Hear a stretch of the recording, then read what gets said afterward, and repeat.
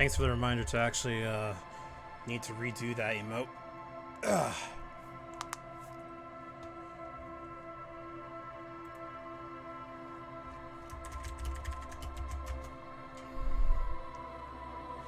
Alright.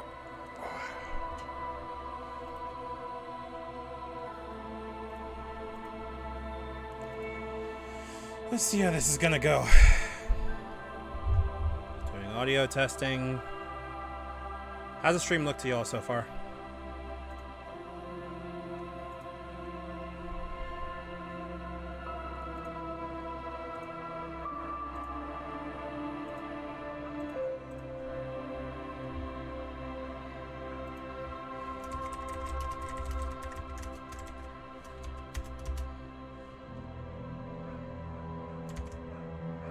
Awesome.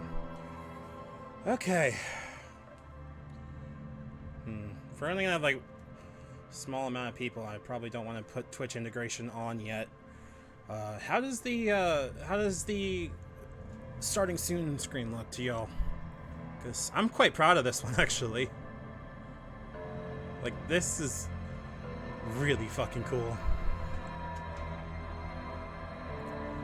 I want to tag my friend.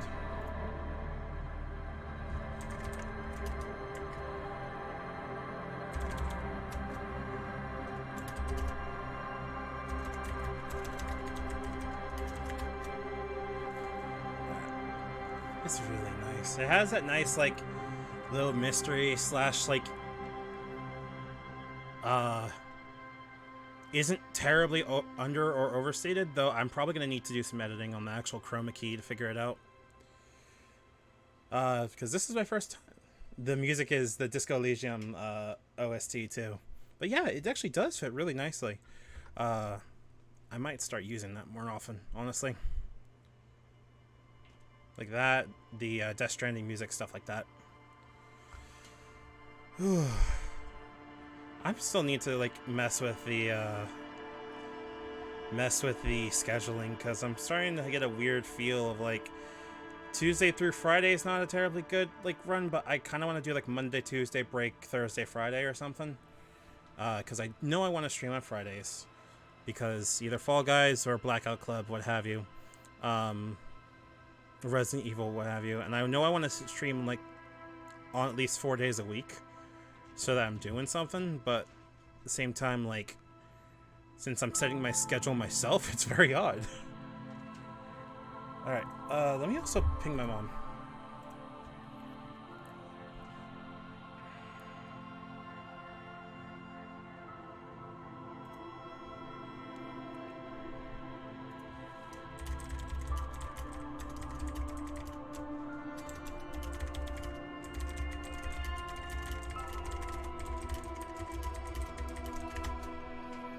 There we go.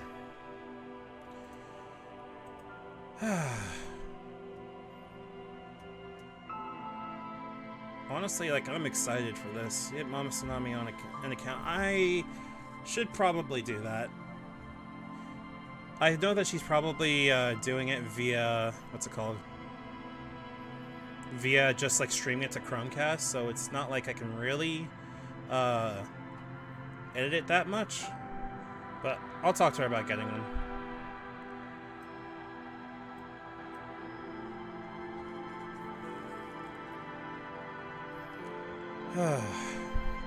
Ow, sorry. Let me just stretch real quick.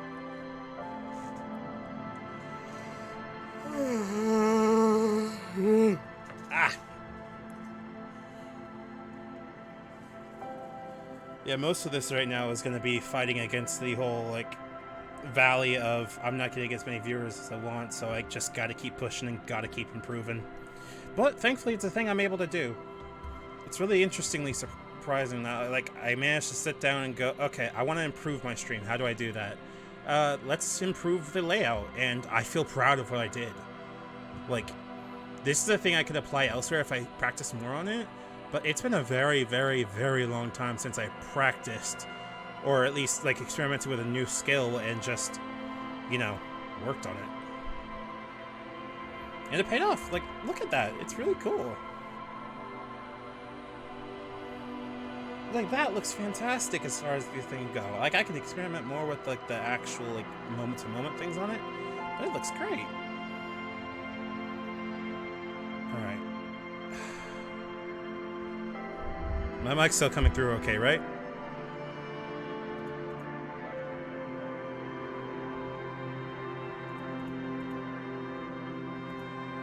Cool.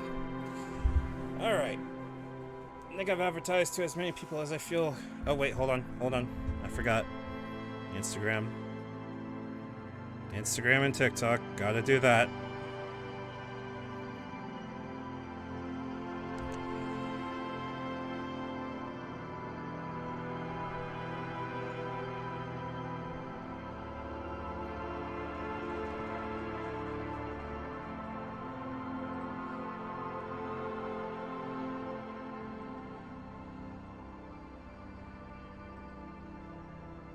There we go.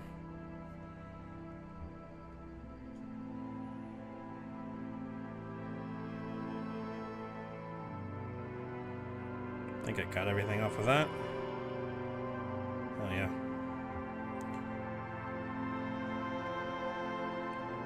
I don't think I downloaded it.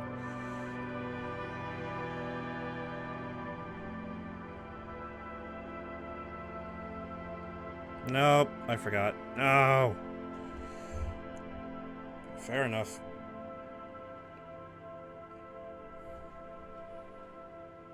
How many times do I have to hit the same button? Oh my god. Hi. Hello. Hi. Sorry to tag you. I just wanted to like show this because it looks amazing. Black Cat Katie over here was the one that took the screenshots for the starting Stune and stream offline stuff, and I'm gonna make sure to put the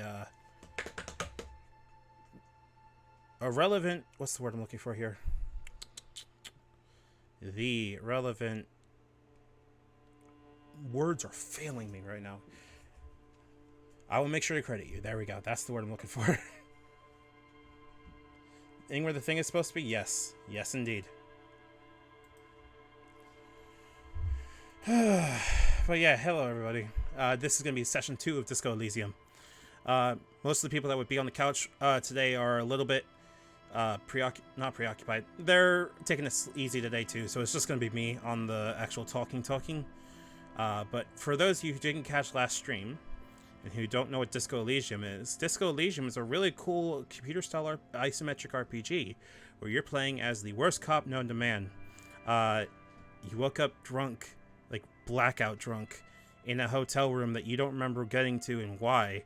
And you're trying to piece together why you're there, why you're a cop. And the neat thing is that all your skills, like all of your typical skill checks, are things that will talk to you and will guide your behavior. The higher they are and the lower they are, the more they will be interacting with your behavior. Example, there is a skill called electrochemistry that is what informs you on what drugs usage is.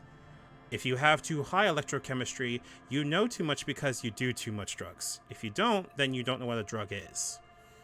So it's got a nice thing of, it's built really neatly also, because you could fail everything and still beat the game as I understand it. Which is always a nice thing to see. Spec, Misdemeanor of Spec was the one that threw this my way, and I'm glad they did, but they are unfortunately not here. Investigating yourself, not quite investigating yourself, but like a lot of this is learning about yourself at the same time and learning about the world too. It's not quite, you know, the reality we know, in that like places are not the same and concepts aren't the same and looks aren't the same, but there are some standards that we're used to. It's very trippy in a very nice way.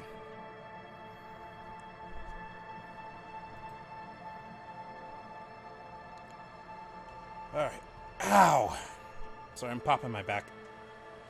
It is something I think Killian would love to see. But yeah. Let me switch over to live scene. Let me change that real quick.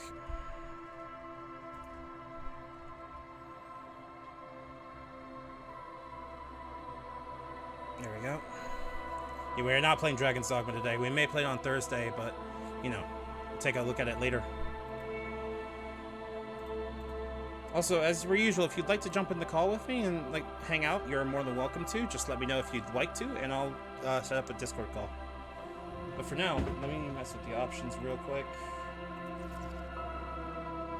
Move the voiceover to full. Trench integration is off. Tutorial agent, I don't really need that.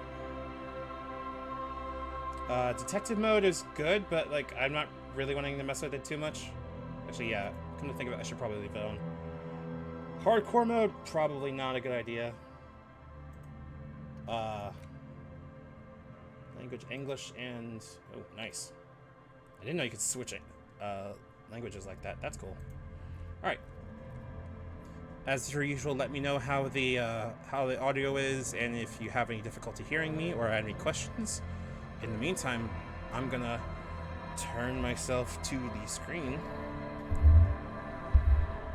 Make sure I'm all in one place. We're gonna get started. Last thing we remember for... Yeah, this is where we left off. Okay. Also, the skill checks are not necessarily the same as a traditional CRPG.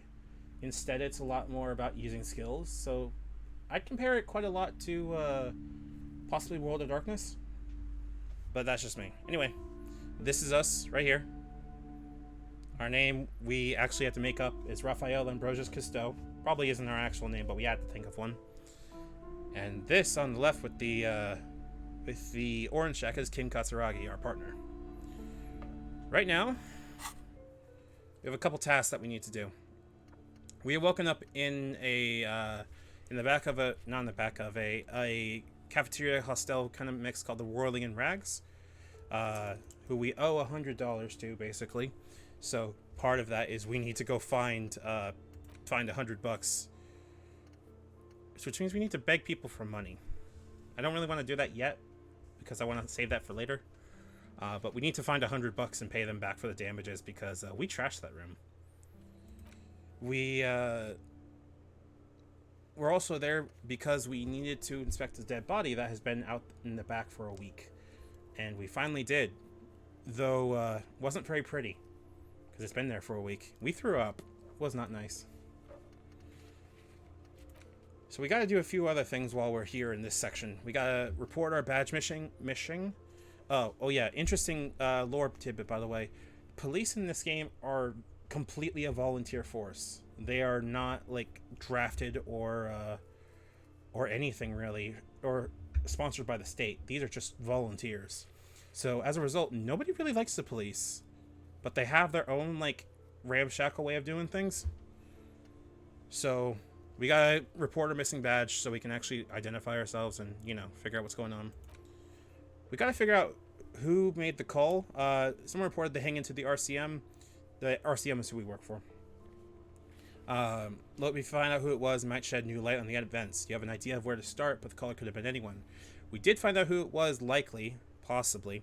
A girl named Sylvie, who should have been working at the Whirling in Rags, but according to the manager, just hasn't really been there.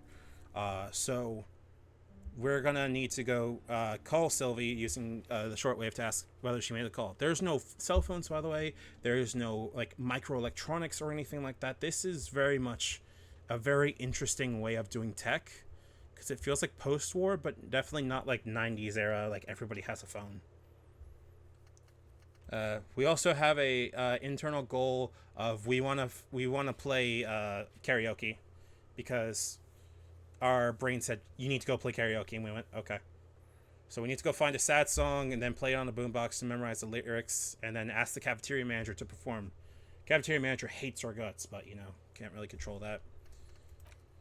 We have no idea where we are. Lena, a really nice woman in the Whirling in Rags, the cryptozoologist, I think, encouraged us to ask others to explain the world to us in greater detail. Perhaps try a rich person. Rich people are educated. I need to stress once more that we woke up completely blank. Like, we were hotlining out Miami and got nothing on us, but we weren't that, you know, bloodthirsty, thankfully. Okay, pissing competition. We gotta ask him about this soon. That there was a match or some kind of like rivalry between my precinct and Kim's precinct. The game also has said that Kim would die for us, and we don't know why, because we don't. Our brain is like, I don't know, but you have the feeling that they love us. We gotta go open a trash container because it might have evidence, but we gotta ask the bar manager for a key. And there was a stranger we talked to yesterday that was on the balcony of an apartment that might have been knowing something about the murder, but he was really reticent to answer any questions. So we gotta, actually ask him some questions. Give me a sec.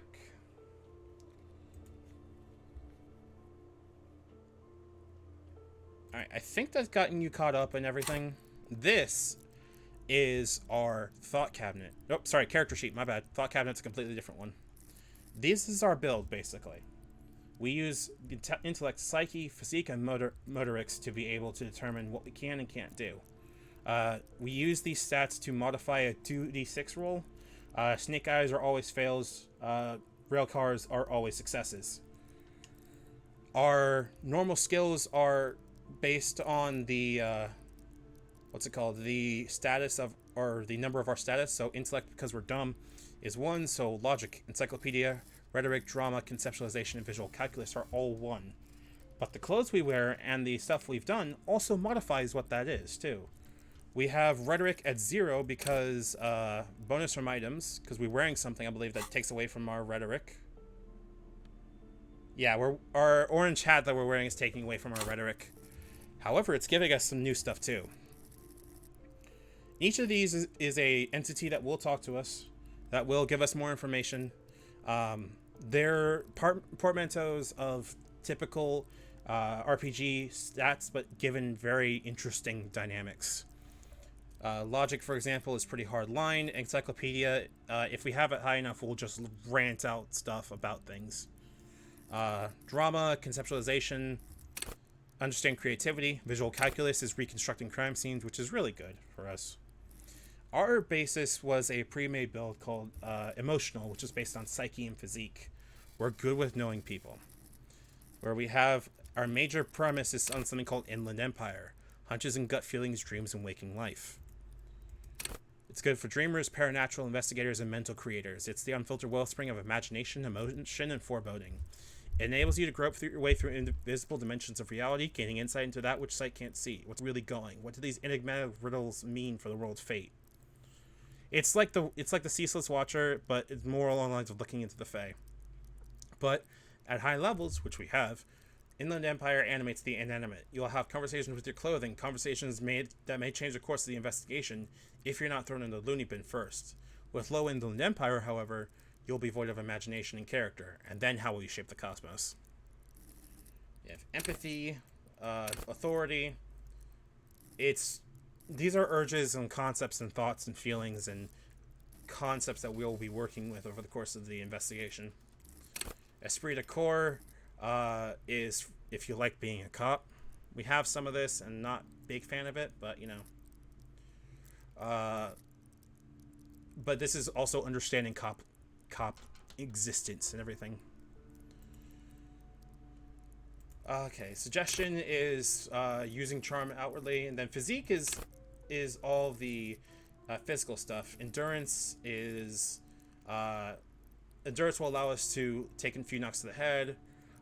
Basically how strong our body is. Pain threshold is the same, but it also ignores damage rather than just soaks damage. This is more for having different skills to proc rather than like direct moderators of everything. Physical instrument is muscles. Electrochemistry is drugs. Shivers is similar to Inland Empire, where you're going to be reading a lot of your instinct and going, oh shit, something bad's about to happen, and spidey sensing. And Half-Light is fight or flight. And then motorics is dexterity, effectively. Hand-eye coordination, perception, reaction speed, savoir-faire. We don't have jack shit in this because I think most of our items take away from savoir-faire. Interfacing, and composure. And we managed to get all of this stuff here. Our tools, our clothes, and everything like that. Where is our savoir-faire? Okay, what is taking away from savoir-faire? Is it the bag?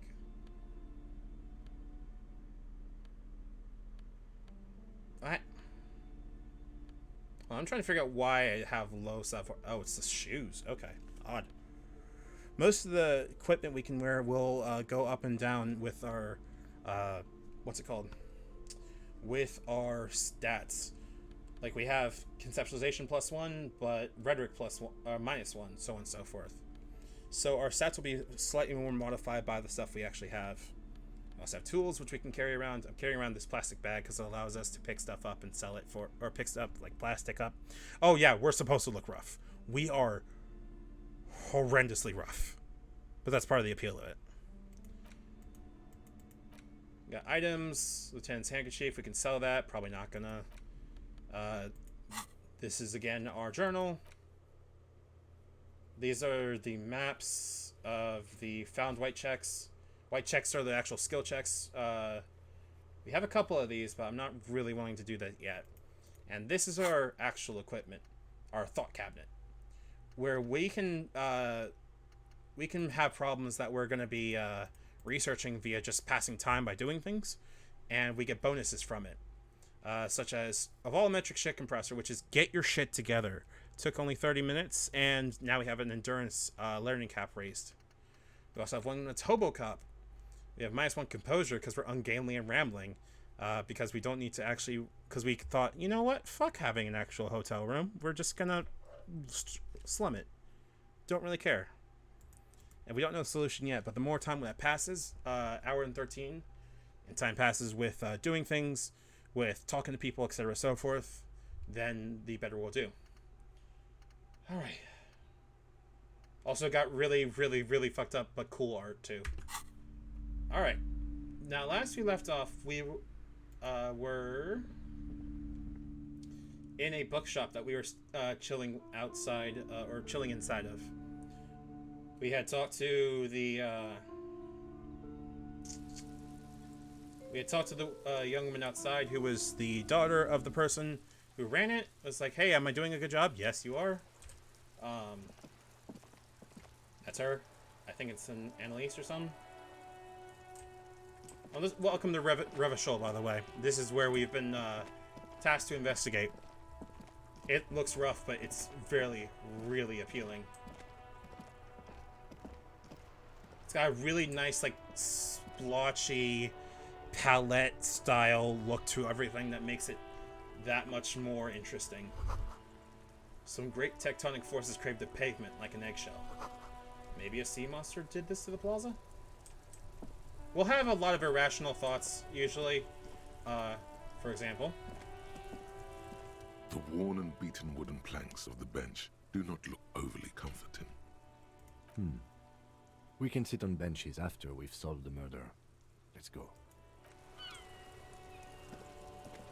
So we got a lot of people to ask and a lot of people to ask questions of.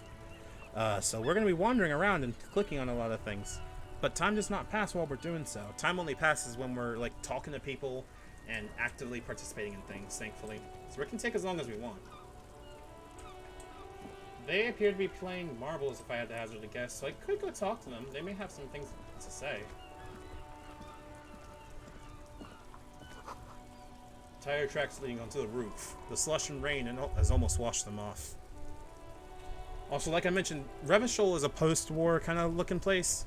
Like, their buildings are still like heavily busted, and we're not there for the war. We're just there to do our job. So most of this is going to be walking around talking to people, trying to get a better sense of where we are and what we're doing. But yes, we named ourselves Raphael Ambrosius Cousteau. No, that's clearly our name. Inside, you see a set of steering levers, a radio microphone, a pull-out toolbox, and the soft glow of the fuel preheater gauge. We gotta make sure that we're gonna... This is a car, by the way. This is just a normal car. This shit looks awesome. It's a motor carriage, they call it. But they have an open air engine, preheating the fuel. Oh, the fucking white cap tires too. It looks so nice. The frequency tableau lights up, and the green button labeled Prime Line glows like a feline eye. And then you hear something.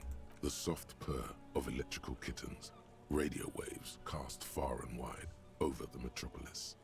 A woman's voice greets you through the static.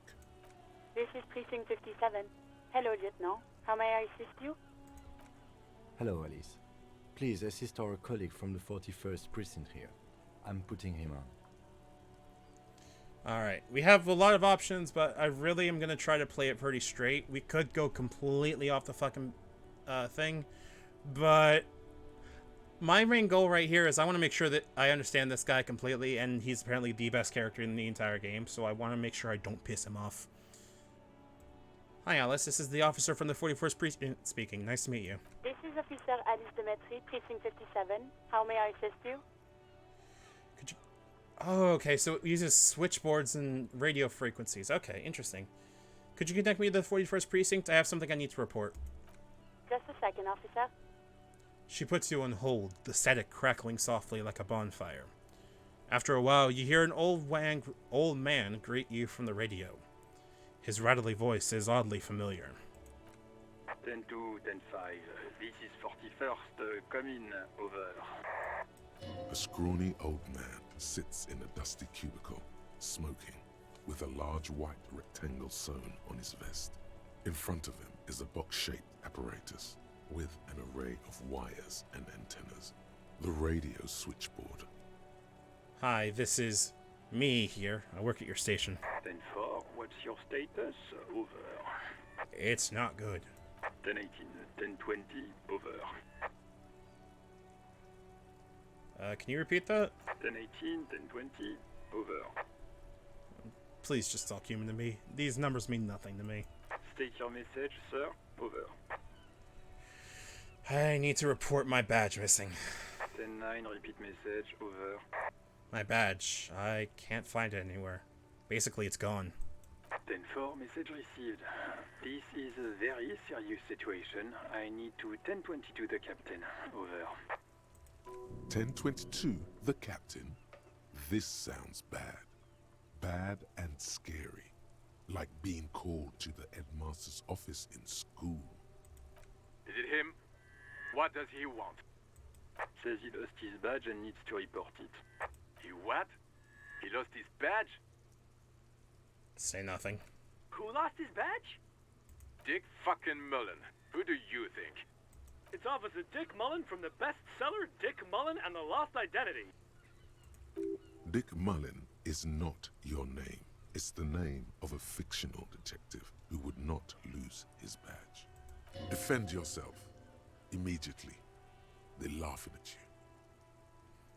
Haha, officer has lost his badge. Haha, like I'm the first cop ever to misplace his badge. He says this has probably happened to other policemen before him and laughs sarcastically. Oh goddamn it! Is he fucking kidding? The whole station's gonna be dicked for this. Satellite Officer Vicmar is wondering if you might be joking and adds that this tarnishes the reputation of the entire station. Over. Mullen dicked us. Let me just move on. I want to get reported and be done with it. 10-4, I hear you, officer. I'm just going to make a note here that you are in pursuit of your misplaced Breath. badge. Over. Thanks, Jules. Fuck me. Mac, come here. You've got to hear this. Dick Mullen lost his badge. What's going on? Super Cop here lost his badge. He lost his what now? His badge. He lost his goddamn fucking badge. You know, please just saying lost his badge for a He moment. asks you to please stop saying he lost his badge. Why? Did he find it? The room at the other end of the line erupts in volcanic laughter. Sergeant Orson was wondering if you found your badge yet. Over. You don't have a comeback. Sorry. It's hard to think like this. He's not replying. Looks like he's still looking for it. You can hear laughter in the background. Enough with this now. I have other things to discuss. 10-9, come again. I didn't get that. Over. The animated conversation in the back is making it difficult for him to hear you. New heights even for Captain Sober. Ask him. Ask him if he's lost his gun, too. The room roars with laughter. Sergeant Orson wants to know if you lost your gun too. Over. Check your pockets. Check your... Holy fuck. You don't know where it is, do you? Oh god, it's not here. Okay, it's gone. Your gun is most definitely gone. Don't sweat it, Bratan. You don't need a gun to have fun. We can still have fun. It's not all over. Yeah, that's our necktie, by the way. Our necktie is giving us more imagination. Apparently, will talk to us from time to time. We're not sure why yet either. 10-9, coming officer. Did you get my question? We were wondering about your gun. Over. This is everyone that is in my brain is the same voice actor. I am gonna try drama, but this is a red check, and I might fuck it up if I do. But you know what? Push it. Even before you can get the words out, everything gets scrambled in your brain. No, of course I didn't lose my gun. Fuck it, I didn't lose my gun. He says he didn't lose his gun. Or his fun, whatever that means. Ask him to describe it. His gun. Not his fun. Just the gun will do. These guys are dickheads. Satellite Officer McLean requests a description of your weapon. Over. The fuck do you need a gun for? Look at the pythons on your arms. You are a gun. The biggest one in the world. Oh, request a description, huh? We'll give him one. Describe the plasma gun.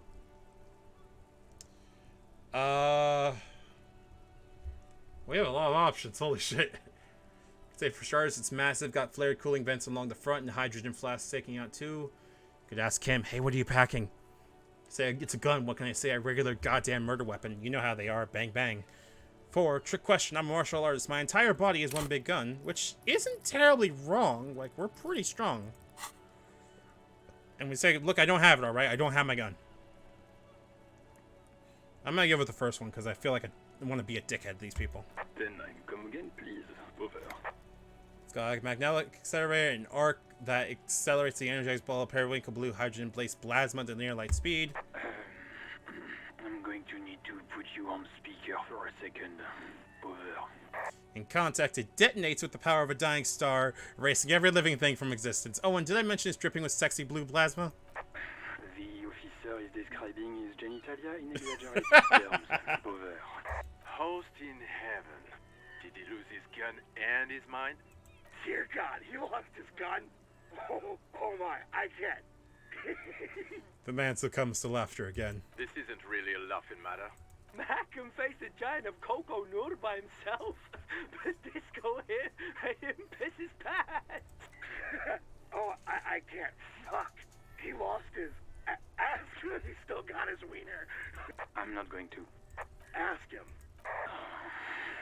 Sergeant Orson here is wondering if you are still in possession of your genitalia. Over. Now is a good time to say fuck and ass and so on. That'll make this all right.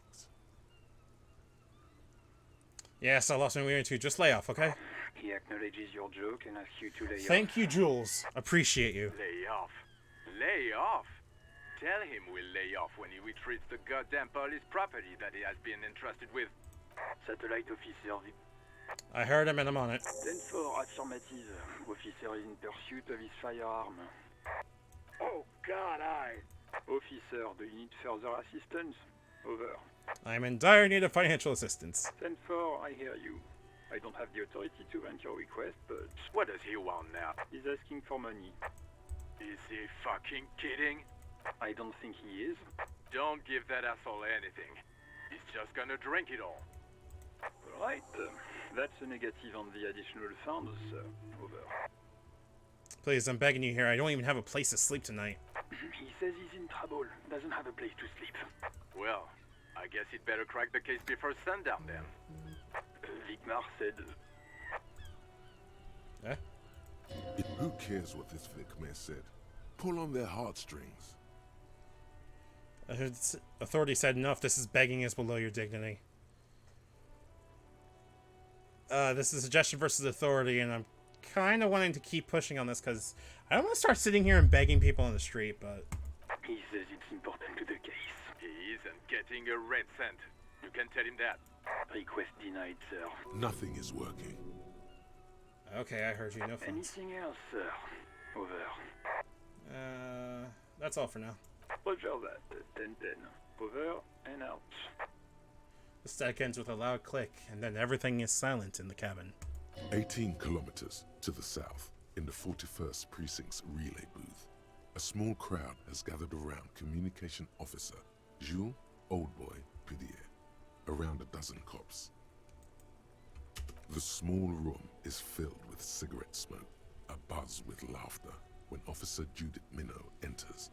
Her left arm is in bandages, and her hair trimmed short. What is going on here? Did something happen? She asks, startled. Jean Ficmet turns to her and says, What happened is my partner made contact. It's not good. He's lost his badge and his sidearm. He seemed confused, delirious even.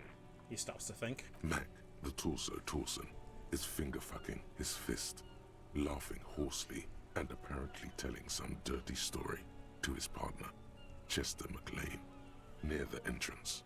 Yeah, Mullen was fucked, alright. Sounded fucking drunk to me. Yeah, Mac's right. This was some gnarly shit there. I mean, before he started begging for money, it was... Enough! None of this is funny. It's fucking sad. That's what it is. He's a cop. He's one of us, goddamn this. We must help him. Minot looks down at her neatly polished black shoes. There's a quiet firmness to her voice when she speaks. Yeah? How do you fucking plan to do that, huh? Get him off the drink? Go jogging with him in the morning and get him on carrot juice? He's a lost man. I just know we can't give up on him when he's at his weakest. He wouldn't. The crowd in the room has started fidgeting uncontrollably and uncomfortably. Someone's trying to slip out unnoticed. Mac, man the door. You know what he told me? I don't want to get better. I want to get worse.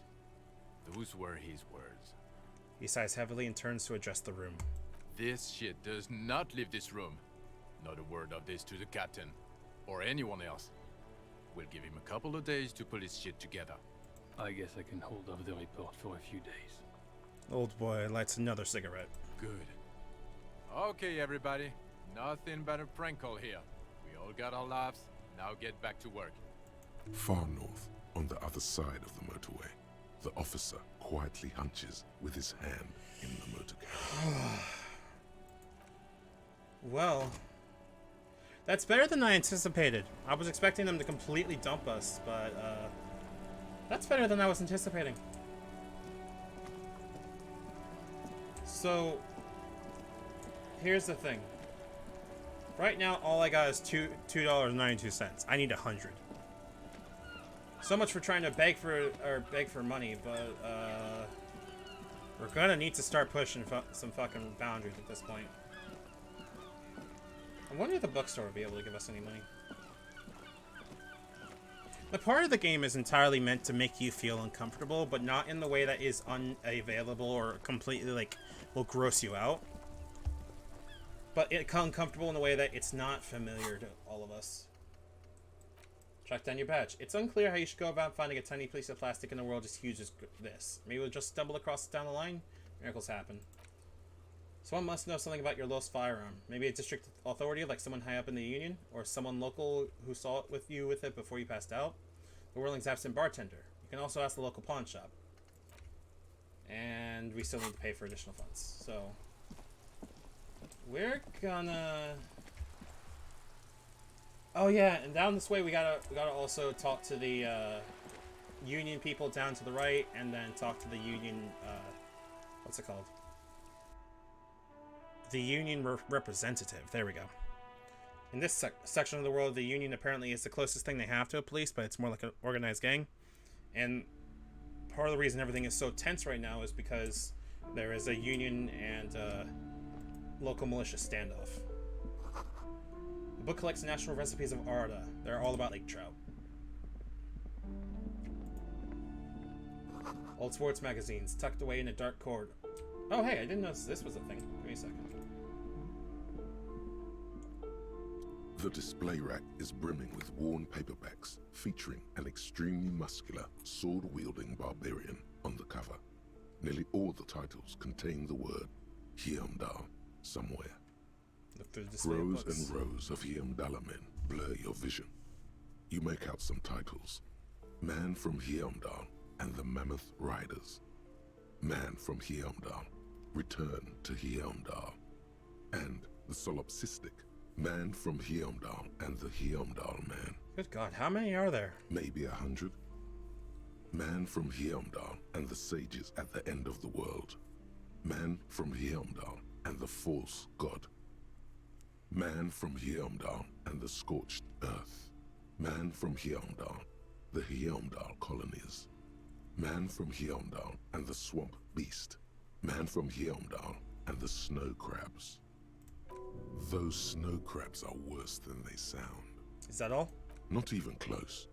Man from Heimdall in Hell. Man from Heimdall and the Forest of Slaves. Man from Heimdall under the lake. Man from Heimdall, Heimdall burning. There's even The Trial of Death, a Pastanal combat gamebook set in the world of Heimdallaman, and so much more. That's the pain threshold. Do any of these books call out to me? Nothing of interest. Only silence and the cosmic background pain radiation. They look like Conan books, but unfortunately I don't think we have even the money to afford any of this. So we're gonna keep one. What is this? Hello?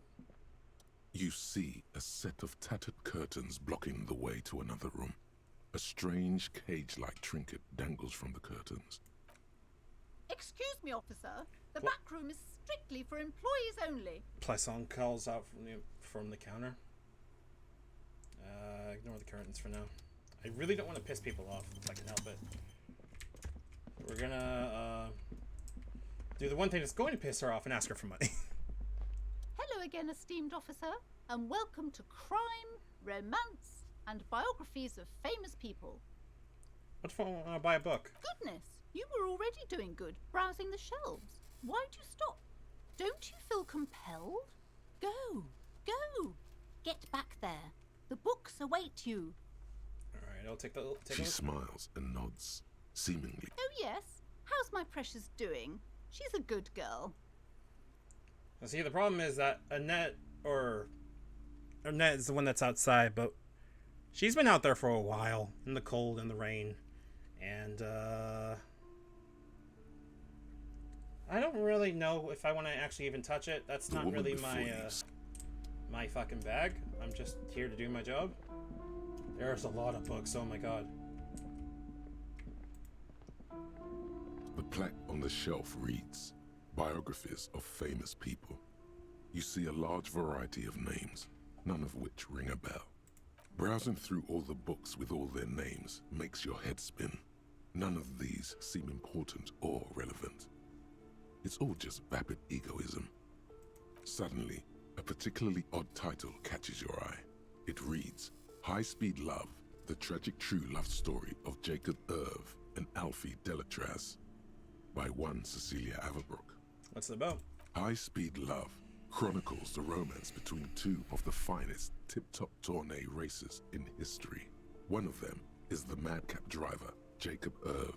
His blonde mane graces the cover. Next to Irv's life story, you see a slim biography of an Occidental rock star called the Anti-Star. He's famous for shooting morphine into one of his eyeballs and cocaine into the other. I don't know if that's how you get high. Next to that, Rivasholian radio personality Guillaume Bevy stands in front of a rundown drug den. He's a permanent fixture on Channel 8, reporting on real-life crime and ruining cops' days. I really must insist you buy one of the books. Reading them is not for free. Do still browse though, but not too long.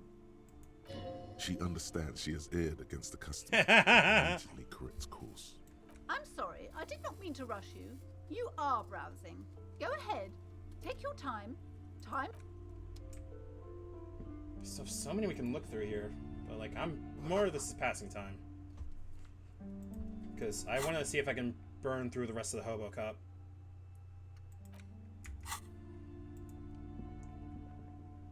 This bookstore is not strictly about crime, romance, and biographies of famous people. There's also a wide range of paranatural literature. Oh, hell yeah. Amidst the various books, you find one written by someone named Matthias W. Dundas. It's about wholeness, unity, balance. The point of the book, and many others on this shelf, is to give people medicinal advice in situations where they don't have access to paid health services. Various paranatural books still, amidst the various books, the point of it serves platitudes, while also telling everyone that traditional medicine, the kind people don't have access to, and which costs more than this book, is garbage, and would only give you cancer anyway, without even curing your cold or anything. Wholeness, unity, balance, on the other hand, can basically take care of anything. Though it is important to note, when it's up to your mind to heal yourself, then it's because of your mind that you're ill in the first place. The book features chapters on topics such as how to find magnesium. It even lists plants you can harvest magnesium from. How to continue drinking if you're an alcoholic who has destroyed his liver. There's even a chapter on the ancient Seraïs tradition of using duck gallbladder preservatives to treat and prevent sexually transmitted diseases. Pre and post factum apply. Nothing worth buying. This is just mundane garbage. What's even paranatural about this? Yeah, let's do it. And truly otherworldly. The throbbing in your head increases with every passing moment you gaze at this shelf. Suddenly, as if out of nowhere, a small green book becomes apparent. The title of it reads, Medicinal Purposes of the Pale. What's the pale? The book contains very little explanation on the matter.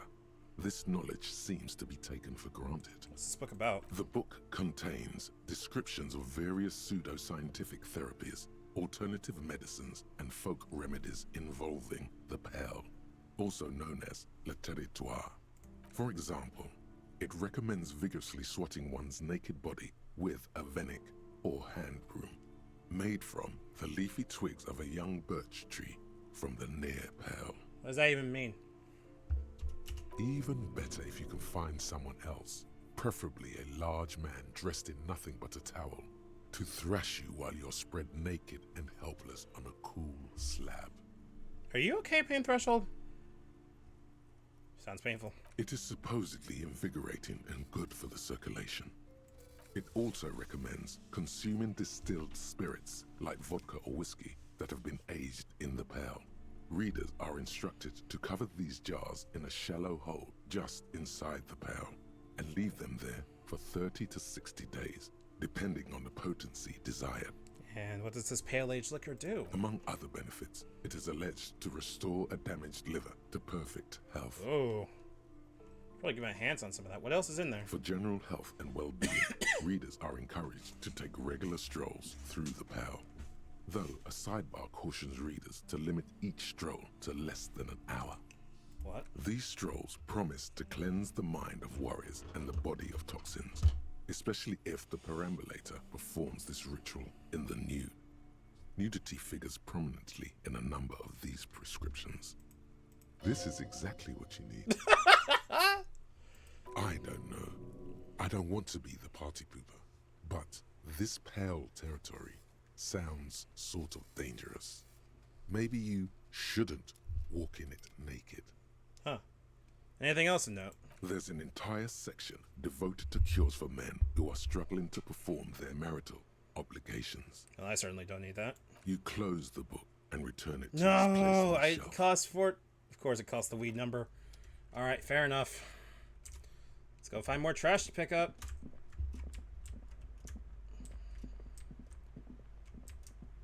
Sorry, man, but I am going to get that book. That actually sounds like it's very interesting. Because if I have reading that correctly, that's The Hedge. And, in any case, let's go see what we can do for... We got to talk to a few of the people while we're here.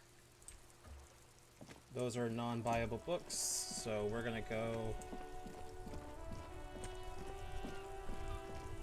I could try the... Hold on. I can try the check again, but... It's legendary. And I'm pretty sure my, I can try it one more time, I suppose. Yeah, let's go do it. Let's go take care of the body. Or at least try to. Meanwhile, ignore this cracked out kid and his sister or whatever.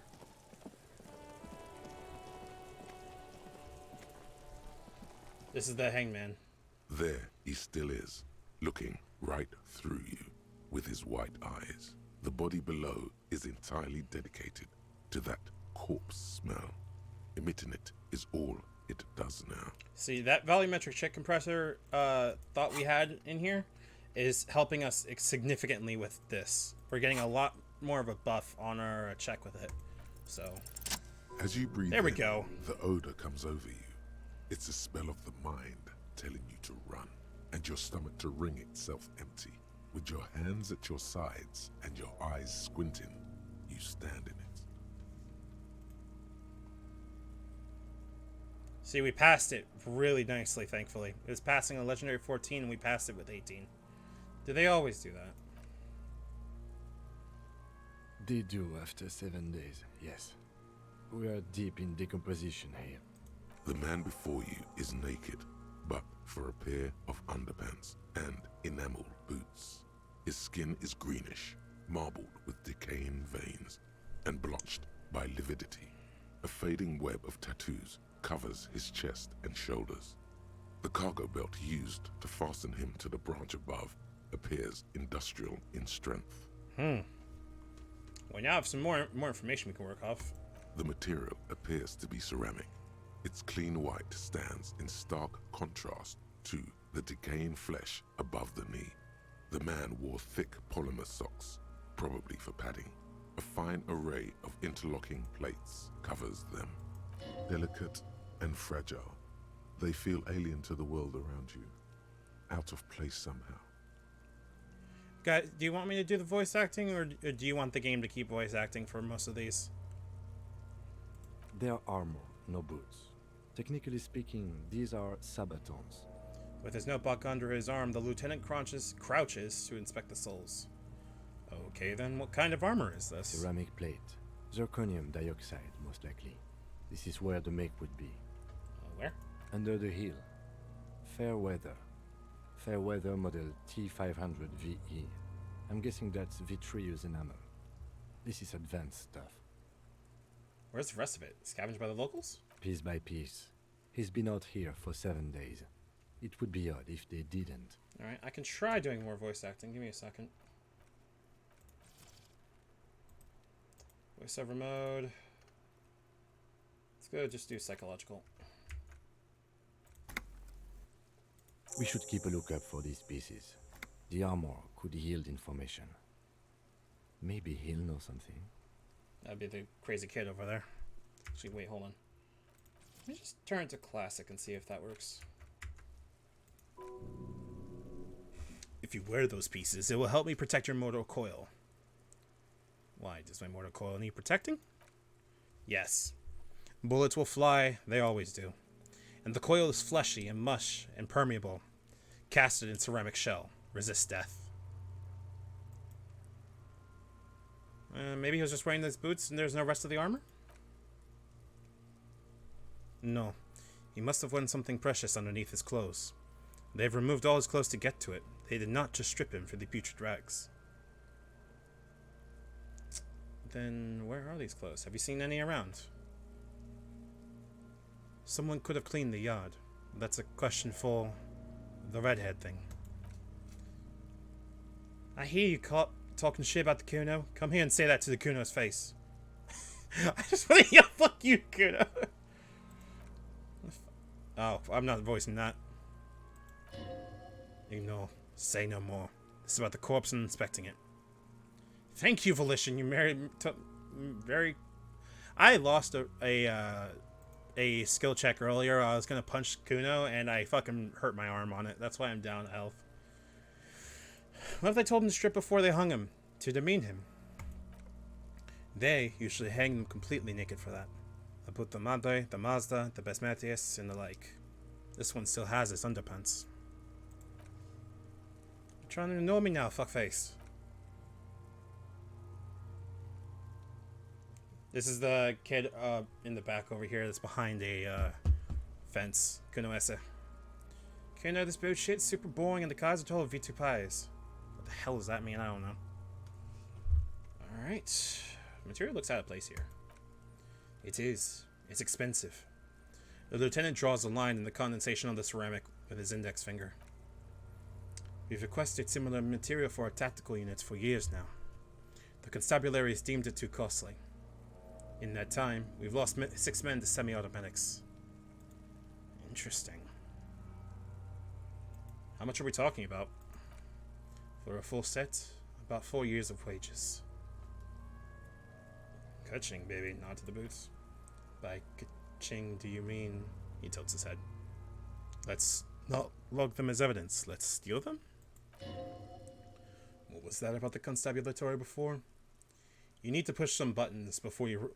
If you want to recruit the lieutenant in a conspiracy. I have a couple options. Like, this is a good guy, and I don't want to, like, start some shit, but, like, this is corpse robbing at this point. So, no, that is not what I meant. Of course.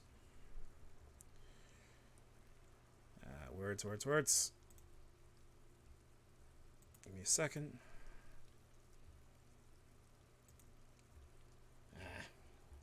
So, you know what?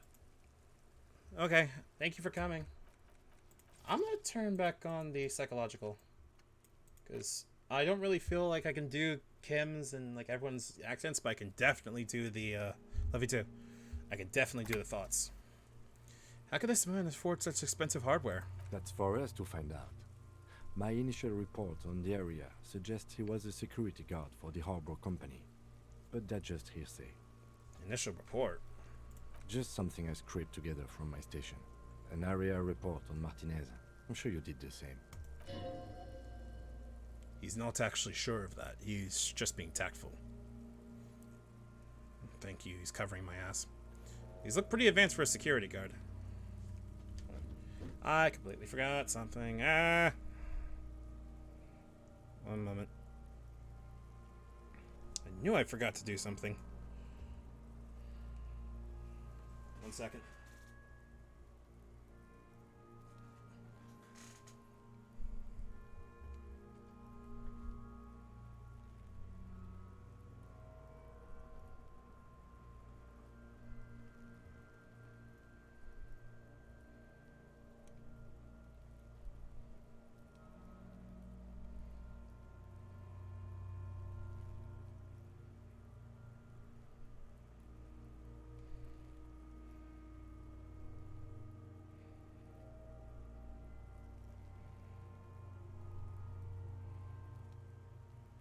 There we go. I should take care of that. These look pretty advanced for a security guard. I agree. This equipment is way beyond what a guard can afford. So this is going to lead into interesting questions off of this. Because, why is a security guard with tattoos running around with, like, high power armor? Not gonna boot. A small bell-like sound fills the air, like tapping on the side of a porcelain cup. Suddenly your biceps coil up. Your elbow is sharp and cocked for a punch. Let's not do that. Sounds fragile. It's anything but. This material is a kinetic redistributor. It spreads kinetic energy horizontally, from plate to plate, dissipating it entirely. See? He points to the boots. Faint organic lines cover the plates where they separate into smaller ones. These plates then divide into smaller plates until there are hundreds of them all together. Like the scales of some ancient white monster, cracked and pearly. What would be dangerous about pulling the boots off? Guys, should we pull off the boots? I kind of want to pull off the boots. Like, I reckon that, like, if Inland Empire is going, I don't know about this, Chief. Alright, we're doing it. Stench fills your nostrils. As you push downward, an ominous creaking sound comes from above. Stop! The lieutenant's voice is sharp. He looks at you with the boot under your arm. Pig's gonna pull his head off. Brutal! Oh, this is a bad idea, isn't it?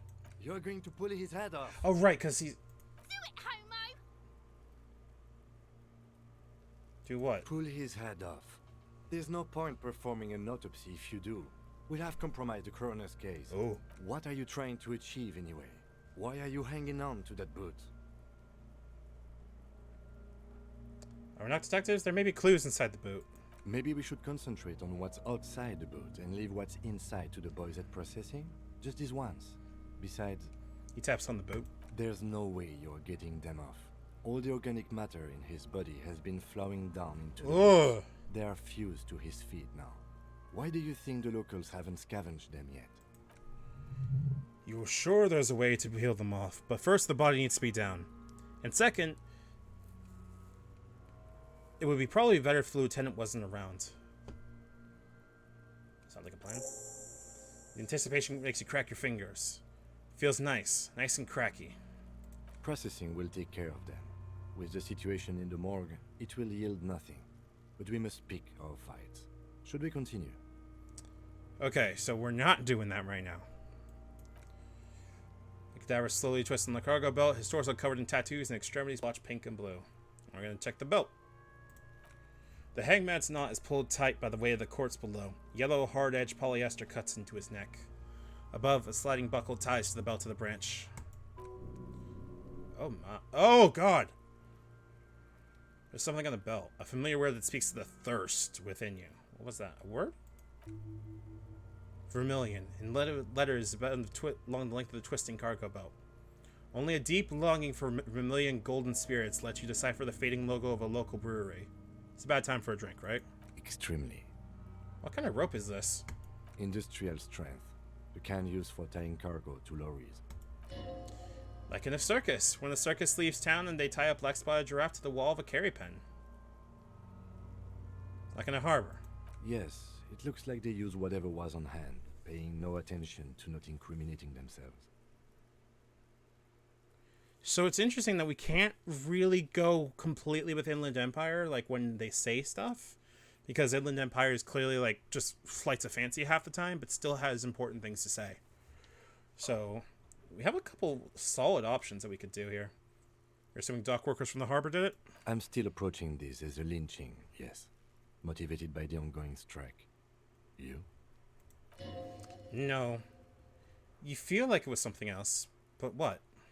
I feel like it was something else. Yes, it often is. This bed worries me. I sure wanted him to stay there. This polyester seems strong. It's not merely polyester. It's steel reinforced. See these lines? This is where the wires run. I see rabbits for more than 20 strands. This makes getting him down much more problematic than I had assumed. Oh, yeah, that's where the bolt cutters are probably going to come in. Yeah, we got... What the hell's Hobocop? Apparently we can do Hobocop, but we need to like put something somewhere first. How'd they even get him up there? A noose is one of those things that's easier to use one way around. He points to the buckle tying the belt to the branch above. I think they lassoed the branch, then pulled on the belt. Buckle closes. It's what I would do. Seems easier than climbing up there. Fair enough. Tattoos. An intricate web of blue lines stretches across the torso. From the right shoulder to the solar plexus, each time they intersect a small white star is formed in their crossing. Hundreds of fading asterisks riddle his skin. Their concentration is highest around his heart. His corpse is marked by stars. What would mine be marked by? Alcohol and heartbreak. Your fist clenches suddenly. It will be riddled with disco. Decay is creeping along the tattoo. Already, most of the canvas that's holding it has darkened. Now it disintegrates slowly, letting out a stink. Is this a microelectronic system? No. Possibly, actually. I have only a cursive knowledge of the science of cybernetics. I would not know if it were. But it's not quite complex enough, is it? We're missing something here. I agree. A sudden ring fills the air as the lieutenant pulls down the zipper of his orange jacket. He takes a thin piece of milled aluminum from his coat pocket and pulls it open. Sounds like a sword being unsheathed. A small lens appears, some sort of camera. I'm not going to ask a dumb question on this. Shit, Kuno! What the fuck is that? An instant color camera. He produces two metal-capped ampoules and clicks them into place on the side of the apparatus. A thin slot shines there. This is the first time he's openly acknowledged the kid's existence. I have only 2 ampoules, so nobody move. don't want to waste one. He points the camera at the corpse, peering into it, the lens needs adjusting. Then Kuno's going to do something stupid. Oh, never mind. A sound, a shrill flash, followed by the breaking of a small ampoule of glass. That's so neat. You see streams of color pour onto the thick, glossy piece of paper rolling out. Oh, I want to know how that works. In case we need it. Lieutenant says and shakes the paper, letting it dry in the cold wind. On it, a color-perfect copy of the dead man's tattoo chest. What do we need this photo for? Actually, cool machine. Yes, it is pretty cool, isn't it? What do you need this photo for? It contains insight to the victim's person.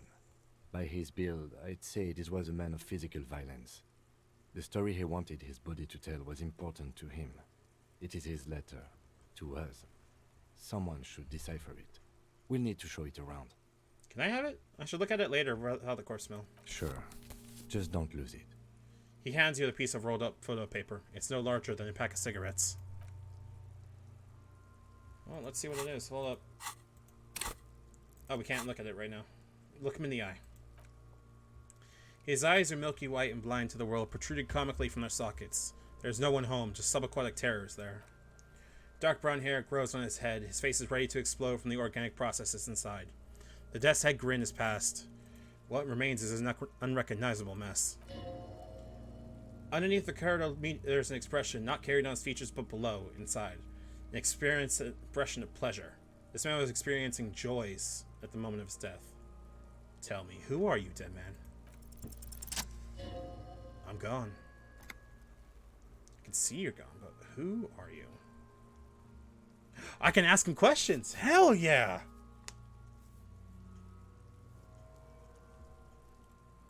Where have you gone? Into the wild pale yonder. Where is that? In the past, way out west.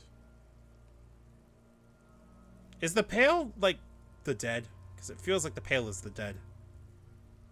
I'm not going to be surprised if the pale's the dead, but, you know. Give me half a sec.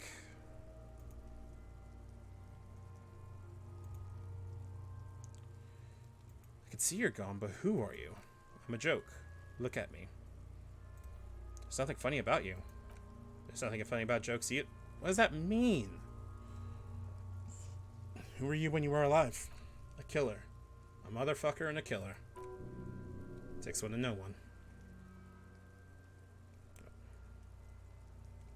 Oh yeah! This is the power of Inland Empire. Inland Empire on other builds is usually kind of useless, but Inland Empire is basically letting us have a fucking brain blast. Go ahead, Koba. What is happening? What do you mean? I'm talking to you. It's the power of your breath. Black frothy liquid starts bubbling on his lips. Imagination. Yeah, man, don't be crazy. Inanimate objects and dead people can't really talk to you. Your wild imagination is doing this. Ask him more of those questions you love so much. He loves those. Yeah, this is my brain just, like, giving it a half-life, so to speak. Inland Empire is really good, but it's very easy to lose yourself in it, too. Why do I love questions so much? Because you're a copperoonie. Look at all of them go. Do you want more questions? Yeah, give me questions. Here you go, you loony. Uh-oh. Why do I feel like I've forgotten something terrible? Because you have. Are you feeling pleasure when you died? You let's get my rocks off. First, you have to spec like that? No. I'm not gonna ask them. So you were feeling sexual arousal when they were hanging you. Do I look like an erotic association type to you? No. Captain Copdroma, I fear we are drifting away, focusing on sexuality again. Let's go with a simpler question.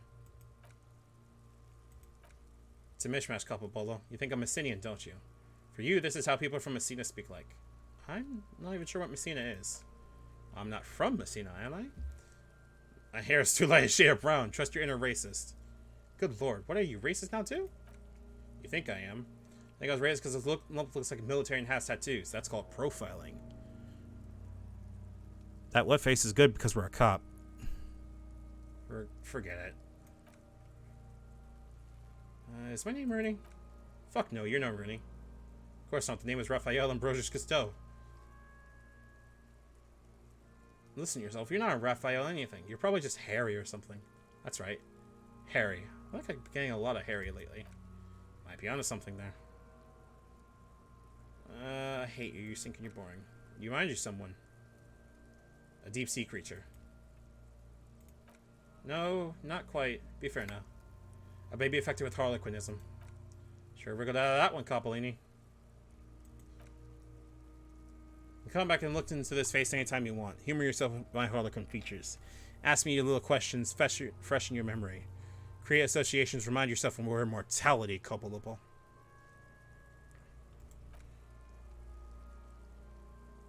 As you narrow your eyes, the monster before you blurs into a violent mess of green and pink. Only the lower extremities are pink with a dash of blue, his fatted hands, thighs, and his neck just above the noose. The rest of the corpse appears dark green in the cold spring air. I'm squinting, Kim. Why am I doing that? How should I know why you are squinting, officer? His face and hands are pink. Eyes too. The rest is greenish. Oh. You are trying to assess lividity. Monster comes back into focus, an explosion of color coursing with dark marble veins. His stomach appears pregnant with something. Black liquid streams down his thigh and onto his boot. So, what do you think? I could say the obvious, of course, but something's coming out of him. Ugh! A pool of blood and feces is eaten into the frozen mud below the man's feet. Purged liquid is dripping into it drop by drop. The victim appears to have contained no more than half a kilogram of digestion at the time of death. The fuck are you saying? Talking about shit. He went to the toilet sometime before death? Maybe. I don't know what to think. What do you think? I think he was upright immediately after death. Blood has gathered in his hands and feet, and his neck. He points to his fattened chin. The noose acted like a tourniquet, keeping the blood in his head.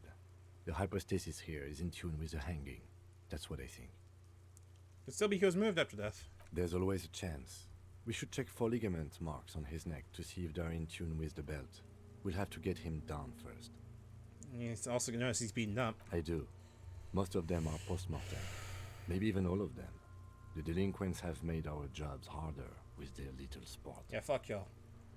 Stop talking in riddles, coin slot. He means you fucked him up good, Kuno. Fucked him up brutal like. Well, there is no breath to catch, only the cadaver filling your air in your nostrils. So how do we get him down? Are you sure we finished the preliminary examination of the cadaver? We might miss some of these things once he's done. Yeah, we should probably finish looking. Need to know. Give me a comical amount of questions. Can you ask me a question? Listen, why are you doing this? What? Looking at my face, motionless, looking in my eyes, standing here. Why are you investigating my murder? I don't have anything else to do. This case is all I have. I'm all you have? Then you truly lost it all, brother. Let the world drag it away all the way from you, and what it left, you pissed away. And here we are. Who killed you? Love did me in, Brother Capo. It was love all along. Interesting.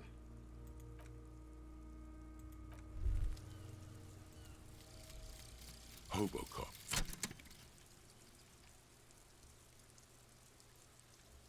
Technically, you wouldn't be a cop anymore, but a hobo.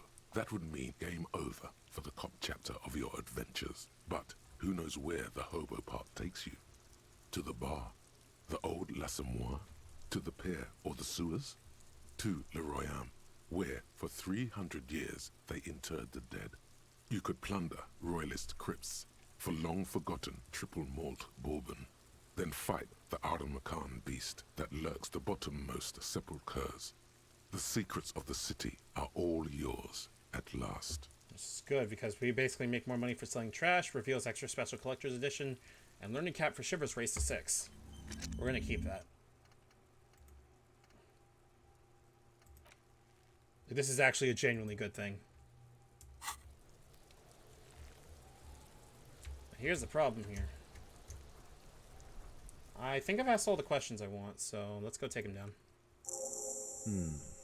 The steel-reinforced belt presents a unique challenge. I brought chain cutters, but I don't see a good angle of approach to the belt. The cadaver is a good 1.2 meters up, Neither one of us can reach the belt without assistance. And even if we do, there's the question of cutting it. Let's see. Maybe we could ask for help from the harbor? I was really hoping we wouldn't. The Union appear to be suspect in this case. It seems like a dangerous route to go down. Confirmed. It's unsafe. Yeah, wait, let's reconsider. Can someone else do it? Someone else? You mean like the police? You have a point there. Sadly, yes. The whole RCM is out there right now, doing the exact same thing we are. Are we in a rush to help them? Not with this on our hands. I know it's hard, but I assure you, the others won't come to help us. And we have a growing sanitary concern here. We need to get him down, fast. We could saw the branch. Climb up there and saw the branch? Yeah, see, the one of us could do it. We could use the kid's ladder on the side of the tree. I don't trust that ladder. The assailants didn't use it. It's rotten and less sturdy than it looks. And I don't see another good way up there. Honestly, I prefer a non-acrobatic solution to this. He looks around, then at you. Clown cops climb tree, fall down. Enraged cop assaults children after falling from tree. You know what? He's right. Cretin cop, they like that word, saws the branch he's sitting on, literally. Local children report corpse mutilation. Fuck yeah, climb that shit, monkeys! See, you're only making them do those things less. That's the smartest thing you've said all night, fucking Kuno. The risks are too high and they're too many. Yes, we should use acrobatics as the very last option, after we've tried everything normal. I'd also like to point out that we do not have any self-warfare, and that's going to be a self-warfare check. I can fucking feel it. The thing is, I got 2 skill points off of this, and I can burn them somewhere, but like... I'm doing perception, actually. Oh! Wait a minute, hold on. I just learned something. Ah, okay. So these are the, these over here are hard caps for it. Everything that we have in the thought cabinet that raises the cap off of that is still good. But these little things are caps for them. Good to know. I'm gonna put one in there and one there. Oh, these have got to be the most fucking boring multiple parts I've ever seen. Maybe we could shoot him down. Yeah! Bang bang time, pig! Shoot his head off! How? Shoot the belt. The bullet will break it. It absolutely will not, officer. That's not how physics work. It will maybe cut one thread loose.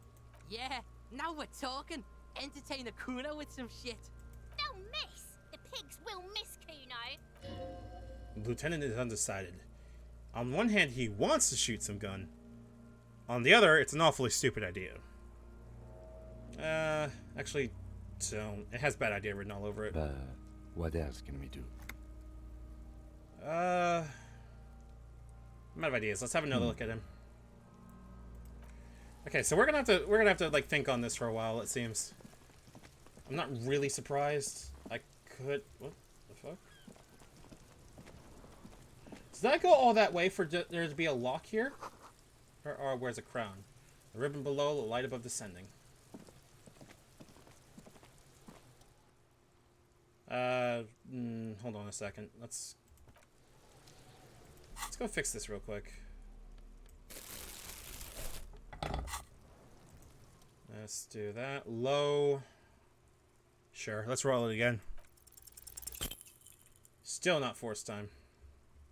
Dang it. Okay. So probably not that. Let's go talk to the bar owner inside and see if we can get the key. Because this isn't going to be working if we can't pass this.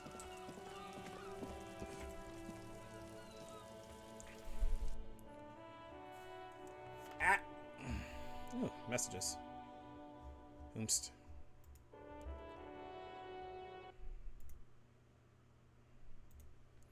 Alright, this is the Whirling Rat. Hey! Who's this guy? That sugary black rum stand on the counter makes you teary-eyed with joy. It's almost touching how syrupy and sticky it is. How long have you been up already? Very long. Let's drink a clock. Attaboy, it's coming back to him. You had your mesolimbic reward pathway worried there. Out thinking about drinking all the time. It was like you weren't yourself. Actually, should I be thinking about this? It looks like drinking has turned out too well for me.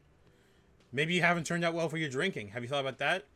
Get a damn rum and lemonade into yourself, boy. Or better yet, lick that stand off the counter. Don't. What happened, man? You used to get cool. Go get your boring normal person drink, then. Get your drink on and get your act together. Fuck off. It's all about... Okay, this guy's just a normal NPC. This guy's still working on this shit. Oh, hey! Goodbye. Hey, we can get back at here. Should dry and smell like chemicals and pine trees. Who's this guy? A thin man is smoking below an exhaust hood, occasionally sipping from a mug. This must be the whirling's cook. As you step in, he nods toward the table and says something in a completely foreign language. The only words he can make are Gorasi and Kubek. Nope, I'm stupid. Must be his name. Gorasi Kubek. Sounds representative. No! Seems like a bad idea. You see a heavy stone door with a prominent dimple lock. It's painted blue. You feel drawn to the door. Blue is for mystery. It has a lock, so touch the door. Cool, steel is rough to the touch. The stainless steel door is flush with frame. Try push. Door is not budge. Wonder where this door leads. You do? You do? It's a door in the back of the kitchen. Why do you care where it leads? It's part of the whirling in rags. There's something about this place that makes me want to know. Eccentric. But okay, I suppose we could look into it. As a side investigation. Thank you, Cam. Not bothered by your eccentricity. He seems genuinely intrigued himself. Door in the main, the mini side investigation. Gart is the person to ask about this. The cafeteria manager. Oh, there's secret passages. Neat. Let's go check it out. This guy we're gonna come back to talk, but like I need way more logic than I have. Oh god, I'm dumb. I'm so fucking dumb. So you know what? Let's see if we can make out some more things. Still check bad. Hello, sir. Got time for a few questions? You know what's behind that door? Points to the blue door. Looks up at you, then looks away quickly, shrugging and muttering something to himself. Shrugging is an international sign for no, I don't know what's behind the door. I think I need anything else. Stay masculine. Do I have anything more logic? I don't think I do. Nope, I don't. Okay. Hey, Gart. Can I help you?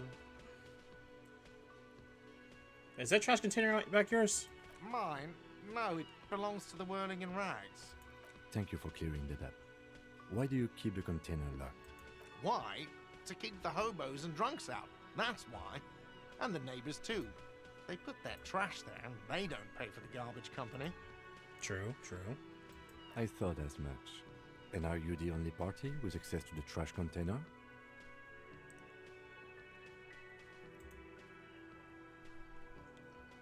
Well, yes. Us and the garbage disposal company. We need those keys. What do you need them for? It concerns the case. Please cooperate. The lieutenant's voice is harsh and sudden. Just bring them back once you're done, please. Thank you, Cam. I appreciate you. I don't think there's anything else. I don't really want to talk to Lena for now.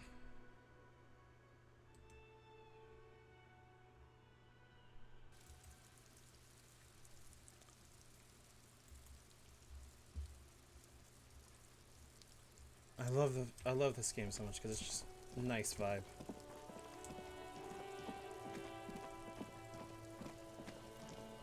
Right, let's go try this thing again, see if we can find anything. Padlock with the key. With a well-oiled crack, the lock pops open. It should be possible to simply raise the lid. Why is Inland Empire saying don't? But you shouldn't. Of course you should. This is your time to shine, Hobo Cop. Dive into that dumpster for extra content. Do I have a permission that there's something in there? There is, but you won't like it. Open the lid. The smell of rotten food rises to greet you. You see soggy cartons, dirty rags, and organic waste. Well, yeah, of course. We're just in time. This hasn't been emptied for over a week. Look under the box of carton. See milk, an egg rest with one broken egg in it, some pasta wrapper. Picking up the soggy packages somehow seems familiar. A box falls into your pieces into your hands. Petit Soleil cereal. The plastic pasta packages below and turbo noodles. Nothing of note, however. Pick up the rags. Among the threadbare kitchen towels, something catches your eye. A pair of Dan trousers? The legs of slime-covered jeans begin to spool from the garbage. A rank corpse smell fills the air. The victim's clothes?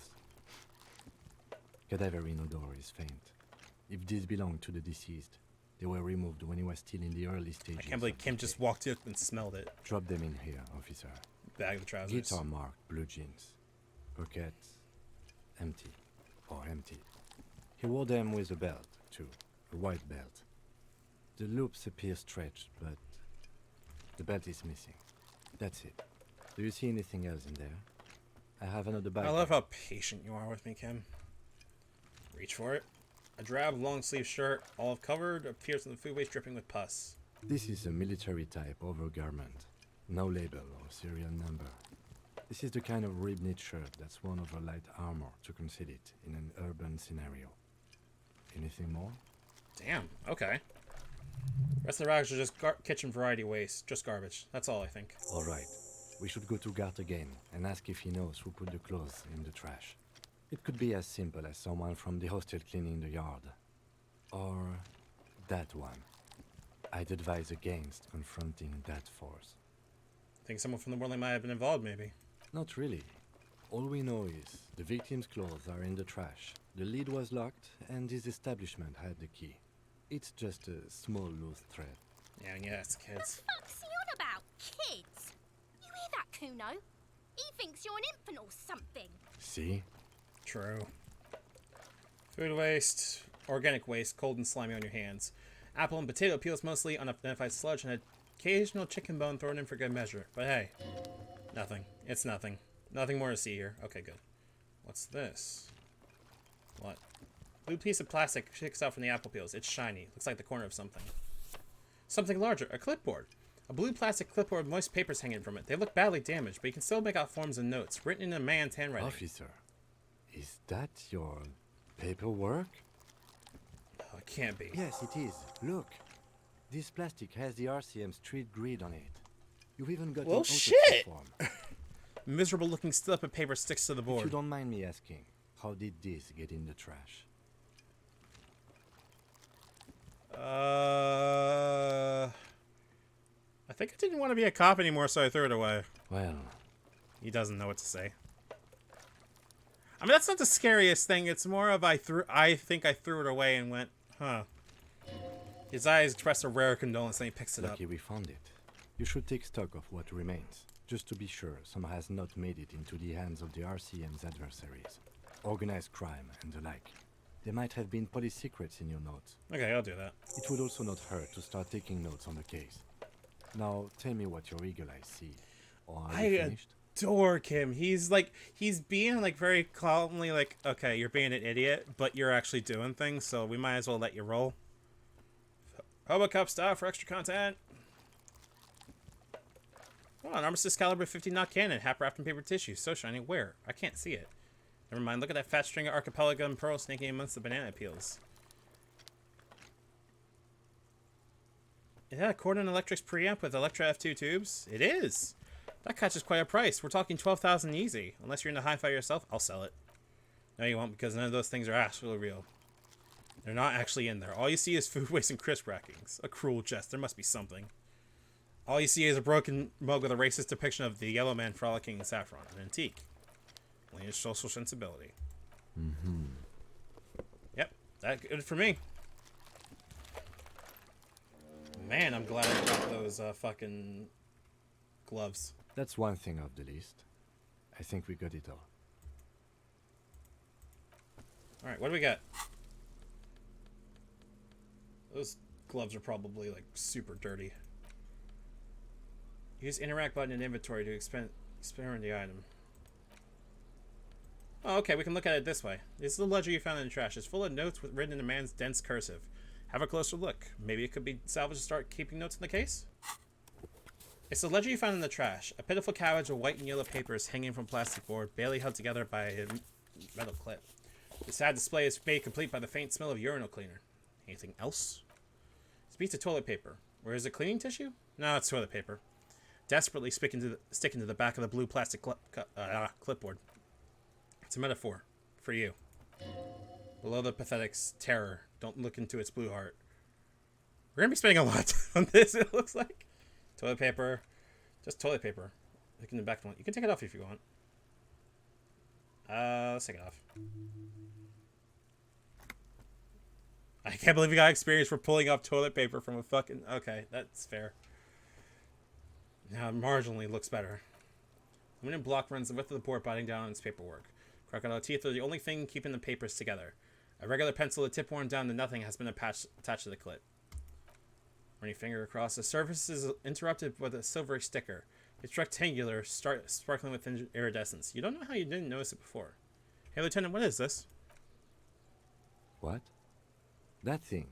It's a halogen watermark. We use it for adding information to RCM property. Ah, is that what these things on the side are? Interesting. Like these things right here in the what's it called?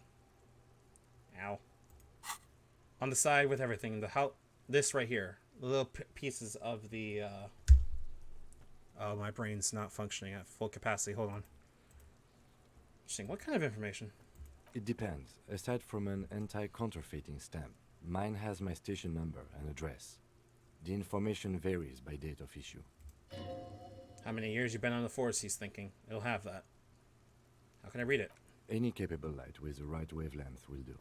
Like, for example? All RCM vehicles have headlights designed to reveal halogen watermarks. Mine too. So you can read the watermarks if you just turn the lights on. Interesting. Okay. He returns to his neatly kept notes while a bunch of sodden papers sag from the clipboard in your hand. It's a sorry sight. There's the white papers. They're not exactly white. They're yellowed in patches by sunlight and alcohol and covered in dense blue handwriting. Ink escapes its watercolor pattern, reaching its tendrils across entire pages. The paper itself is checkered with faint red lines forming short paragraphs. Once in a while, there's a red stamp that exclaims, "Case files, commit to paper." The case files themselves are plenty. You count more than 100 sodden, crumpled up, earmarked pages falling apart in your hands. They appear to be sufficiently organized and extremely dense, if mostly illegible. What is in there? What are they about? Work, strife, poverty, a Jamrock quarter. These are handwritten logs of investigations dating back to January 51, this year. The exact number is hard to estimate due to missing pages and an odd naming convention, but there are at least 20, maybe 30 cases undertaken, not completed, mind you. Keep in mind, chat, that we don't know what's actually going on with our own brain, so this is actually super useful. There's mention of a naming convention here? Yes, it appears to employ a, shall we say, robust yet literary system. Each investigation has a case number written on the margins, yet still more tellingly, most are accompanied by a name. Never mind, they're written in capital letters too. Yes, all caps. One is called The Next World Mural, another Square Bullet Hole Murders, another yet The Unsolvable Case. Other peers are more lighthearted. The cows in the couch in an unexpected location, and the murder at the hookah parlor, even the rare article-free collapsing tenement. Murder features prominently throughout. I like describing murdering, don't you? It's going to take effort to piece these case files together, but it can be done later, once you're done inspecting them up close. I have to open an official case. Is there room? There is for precisely one more. 15 pages near the end remain untouched by the damage. The checkered grid forms the structure of passages, breaking the case into subtasks to accomplish. Yes! Taste, you completed full out of the kind green 8 pen in a brash, free hand similar to the rest of the letters. The wording comes easily. It's almost robotically simple. A language developed for their mental rigor and simplicity. Inspect the victim's body. Get the body down. Interview the cafeteria manager. Cross out the ones you've already finished. A satisfying slash sounds across the paper. You're done, it seems to say. And you. And you. Things to be done and things already done. This composition of reality. This is an extremely useful tool for a detective of citizens militia. Now all that remains is to name the case. Hey, Lieutenant, have you by any chance named our case? No, actually. Any ideas? Oh my god, I love these names. The Hanged Man, the Furious Rider, Home with the Mirror, the Setting Sun, Shit on a Stick. Actually, I don't have. I'm gonna leave with the Hanged Man. Great. That's great. That's actually what I was thinking too. The Hanged Man. Good, strong name. We have a very good name for the case now. I feel like he's being sarcastic. I'm going to start calling it the Hanged Man. It's good we sorted this out. Kim, all my cases employ naming conventions similar to what we used on ours. Yes, how very childish of you. In your and my defense, almost everyone in the RCM uses the titular system, in addition to the official alphanumeric. Why's that? It's a holdover from the early days of the RCM, right after the revolution, when the organization had little idea how to do things. It persists in an unofficial capacity. Officers use these titles to refer to their work among themselves. I seem to have named the case the Square Bullet Hole Murders. Again, in your defense, I seem to have named one the man with the hole in his head. That was a real person. His death was real. Still, I named it that, to amuse myself. I pray his loved ones never find out. What happened to him? Rail spiked through the head. He died. It was a workplace accident. Don't exactly close them. So much as distance yourself from the smelly papers. They're a little further from your nose now. We got some time. I might as well. I could retry this later, but I don't know how to re-prompt logic checks, so... my logic also sucks. I don't think I have any, like, things to... Oh my god, I could only level it up to 2. As the yellow papers. In the back you see thin translucent copier paper, some neon yellow, some bright red, all covered in boxes like marching armies. These look like official forms waiting to be filled out. Some sort of forms are there. 3. The topmost are misconduct fights, the middle ones are station calls, and the bottommost are field autopsy forms. Each is easy enough to make sense of. Misconduct fine. A monetary penalization ranging from 20 to 250 real. Severe cases allow for 1,000 real, but that requires special paperwork. The details of issuing these fines are spread out over the rest of the fields. Station call. These are quite sinister in tone. They give a date and time for the person to appear at the specified precinct police station. Below the call, a criminal charges you risk by not appearing. Field autopsy. A dozen pages of thin copy paper, bright red in color. See the parameters of a deceased human form waiting to be filled in. Age, sex, condition of internal origins. Color of the irises, predation marks, condition of sexual organs. I mean, you're right.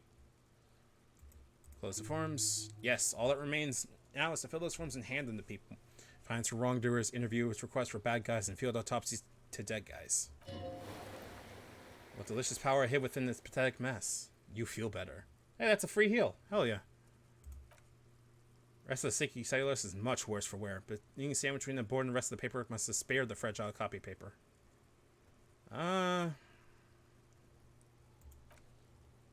Clipboard. It's made of dark blue plastic hard enough to beat someone to submission with. The edges are rounded, however. The U4-size board feels thick and heavy in your hand. Light shimmers on its wet surface. On the back you see in embossed letters, RCM. What did you say the color was? Blue. Blue heart. Don't look into it. Alright. Is it referencing the thin blue line, I reckon? Shake the ledger. Something rattles inside ever so lightly. Is there a hidden compartment? You peek inside. The plastic shimmers like lapis lazuli, but is not see-through. You cannot see to its center. How do I open it? With your hands? U4-size papers hanging from the clip screwed to the top of the board. Open the hidden compartment. Well, fuck yeah. That's railcars. The two sides of the board appear slightly misaligned, like a drawer that's come off the slides. If you bend the plastic over your knee slowly, slides snap back into place. It should be possible to just, slide the drawer open. Without resistance or sound, the two panels move against each other. The compartment is now open. What's inside? 2 ticket stubs and a handmade postcard. Fucking kill yours. Wow. Pick at the subs. The octopuses are smiling, reaching their tentacles toward each other in colored pencil drawings. Tickets permit access to a zoo in Revachol East. The aquarium costs extra. These let you go there too. Pick up the card. Thin wax paper has been glued to a piece of cardboard.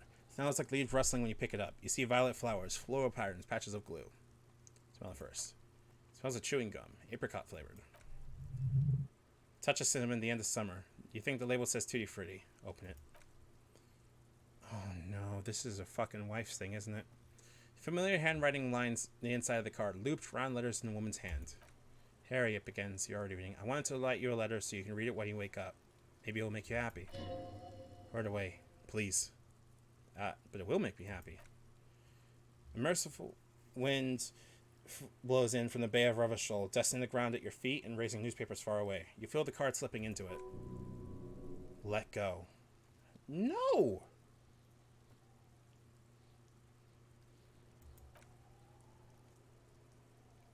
Uh-oh. Your hands shake holding onto it. Every morning when I step out and you're asleep behind me, it says, I find a little piece of sadness in me. I carry it in my chest down Voyager Road. Every step I take, it grows. By the time I reach the fuel station, it's filled me entirely. I step on the light rail and look back. Sparks... Uh-oh. Step on the light rail and look back. Sparks fall from the bow collector. I know it'll be like this until late afternoon when I get off the 42 and walk back to you. You... Every step I take will get lighter. It almost makes you run. Sometimes I do. I can't believe I met you. Can't believe the happiness I feel with you. You have a vast, vast soul, and I will always, always, always come back to it. Kisses, kisses, kisses. Oh, shit. You feel the air sucked out of your lungs and the blood sucked out of your head. Everything around you gets dark. Small white dots appear. You feel the ledger slip from your hand. Hold on. To what? There's nothing. Detective, is everything all right? No. Am I okay?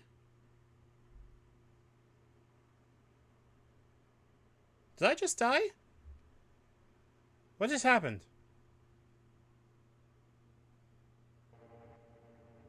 Hold on, did I just die?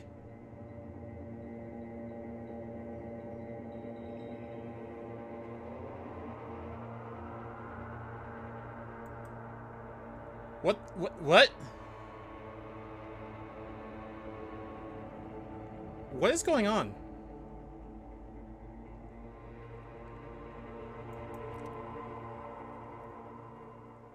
I think I just died.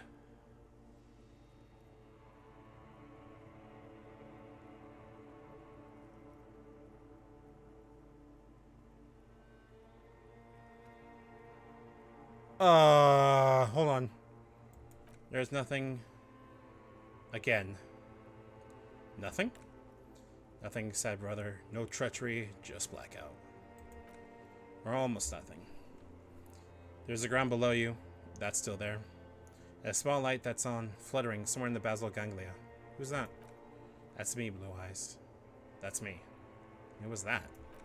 Who was what? He speaks of the sickening longing, the unwell emotion.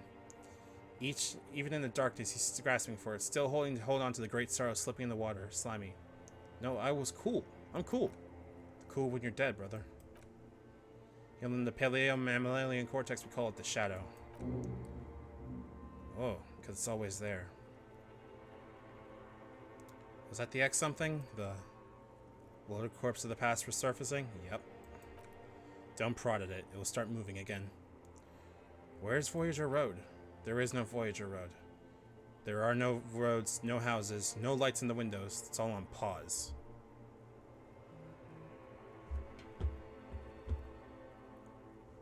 Just lie there, motionless. You think they would let you until you disintegrate into biomolecules? No, someone is breathing on your face now, inspecting your pupils. Stupid idiot. What is that? It's cold. Yes, they're pouring something on you, something in you, and it's delicious. Glowing lights on a dashboard emerge out of nothingness. Oh good, we're not dead. Oh. I think we passed out. Like an overwhelm. Where am I? Okay, so we didn't lose our progress, thank God. It all upholstered in the cabin of Lieutenant Kitsuragi's motor carriage, seated in the driver's basket. The air is thick with leatherworks and heavy fuel oil. Cold water runs down your chin. Drink. Water. The lieutenant is standing a small canister to your mouth. Water is cold, silvery, the stuff of life itself as it pours down your parched throat. The pounding in your head recedes, the darkness parts. Drink. You haven't drunk water in 2 days. Did you know the human body is not made to survive on alcohol alone?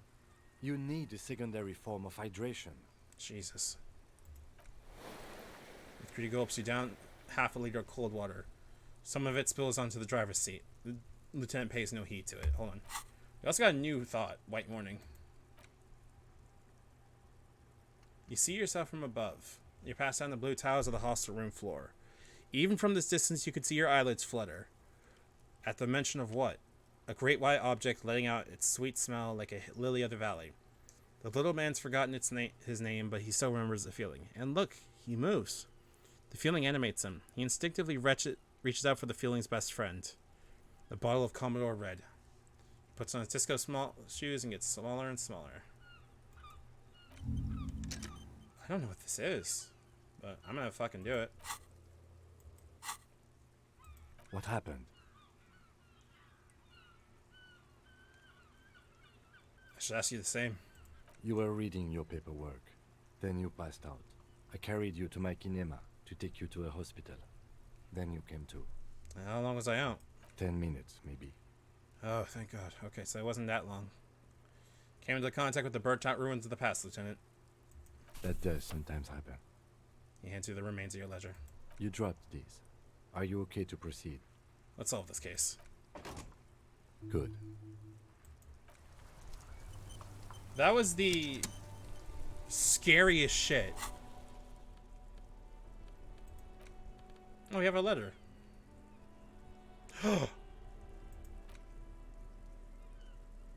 One in an empire, one with empathy into authority. Well, we're carrying that shit. Because if we can boost Inland Empire that much, oh my god.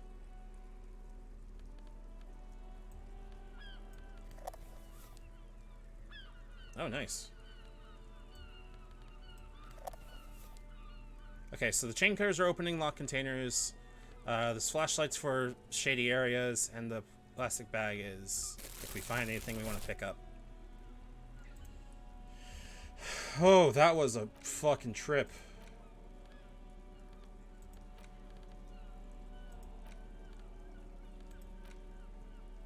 Ah. Okay, well, we're doing a little bit better now. A little bit, but not by much. That was painful. Y'all ever just pass out when you fucking see the history of the past? Because I didn't remember that shit happening to me when I did. But holy hell, I'm just... What's my Inland Empire at right now? 8? Oh god. I might be losing myself in this. I'm rolling with it. Because Inland Empire has been giving me the most, like, entertaining kind of, like, responses to a lot of things. And the most interesting stuff, too. Oh. If we can switch this out as we see fit, so... Let's see if I can find more trash. What's this?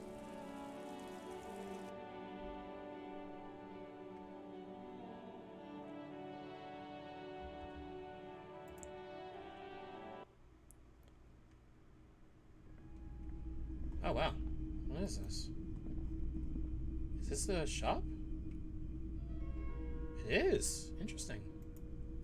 Bust of a woman. The plaque simply says DEI. D-E-I. I don't know what that one was. Oh, clothes shop. Mostly military wear with a few more eccentric fashions thrown in. Some kind of machine. An antique cash register? What is this place?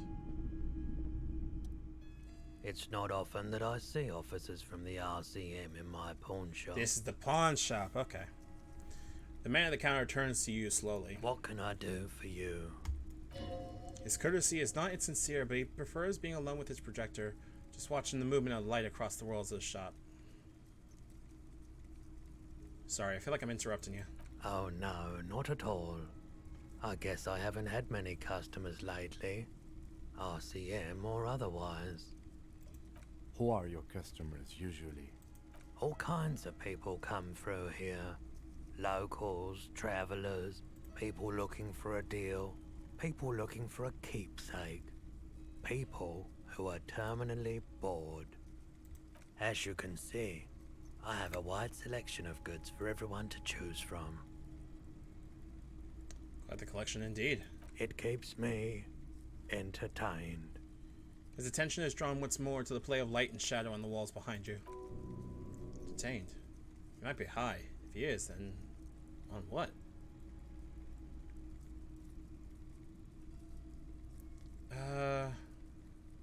Might be able to aid our investigation, actually. I doubt it, but I can try and answer any questions you may have. Know anything about the recent hanging? I do my best to keep my distance from all manner of butchery.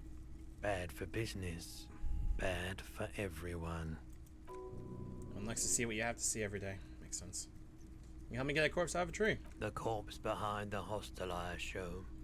I don't have a truck with a mounted platform or anything of that sort myself. Ask around the harbour. There might be some workers there who'd be willing to help. Fair enough. Pawnbroker's gaze is already fixed on the dancing colors. Well, we can try to see if he's high. Okay, he definitely is high. Whatever it is, he probably done it, and many other things besides. Ah, come on. But you can't through the jumble of stations to get to the answer. Guarded man like him wouldn't tell you if you asked out loud. Good thing I didn't ask.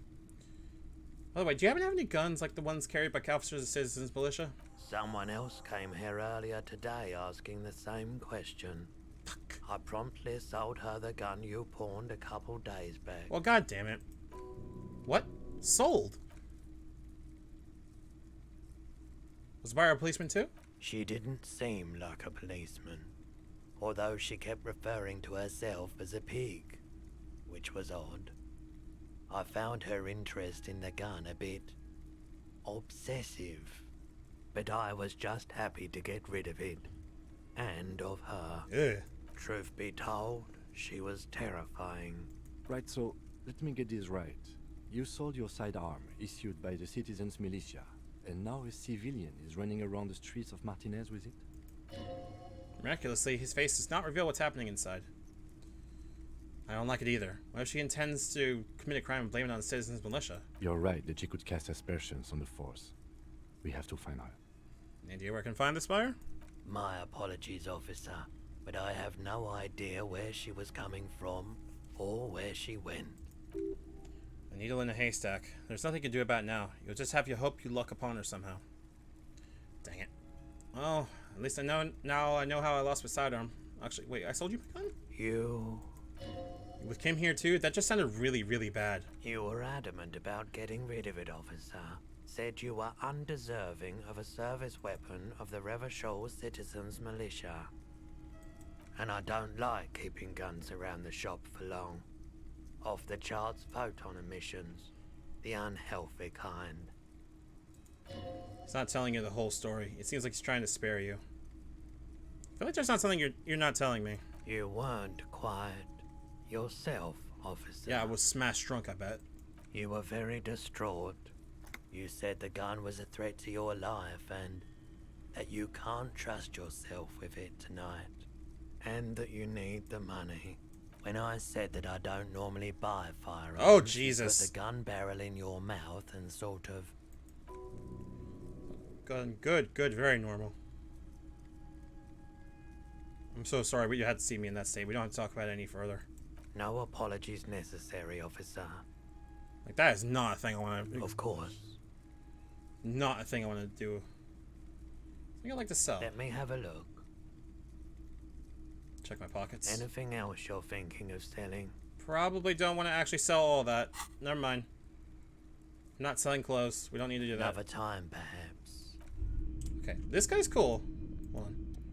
Hey, so we've been monitoring you internally, and now we know your copper type. Wait, there are copper types? Yeah, guess what's yours? I'm sorry you had to monitor me. Cool cop? No. Sorry cop? I'm sorry, I'm not sure. Yes, sorry cop. Sorry is it? Let's make it official then, shall we? Huge lack of enthusiasm going on in here. Okay, but what are the other copper types? No, Apocalypse, Superstellar, the Advanced Interesting Cop, Liquid Shadow Cop. But you're too sorry to say these things, so here we go. No, actually I'm not sorry, I changed my mind. No, you don't. Come on. You'll be back to saying sorry in 2 minutes. Stop wasting time and begin the repentance. No, I'm really not. Oh, This is going to give us a new thought, but I don't know if it's going to benefit us. Will the cop types be jealous? What jealous of the sorry cop? I think they'll be fine, don't worry. They'll be super, super fine. It'll be totally okay. You can dual copper type from sorry to anything. Oh, okay. Fair enough. I'm sorry. Of course you are. It's okay. See if you can get something. See if you can get something out of this, like info, or maybe every time you say sorry, you get $1 million. Sure.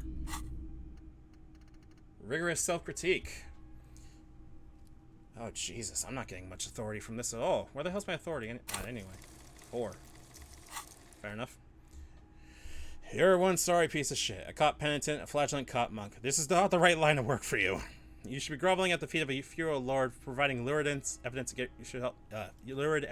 yourself in a Mazovian show trial, or ripping the flesh from your back with a cat of nine tails.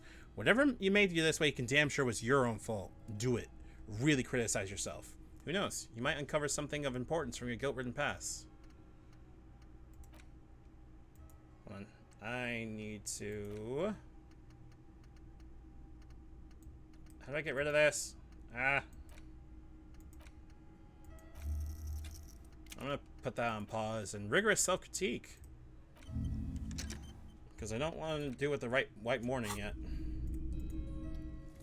You see rows of tiny soldiers guarding the rest of the trinkets displayed on the table. Some on horseback, others in rags, and others yet in bright blue uniforms. All look stern and unyielding in their duty. Try to find something pretty cool here. Then use it to win her back. Sure. Why was this? A headless man riding a horse? A headless man riding futuristic track soldiers that say fallen?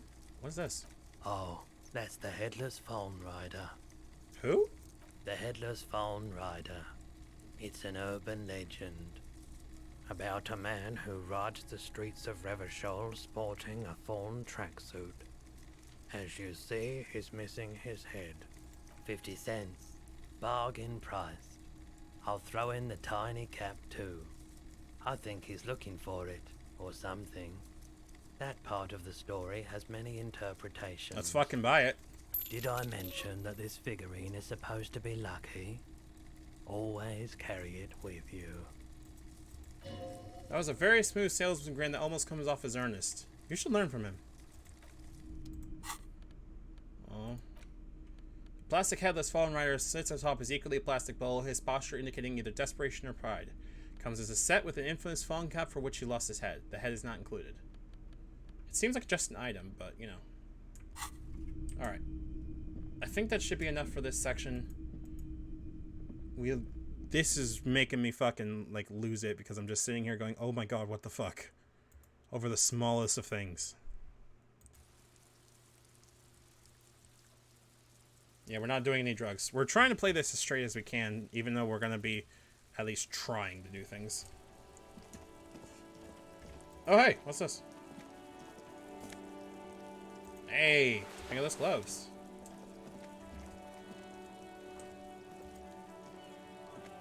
Waterlock out of order until Wednesday, 7:15 a.m. Look at this. G'day to you, officers. A burly man hangs out by the waterlock, carving up generous serving of salami with an old hunter's knife. His eyes are fixed on a man that is stranded on the other side of the waterlock and on an enormous billboard that has fallen down into the canal between them. His posture is relaxed. Despite his powerful build and the knife in his hand, this man resorts to physical intimidation only infrequently, if at all. You know what caused this wreckage? I wasn't here to witness it, but those look like tire tracks on that sign. Weird, huh? Then again, plenty of daredevil drivers in Revachol. True. The words daredevil driver seem ominous to you. Too bad it also takes a year and a day to repair anything around here. Especially a waterlock. The rest of the coast is closed off till then. Now it's further down the coast? Well, there's the fishing village, an abandoned fish market, a bizarro church. Not much use to the congregation, though. There always seems to be something wrong with it. Yeah, not really much else. Just bombed out ruins. You got some of that salami? Sure thing. Want some too, officer? Why not? Hey, thanks, man. That guy's cool. Ah, that's the thing. Butter sign down. A crumpled billboard reading Samara and butter soaks in the canal. Two ugly lines mar the bright countenance of the blonde boy. What is Samara and butter? Whatever it is, the boy on the billboard seems very happy about it. Well, let's try to reconstruct what happened. Hey, let's go. This is why I love visual calculus, because it just gives us a fucking nice rundown of everything. Judging by the size of the impact and the parallel lines of the burnt rubber, the cause is probably a motor vehicle. The crater back here. Side slip marks indicate that the vehicle is traveling up the crater at 35 kilometers an hour. Black marks indicate on the roof indicate the vehicle vaulted from the crater to the roof of the shack. Panel served as a takeoff ramp. Working posts. I see. Vehicle soared through the air, hitting the billboard and upsetting the post, and it continued its flight, taking the billboard with it. The sign broke the vehicle's fall into the canal. Still speeding, the vehicle made a loop and vanished into the fog along with the coast. What was it? Two good candidates, the Capri 40 and the Linea G22. Why the Capri 40? About the right size, and the tire marks look like they came from the skinny tires frequently found on that motor carriage. Why the Linea? Very sturdy but light motor carriage, more likely than most to survive the jump. What now? Now? You gotta follow the tracks to be sure. I love that Kim is just... Oh, what's up, Kim? Any theories about what happened here? Looks like someone was in a real hurry. What kind of car do you think it was? I believe it was a Linea. That's quite likely, from what I can tell. I have some ideas of it. Oh. Actually, is someone connected to the murder? The traffic hooliganism? I hope not. Fortunately, we are not traffic cops. Should we get back to the murder? We could try conceptualizing this up, but we're going to be running at 28%. We should bring this driver to justice. If we must. I'm not expecting him to get far with this Lieutenant Consul himself. Fair enough. Anyway, let's go see if we can find more trash to, like... Oh, hey. There we go. 'Cause we're still broke as fuck. There's some tear. Yeah, we're not going to be able to get out of here until we actually talk to the union drivers. Hot air rises up from the sewers. Sour, acidic, and strangely comforting.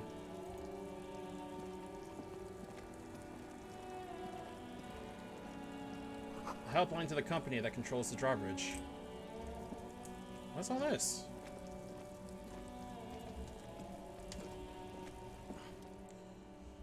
You see a Sumerian street vendor surrounded by a motley assemblage of goods. When he realizes that you're looking at him, his face breaks into a wide, welcoming grin. The name C. Lang is embroidered over his breast pocket. Happy shopping, officer. Everything's cool here. What's so cool? Everything's cool. The goods are cool. The customers are cool. The place is cool. And one more thing, officer. From out on the bay, a cool wind gathers. It sweeps into the city, tugging at the textiles hanging around the stands. Some distance away, the sound of a tin can clattering across the street can be heard. You're very cool. Bang, bang, bang, bang.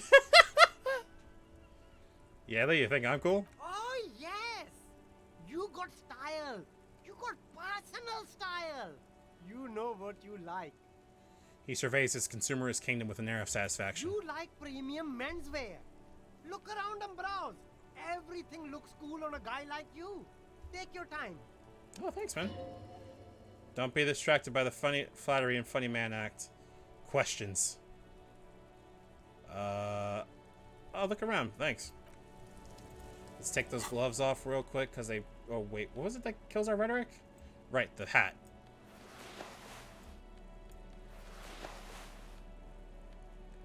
I think...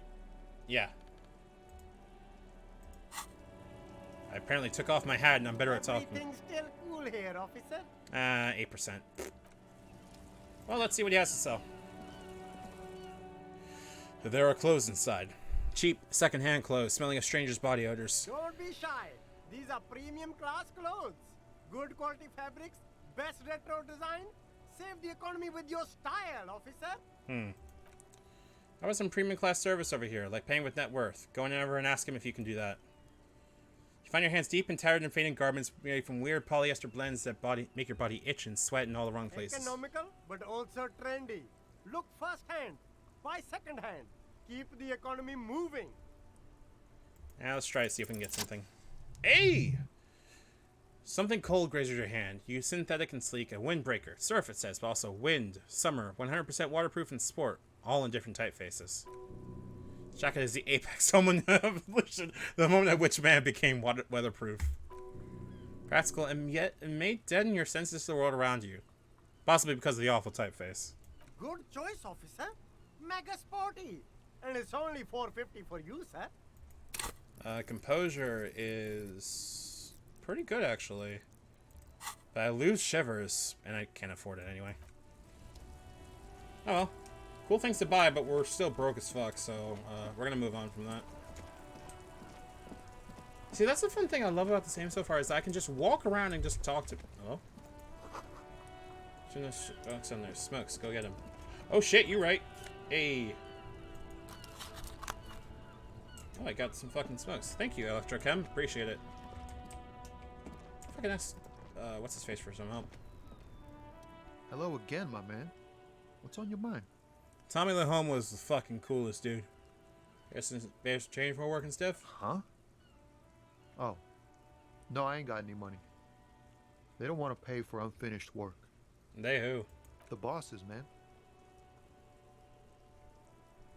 I don't know who these bosses think they are, but it sounds like a good arrangement for them. Yeah, it sure ain't good for me. Or you. I'd spare a coin or two for a city cop down in his luck. If I had saved 4 myself. That's all for now. Bye. This guy was really cool. We managed to like talk to him and get like some rundown on some of his history.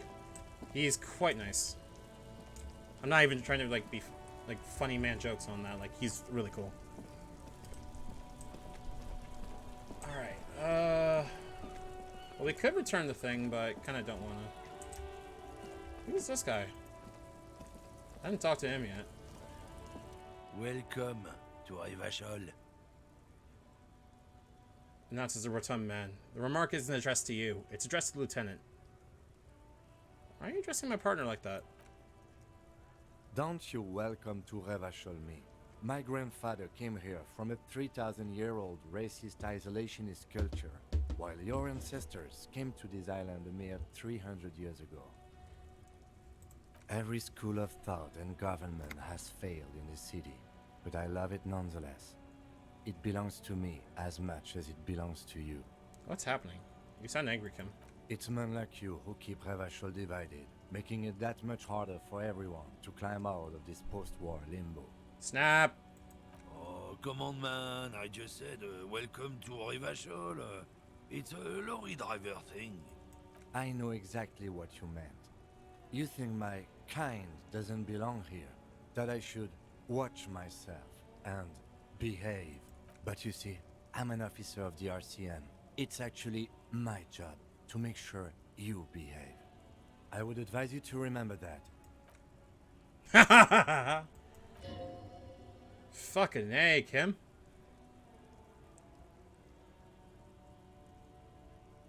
You two make a cute couple. You know that?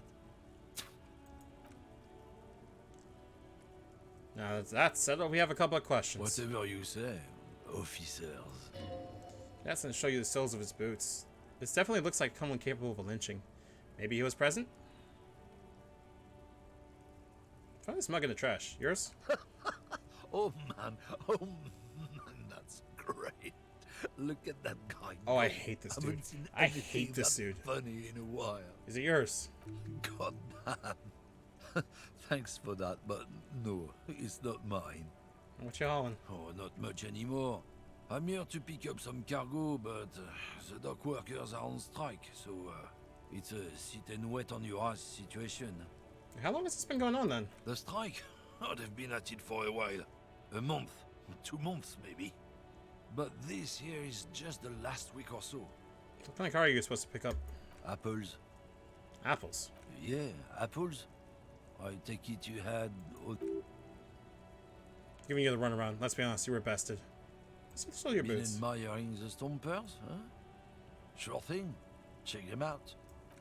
Bottom man's boots, you see an intricate tangle of treads with no immediately discernible pattern.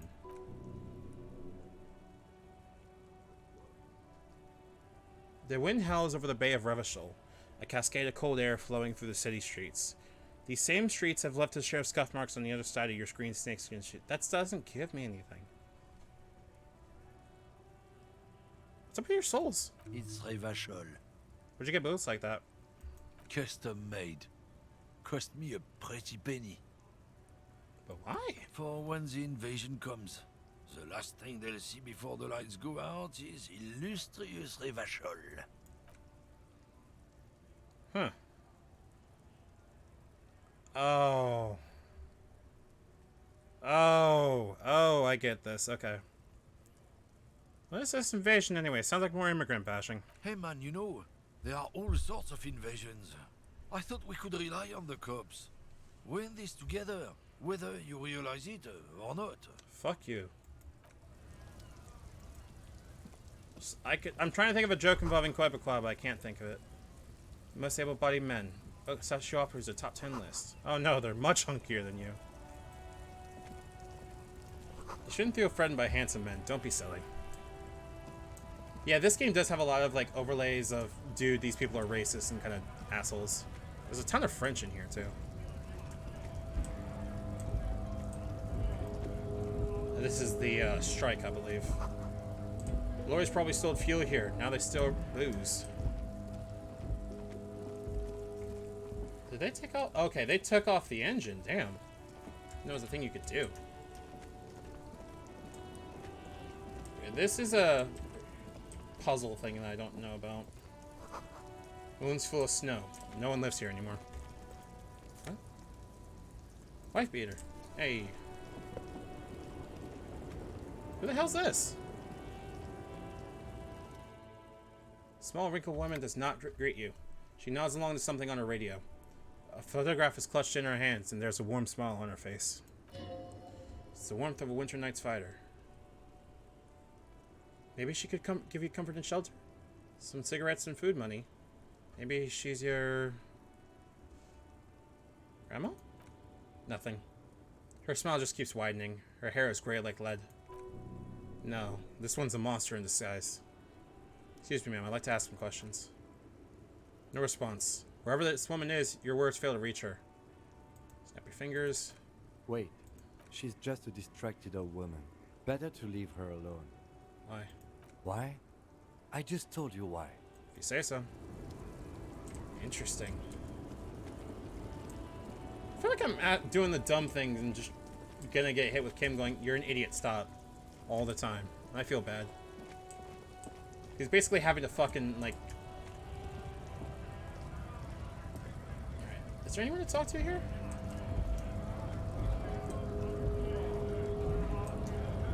Oh, who's this guy? Scab? That's the man with jolly eyes tilting his head. Let's call you? No, not this again. You just got away from that fucking kid. What exactly is a scab? A kind of a worm, content with mere survival.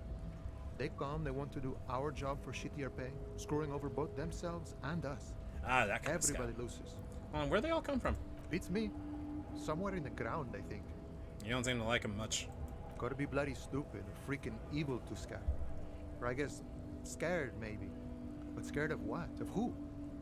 He looks at the bass, squinting his eyes as if trying to ascertain what they're scared of. Personally, I'd rather beg than scab. If the gentleman shouting on the street came begging, maybe they'd have gotten something. We tried talking to him. We've explained the matters, but they don't listen. This lot would be reasonable and go home if the big guy wasn't riling them up all the time.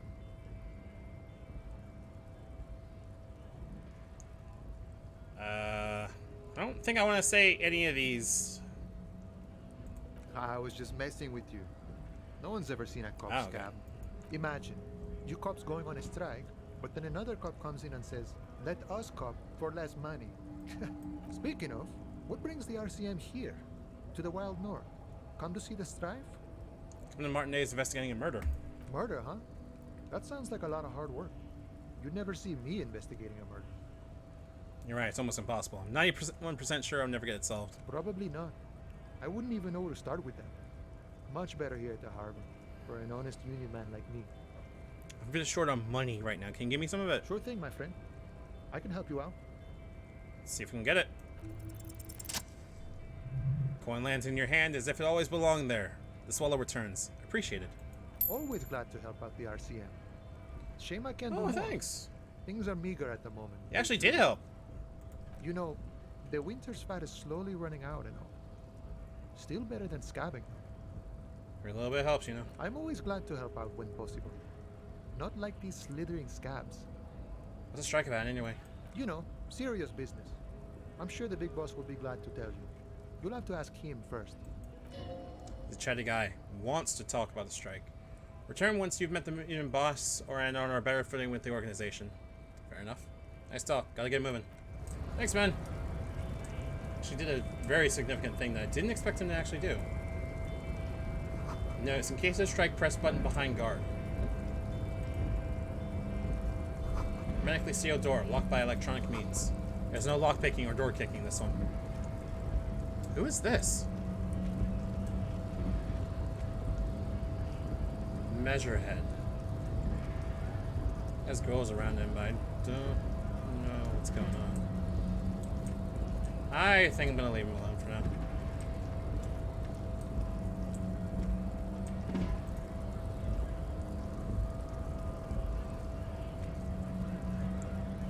I presume this is one of the, who is this guy?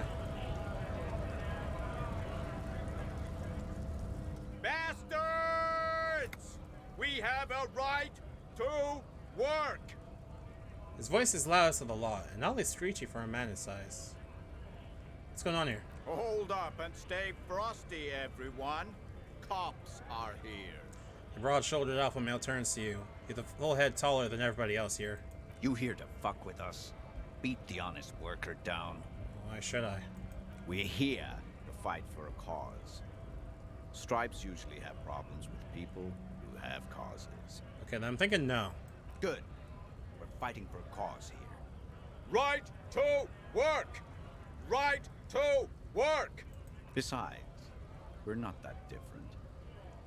It helps if people see us talking, cops and strikebreakers together. Shows authorities are on our side. Builds confidence. I don't like this guy. What kind of cause are we talking about? Rights of people. Rights of workers. To have gainful employment. To make a salary. And feed their families. I don't think I trust any sides Might yet. be time. Don't let the fat bastards tread on you. Cops tend to side with the higher-ups, but you're essentially still workers. I don't trust cops, but I can see you understand, though. Right to work! Right to work! Maybe you should ask them the questions, like why we're not allowed to make a living here. Shame on you! We have families to feed, you piece of shit. Points the finger at the man sitting on the railing. So do we, Scott. I want to get into the harbor too. Have fun. Union shits are on full strike. Don't think they're going to let you through the gates. You trying to meet their fat boss? I'm interviewing people about a murder took place here, behind the hostile cafeteria there. I know nothing about a murder. His reply is snappy and terse. The mention of killing sends a barely noticeable shiver of tenseness through him. Interesting. Why so tense? What are you talking about? Hey! Not tense. Thank you very much for the follow, Jupiter XL. Yes, he's tense.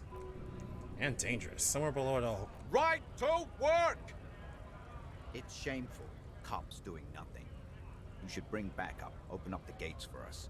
Blockading gainful employment for workers is a crime. Really is Max Air Force. We are not picking a side in this just yet, sir. Pity. Let us work! Okay, so let me get this straight. All these people here want to work, but Manana had said that the scavs were willing to work for less money, and doesn't quite like them, saying that they're slimes and everything like that. Am I missing something in this? I've never dealt with like union stuff before. When a bunch of ungrateful, lazy cockroaches can't get their act together, decide to block honest work for other people. He shifts uncomfortably in his workers' overalls. What do strikers want? Beats me. They mumble nonsense about boardrooms and workers' rights, while we have the right to work! When the man moves around, you perceive some serious abs underneath his tight-fitting shirt. This man is in shape.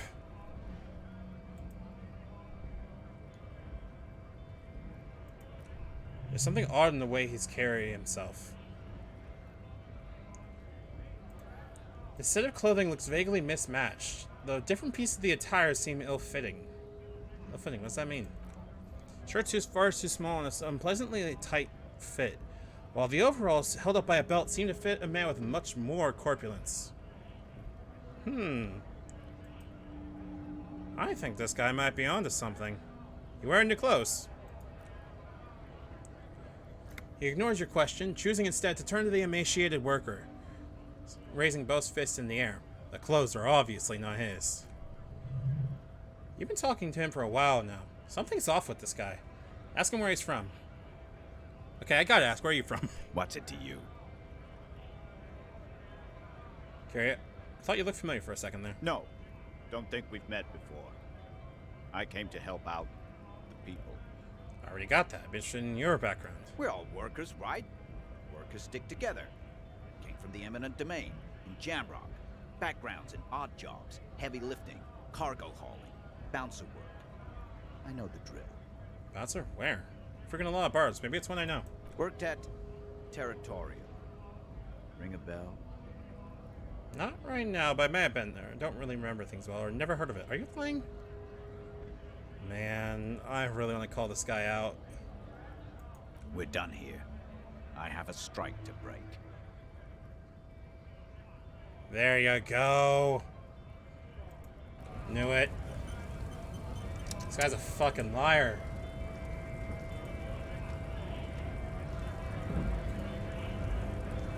Yes? I think you should know that I can't remember anything. I feel like I must repeat this. I don't remember anything. There was heavy drinking involved. Have you tried concentrating on something other than your personal affairs? Damn. Sudden harsh edge to his voice, like he's tired of having your personal affairs.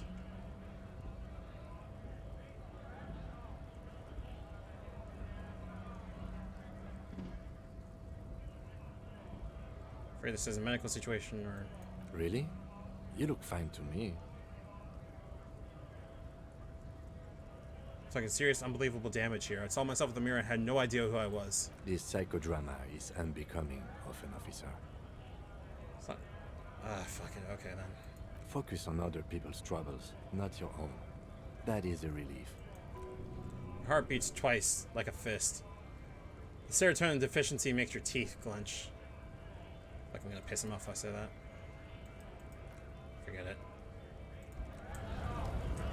Man, I feel bad. That sucked. So this guy's just not willing to fucking be there at all for me. Right to work! Right to work! Shame on you! Wasn't done asking questions. Things are busy enough.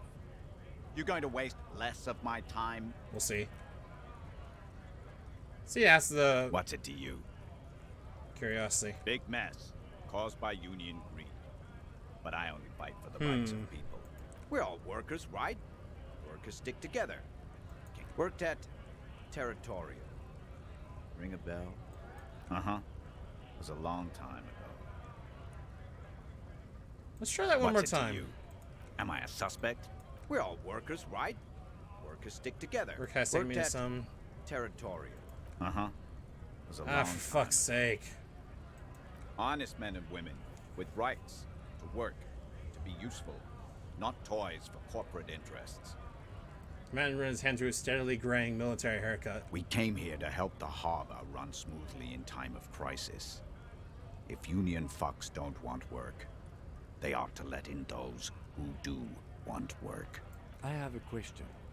Why do all these men follow your leadership? You think they follow because I'm big and loud? No. They follow the rules of the market, the rules of the economy, because they were given a job to do! Okay. So I'm even more confused now.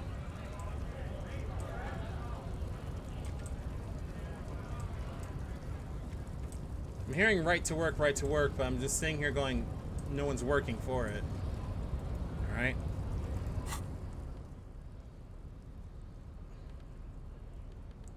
This guy's conceptualization and suggestion. This guy is just physical and... Nah, I don't want to put that on. That's weird.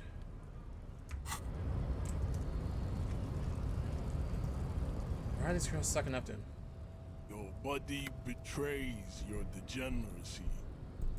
Yeah, Measurehead. His body totally betrays his degeneracy. The young woman at the giant's side agrees. Don't say anything. Size him up first. Are you admiring my morphophysiology? A ripple of muscle passes under his skin. He lets you look. It must be frightening to stand in the shadow of this racial pinnacle. Be calm, Sandwich. I'm Sandwich? You are not in danger because you are not a threat to me. What do you mean my body betrays my degeneracy? You have succumbed to Al-Ghul. His face contorts in disgust, as if he were smelling a dead rat. You reek of it. An invisible sword of Al-Ghul emerges from your throat. You cannot see it, but others can. It is making the woman in my company sick. You're right, I'm an alcoholic. Now I need to enter the harbor. No, you don't. You need to get another drink. Occidental Haplogroup B4 is done giving orders around here. The influence of the Am Sandwich race is waning. What does that mean?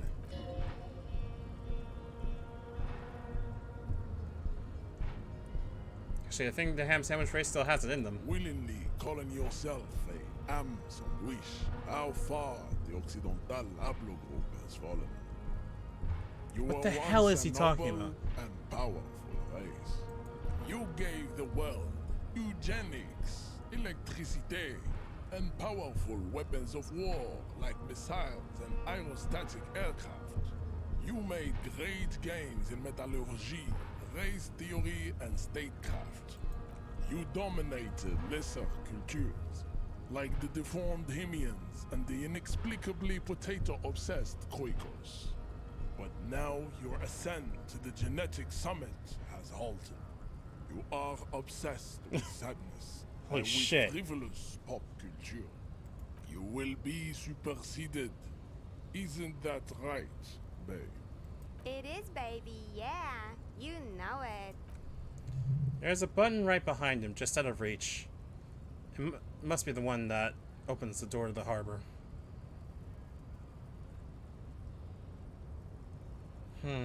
This one right here, okay. Well, here's the thing. I'm not terribly bad off when it comes to like psyche stuff and everything. I could. I feel like I'm gonna get punched for it, but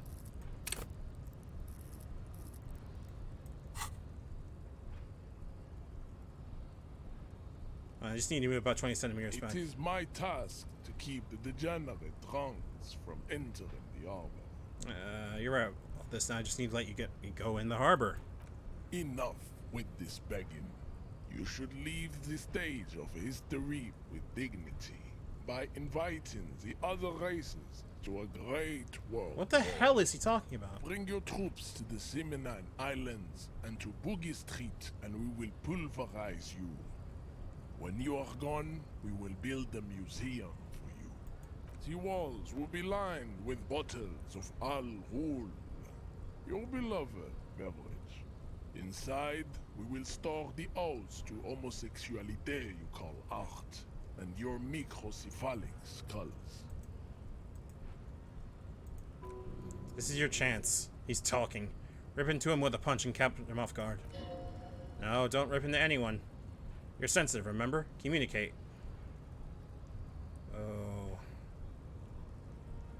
Well, I can retry this.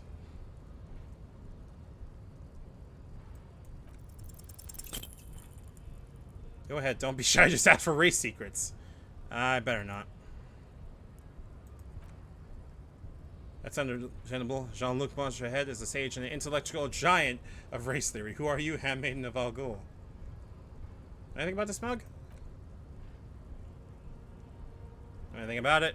Stop showing me your pathetic cup. I have no interest in it. Does he strike you as the kind of man who puts mugs in the trash? True. What are those tattoos that you're supposed to mean? Racists are generally not very good examples of their race. He gestures towards the lorry man down the street. I am not like them. I am craniometric perfection. I have taken the trouble to permanently draw a phrenological grid on my skull and features. This should dispel any doubt. Dude, that is a noble cranium, but you got a hard noggin yourself. Sure I'm not? You exhibit forward projection of the jaw. Oh, for fuck's sake, this guy's into phrenology. Never mind. And sexual inaccountability.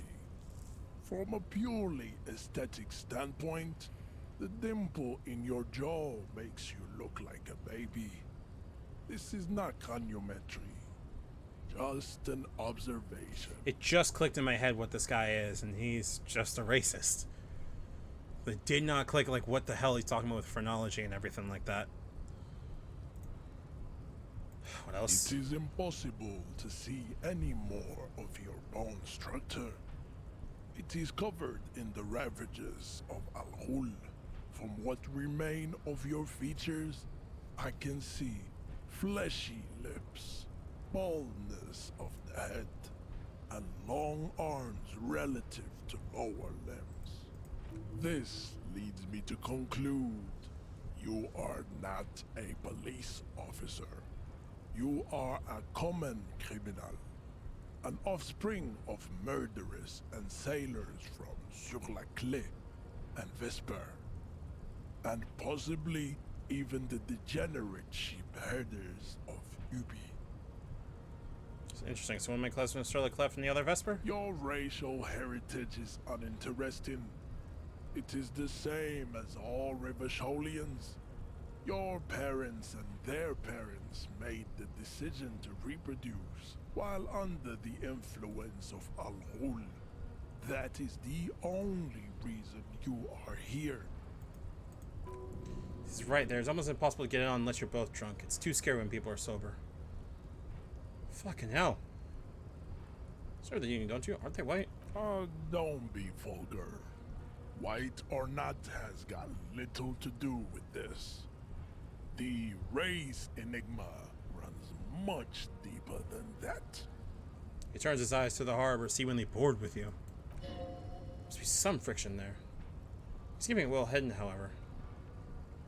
Yeah, but you still serve them. How does that factor into your life? Mr. Claire is a man of vision and means. Oh no! He has the will to confront polycultural capital. Something your race, naivistic communists, never did. Jesus Christ. Also, to serve is noble. It takes discipline. Your petulant individualism has only contributed to your race failure. It is lax and moronic. I'm not sure what to respond to this.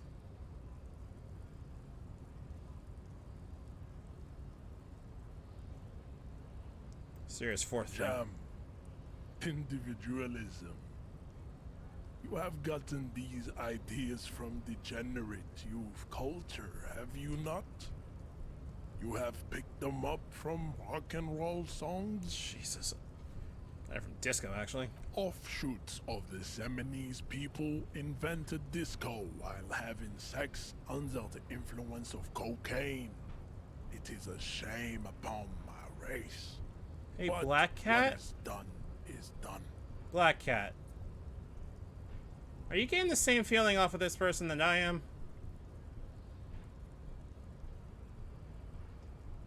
I am not surprised you enjoy it so much. This has happened to many of the side products of the inevitable cultural victory of the Seminoles race. Okay, I'll ask, who are the Seminoles? The South Island race, haplogroup A4A. We are the rightful masters of the Insulindian archipelago. We descend from the Areopagites of ancient Pericarnassus and arrived here 4,000 years ago. Millennia before you.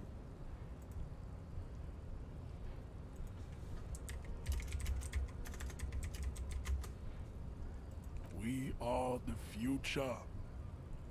That is all you need to know. Yeah, I don't believe that for a half second. You were born and raised on the islands before you were moved to Revachol. I am a descendant. The narrow streets of Ulimbuir are with me in my genetic dreams. I see young Seminese women walk into the grey mass on Ile de Fantôme, waiting on immaculate conception from the pay. So you didn't come from the islands? No. I have heard about it on the radio. Fucking god. It'd be appreciative if it did not further chase this line of inquiry in front of the woman. Fuck this dude. So you're not really Seminese, you're just from Revachol. I'm from Couronne. And no, it is not just in Revachol. The city is central to the Tsunami strategy. Spreading through its trade networks, our culture will dominate the world. This guy sounds like a hotep. I think he actually is a hotep. Oh my fucking god. You have heard enough about our phylogenetic secrets for today. You have extinction to come to terms with, and never getting into the harbor. Kim, what do you think about this? I think this racist is better than the last, but the next racist will be the really good one. I like the previous racist better, actually. That is understandable. The previous racist was probably an Occidental, and did not prove a real adversary. These cops are just jealous, Jean-Luc. We still need to get into the harbor. We need help with the tree situation. There must be another way. Well, I can't just put this, but where... Jesus.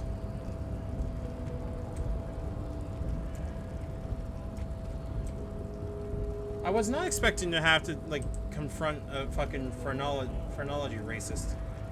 Hey, yo, dude, you know anything about this guy? Hola, wandering man. How can I help you? I don't know what's behind these gates. I'm exploring. My friend, I respect the right to roam. The open range awaits. I don't operate in that capacity. I'm not a granter of passage. The passage grants itself. That's simple. I just walk in. Aye. Walk right past Measurehead and go in. Measurehead? I think I met him. Yeah, the 2.5 meter tall Seminese supremacist up there. Walk right past him. Right. Then press the button to unlock the door. Aha. Then go past him again. And you enter the arbor through the office. Está. For some reason, I don't think it seemed like it's going to be that easy. Don't worry, I'm sure it's not completely impossible. For example, you could best Measurehead in a physical confrontation, or you could convert to a Seminese supremacist worldview. Or, maybe it actually is completely impossible. Is anyone here actually bested him? Not yet, no. He's incredibly strong. I think call solid hooks from Dexter and Sinister wouldn't fix. Damn. Really? Really? Oh, fair enough. The scouts tried converting. Jean-Luc himself would say the philosophy has proven overly heroic for the scabs to convert to. Not enough intuition. Sure. Measurehead thing didn't go well for me. Can you help me with that somehow? Sorry. Busy surveying the situation. I'm sure you'll figure something out. You guys have all sorts of gadgets these days. Wiretapping, telescopic batons, futuristic circuit bending to infiltrate harbor machinery. Maybe you could even knock that Kowalskian crane over using some remote controls. Or calling in tactical air support. You guys have air support, right? I'm pretty sure we don't. At least not all of those things. I get it. Hush hush about the secret technology. Something changes in his disposition, a merciful smile in the corner of his eye. All right, I may have some advice for you on how to deal with Jean-Luc there, out of solidarity to the RCM. It's low in technology, however. Yeah? First, don't fight him, obviously. Second, get him to share his theory by being subordinate. Admit your lack of expertise. Basically grovel. That's how I do it. You're welcome. Maybe that would work. I'll have to see. Gotta run. Well, let's give it a shot. I don't think I can, but, you know.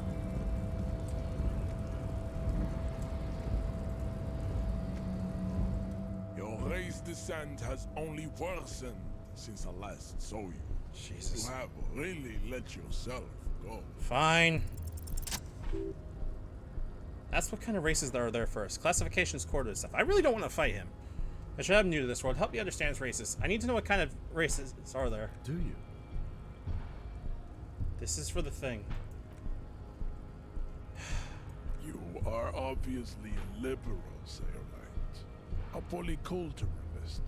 I can see You can fuck yourself, bro. Love microtechnology and your sartorial choices. Do not deny your friend the truth you have denied yourself. What?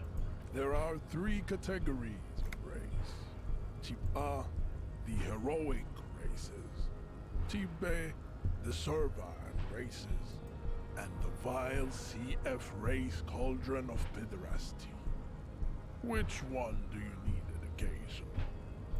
Those are the Simonese, the Areopagite, and the Occidentals, excluding the Mao, of course. The Maun are riddled with eczema to the point where they find it impossible to smile. They are all lactose intolerant, a common result of inbreeding. A receding genetic pool has led the Maun on reprehensible street parades. In Maun cities like Stadskanal and Vredefort, wearing wooden clogs on their feet and little green tassels on their hats. Wait, who exactly are the Mon? You know them by the names of their nation states. The Oranese, the Gotwaldians, and the Königsteiners. My people simply call them Maun. The Maun are proof that you can have too much Occidental racial purity and tassel-centric culture. Inbreeding has led to a lactose-intolerant subrace whom no one can take seriously. Okay, got it. Who are Type A then, in your view? The Vespertines and Messenians of Vesper and Messina, the ancient Meteorans of Meteo by the golden Pisantic Sea, the Suren of Sur-la-Clé, and even the North Königsteiners, all have Type A race propensities. The other large Mondial civilization, the Mesk, are too yellow and oleaginous to count as a heroic race. True, they are violent and expansionist, but they have a glandular problem. What the hell is he talking about? Overproduction of sebum. Sebum is leaking into their brains. Oh, for fuck's sake. Making them listen to El Mariachi music and eat toxic minced meat-based food, which in turn only produces more sebum. And who are the Seminese and Areopagites in this? As proven by the Maun and the Mesk, Occidental Type A is in retrograde. The Seminese and the Areopagite are on the ascent. Seminese The are indigenous people of this, the Insulindian archipelago. The Simonese inhabit the southern islands. I am Simonese, from the stock of Ulmuir on Ile de Fantôme. No, he's not. The Areopagites? The Areopagites are the master race fuck off. of the Ile Maran desert. Fuck off. The Areopagites are sleek, long-headed. The Simonese are powerful, mesomorphic. The former is an immutable progenitor, unchanged since the Super Isola of Pericarnassus. Ancient brains rest in theirs. The latter is perfected and adapting. Together they form the Simeno-Areopagite or Simeopagite super race. That is all. Nature was not capable more. Oh my fucking god. Type B are the unheroic races, amorphous non-competitors of the great race. The Koikus and the Vacholier, they are mud colored. To an untrained eye, the Koiku appear white and pinkish, like a ham's on witch. But look into their eyes and you will see. They are of an distinct muddy color, and So Jesus Christ. pinkness is a racial quality that has to be earned through centuries of advanced ballistic warfare and cultural domination that the What the grad fuck is people this guy have talking undergone about? for drinking alcohol and smoking the degenerate tobacco. Oh my and god. potato. The Khoikhoi, the countless micronationalities of Grad, are all inexplicably obsessed with potat. The only thing they like for their Basholians, halfway between Tipa and the racial Cauldron. Two makes to know right from wrong. You tried your degenerate little revolution. Tips the F are a museum of failed chimeric experiments and tragic maladaptations. They are tortured creatures with lesser races like the mosquito, a grotesque mixture of a mess. The mosquito is born sterile, like a donkey. All they have left is to ride customized motor carriages with it. Yes, it is cruel to... You understand nothing. To solve the great race enigma, you have to first... We will see. Access to the Union is important for our investigation, but there may be another way, without becoming a... I'm mildly worried he may take it seriously, the lieutenant thinks. Yes, I am, he concludes. I am worried. Yeah, I like him. I don't want to do this. Lost, though. Buckled up. I cannot possibly imagine what else we have to discuss, Tibere Basholian. Your love for disco music? I really want to knock this dude out. Like, I thought I was just being, like, big and loud, and then I just thought about going, no! He's just being a fucking, what's the word I'm looking for here? Phrenologist. Fuck this. Knock him out. Never mind. I fucked up. I fucked up.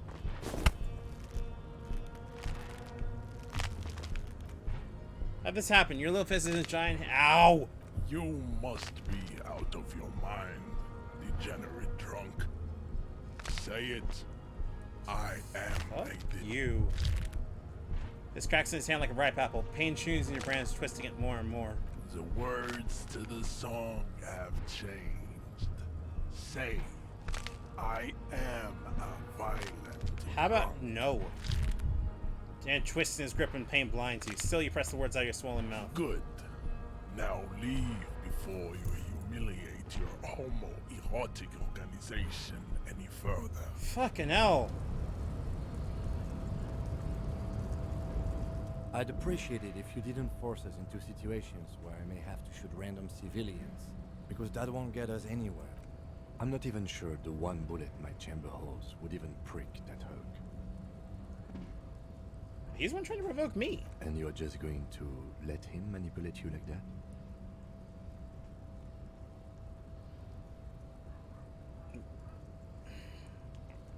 Alright, fine, I won't do it again. Let's think of something else. No, you should do it again. It's the last thing he'll be expecting. I don't know. Will it be? Your race descent has only Volition says do it again. I'm probably not gonna pass on that. Oh, so what's the fucking... If I want to beat this guy, I have to somehow figure out a way to, either look like a Oh, fuck off. Alright. Well, shit.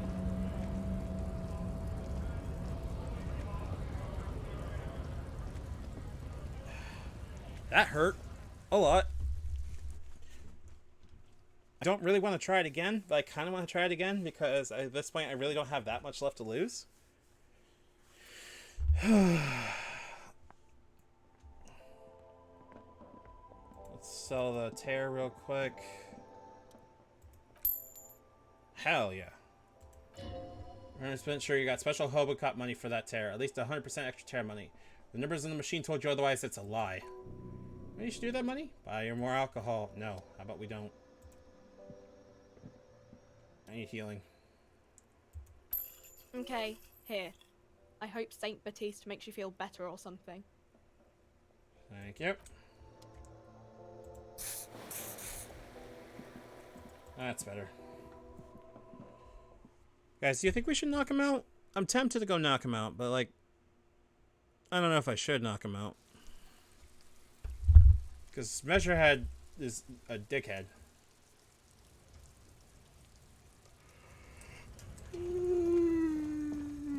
Let's go take a look around then, Gus. There's gotta be a different way to do this.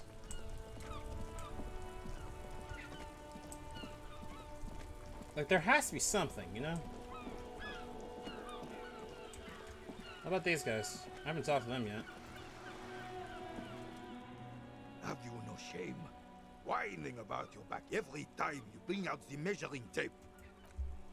Honey, you're a man with a fork in a world of soup. Please, let's just try to enjoy the game, alright? Look in his hand, going in the mouth. That sandwich is hauntingly beautiful. I'm trying to, but you keep breaking my concentration. You're old. I can see that. We're both old. Now stop grabbing your ass like it's a girl. It's a manly man playing balls. This is a ball game.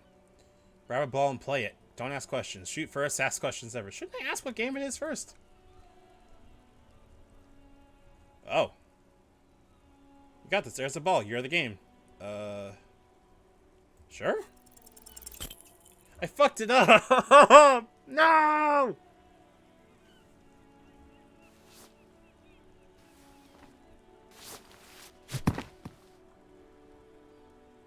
I fucked up. This felt wrong. Mon Dieu! Good job, officer. That was an excellent throw. There are no more two harmful words an athlete can hear than good job. This was downright embarrassing. Hold on, why did it feel so wrong? Something about it was completely unnatural, corrupted. Your muscle memory knew what to do and went for it, but there were gaps. Yeah, gaps you tried to fill in with thinking. We don't think in sports, we do! Ugh. I like you were going for a thrust or a lunge. There's definitely going to be jumping. Maybe you scored a point, but this is a fiasco. I was thinking way more spectacular would happen. What are you talking about? You just executed a pretty much perfect pétanque throw. Sounds full of admiration. With a punch of fear. How are you ever going to get the officer's shit off your nose, Gaston? Or even climb out of his ass? What the fuck game is this? Just how Johnny Ball game is extraordinary. Right. Was the demonstration it? Or do you still need something from us, officer? Yes, officer. What do we need from this gentleman? Do you know anything about the man hanged in the backyard of the Whirling in Rags? Unfortunately, I don't. Unlike most of the locals, I have no qualms about assisting law enforcement. But this affair has passed me by completely. And most of the locals? In Martinez, the union is the law. So can you really blame them? But you don't have a problem with cops. Cop is a pejorative term. I don't have a problem with policemen. On the contrary, I admire the effort to bring order to our streets. So again, you don't know anything. If I knew, I would not be afraid to tell you. I simply don't. I'm an old man, not a coward. The daily business of the riffraff no longer concerns me. This is a man with a lot of past but little present, and almost no future. Saw the statue of Philippe III near the roundabout. Ah, yes. King Philip III, on his steed. A reminder of what Revachol once was. Oh, absolutely. At the mercy of a cocaine-snorting tyrant who emptied the treasury so he could sleep on a bed of gold. Cocaine. Cocainium? Sound like this kind of thing. And just imagine what kind of cocaine a king would have had. A superpower, feared and respected. A testament to what this country can be under the leadership of a true king. Someone who knows how to rule. How should a true king rule? Decisively, without fear of offending the sensibilities of the frail and weak-minded among his subjects. This is something the insurgents never understood. Seems to me a leader should take care of his people before himself. A nation is only as strong as its leader. Don't get started on that again. What happened, happened. There is some weariness in his voice now. He's heard this rant many times before. No one and nothing can change his mind. He's as rigid as they come, still in the antique uniform. The symbol for him. Talk about something else. Right. You're playing in a crater. Yes. The terrain here provides an interesting variety to a familiar game. Is there anything to do with all the bullet holes I've been seeing around? Yes. It was left by heavy artillery fire. Heavy artillery fire, you say? That's the best kind of artillery fire. Very interesting. Okay, but why? Why was heavy artillery used? Because that's what happens when communards hijack your country, execute your supreme leadership, and turn your capital into a slaughterhouse. You use heavy ordnance to clean up your home. Yeah, maybe we can do this history lesson later. Fine. What do you want now? Son, you really let yourself go. It's a disgrace. But Coach Physical Instruments can get you back in prime condition. Even if it takes 1,000,000 push-ups. Coach Physical Instruments. Does that mean you call me a maggot and Mancy boy to motivate me? Does Master Swordsman sell his own blade? No. I'm gonna turn you into an athletic benchmark, you big... I'll take blood, sweat, piss, and tears, but when I'm done with you, boy, you wouldn't be Master Athlete. Wait, why piss? Now he sets his mind, give it 110%, something's going to piss himself. It just happens. No shame in that. Let's do it. Old Ward here walks the swordsman, hands chalked and head back with a bandana. The Homo Athleticus. Jesus. Oh, hey, it's snowing.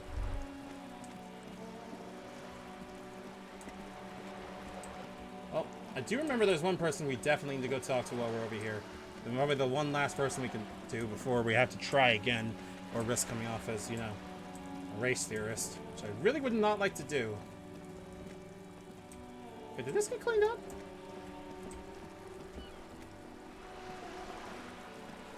There was more construction here once, decades ago. Lacking reserve for residents of Rue de Saint-Guilain, 33A. Room in the rolling isn't much bigger than this sloop. Alright, you. A striking woman leans against the boat cabin top of her sailing boat, smiling as you approach. Her green raincoat glistens with droplets. A silk scarf is tied around her throat. Good afternoon, officers. I'm Joyce. She extends her hand in greeting. Joyce L. Messier. I represent the board of Wild Pines, the owners of the harbour. You gentlemen must be from the RCM. Shake her hand. I'm glad to see you here. Her grip is tight and cold. I was dispatched to handle a strike, not a lynching. Anything I can do to assist the RCM in this matter, I will, gladly. That is good to hear, madame. My colleague will take the lead on this interview. I should let you know that he is recovering from an unusual medical episode. Very unusual. But I can assure you of his ultimate competency. Kim, you are a saint. How interesting. I wish you a swift recovery. In the meanwhile, you have my full cooperation, and the full cooperation of the Wild Pines group. It's hard to get a read on her precise disposition, but she appears helpful. You know something? I'm gonna actually. You know what? I'm gonna ask her something about these tattoos. That's the man who was killed. I'm afraid this is a discussion for once we've cleared the lynching question. Why? How is you looking at the photo tied to the lynching? Better not tie the forestay to the backstay on this. I hope there is something else I can help you with. She wants to answer the question. Protocol keeps her from it. Huh. Tell me about Wild Pines. What do you do? What we do? I'm afraid I don't speak for Wild Pines as a whole. It's a giant undertaking. So what do they do? The Pines' core competency is logistics. Container shipping, freight, that sort of thing. See those airships there, blinking? Those are the shipping side of things. And that is the terminal. Another subdivision deals with energy, oil and gas exploration, offshore platforms. How much money does Wild Pines have? I'm not at liberty to discuss the company balance sheet, but I can tell you that last year, the company booked more than 20 billion real in revenue. Jesus. $1 billion? Wow. 20 billion is a large number, but the conglomerate employs 72,000 people. They all need to be paid. Then there are capital improvements, interest payments. A conglomerate the size of the Wild Pines is like a shark. If it stops moving, it will die. Then what becomes of those 72,000 families? It's a tremendous responsibility. Nah, that's all I need to know. Tell me about the strike. Everything. Right up to, but not including, trade secrets. And if I want to hear about the trade First, secrets. you'd have to repeal the Emergencies Act of Trade in Elements. That gives me the right to silence. It's quite the octopus. Octopus, I will slay it. Good luck. It's only kept in place by the vested interests of half the civilized world.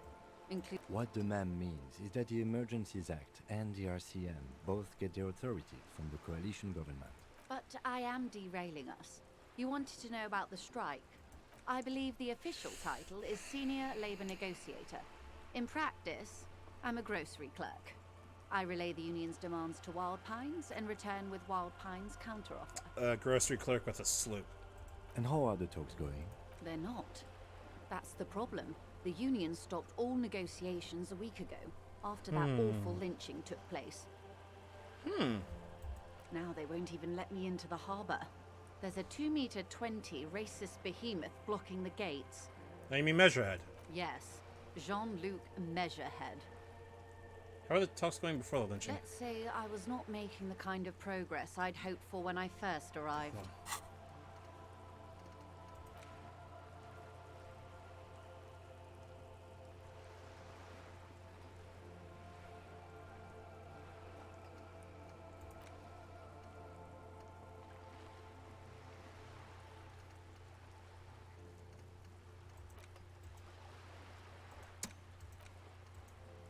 Let me just do this real quick.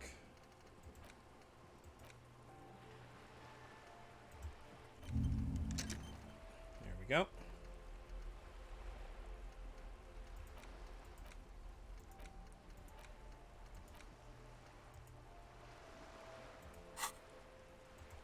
And when did you first arrive? I arrived 3 weeks ago. Yes, in the middle of February. The bay was still partially frozen then. I prefer to do these things on site, like the RCM. But the strike began in December. I wasn't the original negotiator here. I took over after Mr. Gaumont hit a wall with Mr. Clare, the union boss. Mr. Clare refused to speak with Gaumont despite concessions he'd granted the union in prior negotiations. This isn't the first time the union has gone on strike? Heavens no. There have been 2 prior strikes. Both times the union won significant concessions, including overtime pay and a medical plan. This time their demands are more, I guess you could say, aggressive. How did this come on? Mr. Clare told him to, how did he put it? Fuck off, midget. Gaumont is short of stature, you see. Not cool. Keep in mind, this is a negotiator Mr. Clare has worked with before, and who was more than fair with him and the union. Sounds like the usual aggressive posturing. What are the demands? There are leaflets everywhere, and banners. What did they say again? Every worker, a member of the board. I don't know what to think about that. Fortunately, they explained it. Every time the Wild Pines group makes a decision about anything, it needs the signature of each of the 2,200 workers in its Martinez terminal. Just so you understand, this is but one of 22 terminals owned by Wild Pines. Essentially, not only are they kings of the company, they are also kings of the 72,000 employees of Wild Pines Group. What do you get? Pretty funny, I have to admit. They're having a blast. But how can they afford it? After 4 months, my assumption was they would prefer a more practical solution. What are you gonna do? I'm not sure. Naturally, I assumed that was just their opening position, a hard-nosed tactic with a side of mockery. But there's been no follow-up, just the same nonsensical slogan repeated over and over again. And now, people are getting lynched, I hear. Behind the whirling in rags. Excuse me, from whom did you hear about this lynching? I first heard it from the boyer at the gates. The one whose very name advertises his aversion to work.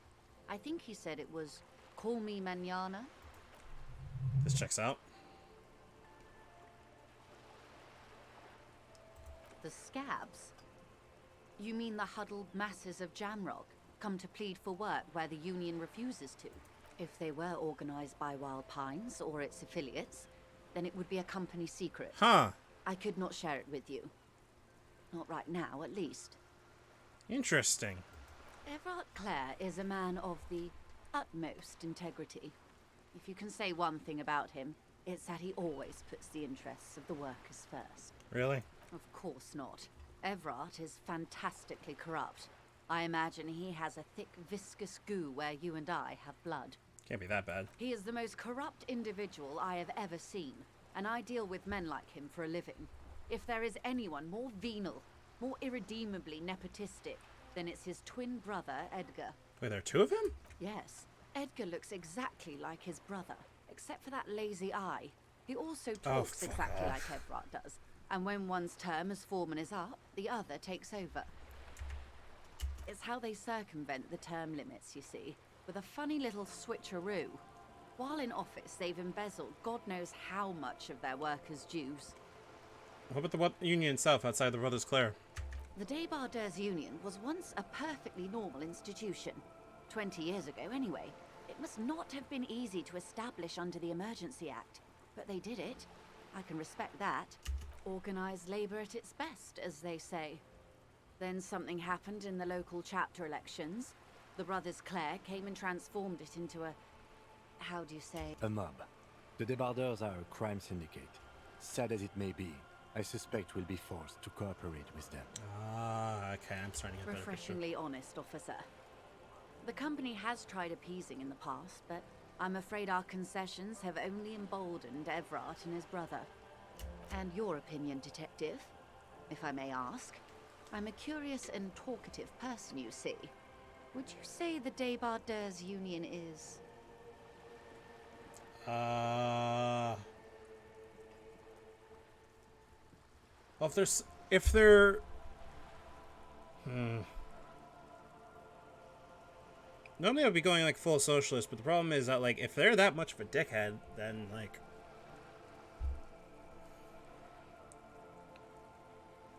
Prefer not to have opinion on these things. Of course, officer. I think you said something happened in the elections. I'm glad you asked. There was a woman, the previous forewoman of the Union. She disappeared. Disappeared? Yes. On the last day of the local chapter elections, her daughter phoned in and said she wasn't running anymore. Or coming to work. Ever. End of story. Eerie. Downright haunting, if you ask me. The Wild Pines suspected foul play, but what could they do? It was a union matter. The point of the presentation is, these kinds of things happen around the Clares. Watch out when you're dealing with him. Thank you for your concern, ma'am. We'll be just fine. That's all I need here. Of course. How else can I help? Seems fair. I need someone to give me a lowdown on this reality we're in. This reality? No time to explain. Just give me the lowdown. No, but please. A little context. We're not in such a hurry. Do I want to... Nah, let's not spill the whole beans on it. Of course. The situation is precarious. Alright, tell me about the lynching. Quite a few things, I'm afraid. She falls silent for a moment, contemplating something. Also, Zero Praxis, thank you for the host.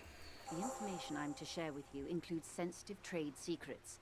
For the sake of my employer, I have to ask for your names and badge numbers. Of course, ma'am. We should have introduced ourselves. I am Lieutenant Kitsuragi from Precinct 57, and this is my colleague from Precinct 41. I'm afraid he doesn't have his badge at the moment. I hope mine will suffice. How curious. Why is that, Detective? Awkwardness washes over the conversation. The woman does not like this turn of events. Remember when my partner told you I'd recently suffered from an unusual medical episode? My last badge is related to it. I see. So, are you saying you lost your badge during the course of this episode? It's possible. After a night of heavy drinking, I lost all memory of my life in the world. Oh dear. Some kind of encephalopathic amnesia. I don't even know how to respond. I do believe you, naive as that may sound. I simply can't imagine what you gain by faking such a condition. As I said, ma'am, his technique may be very unconventional, but he is an Kim, officer, I so appreciate you. Of course, I sympathize, but I'm afraid I simply can't share anything more.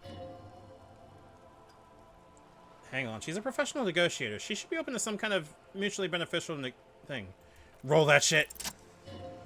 She's a negotiator. Just float a favor at her. Insinuate. Surely there's some other way to demonstrate our law enforcement credentials. I will be frank with you. If I'm going to break protocol, I need to be able to justify it to my superiors. They're going to want to see something very tangible. You're in, but I expect her to drive a hard bargain. Like what? Reports from inside Terminal B suggest it's a hub for the local drug trade. This is an open secret in Martinez. The Union controls the terminal, so it goes to reason. They're profiting from this trade. The company has tried looking into this matter before, to no avail. Perhaps someone with your authority and resources might turn over the right stones. Or You can recover your badge. Though if I may be blunt with you, it sounds like that may be a lost cause. Detective, a word in private before we continue.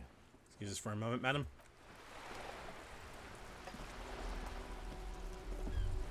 This is not going quite as I hoped it would, Detective. How did you hope it would go?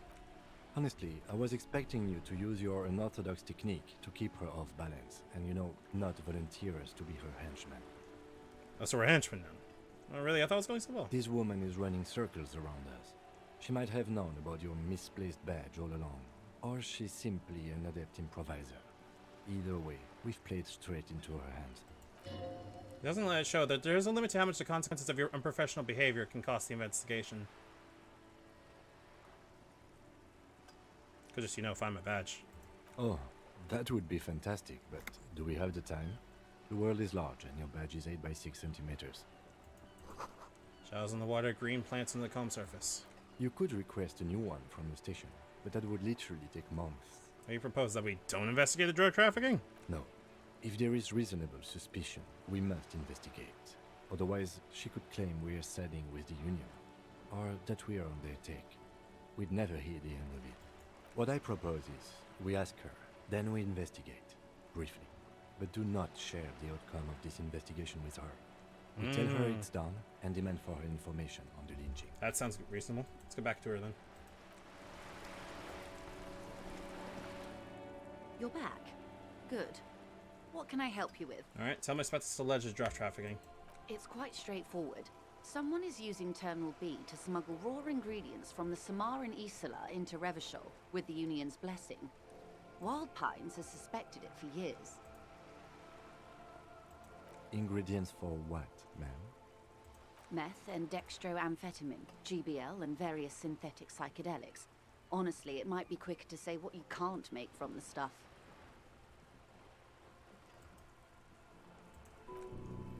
It's a private pipeline. Why would you want to shut that down? The materials come from Samara to Revachol through the terminal? Yes. After they clear the terminal, we lose track. The actual production is taking place at various sites in and around Jamrock Quarter, north of here. Wild Pine seems to be well apprised of the local drug trade, ma'am. Do you mean to say the Union also produces the product?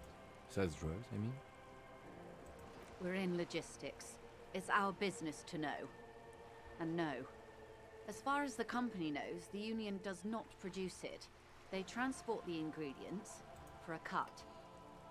You want us to investigate? Yes, but you won't get anything out of Evrat and the Dock Workers Union. Still, every chain has its weak link. Am I gonna need bullet cutters for this? Unlikely, officer.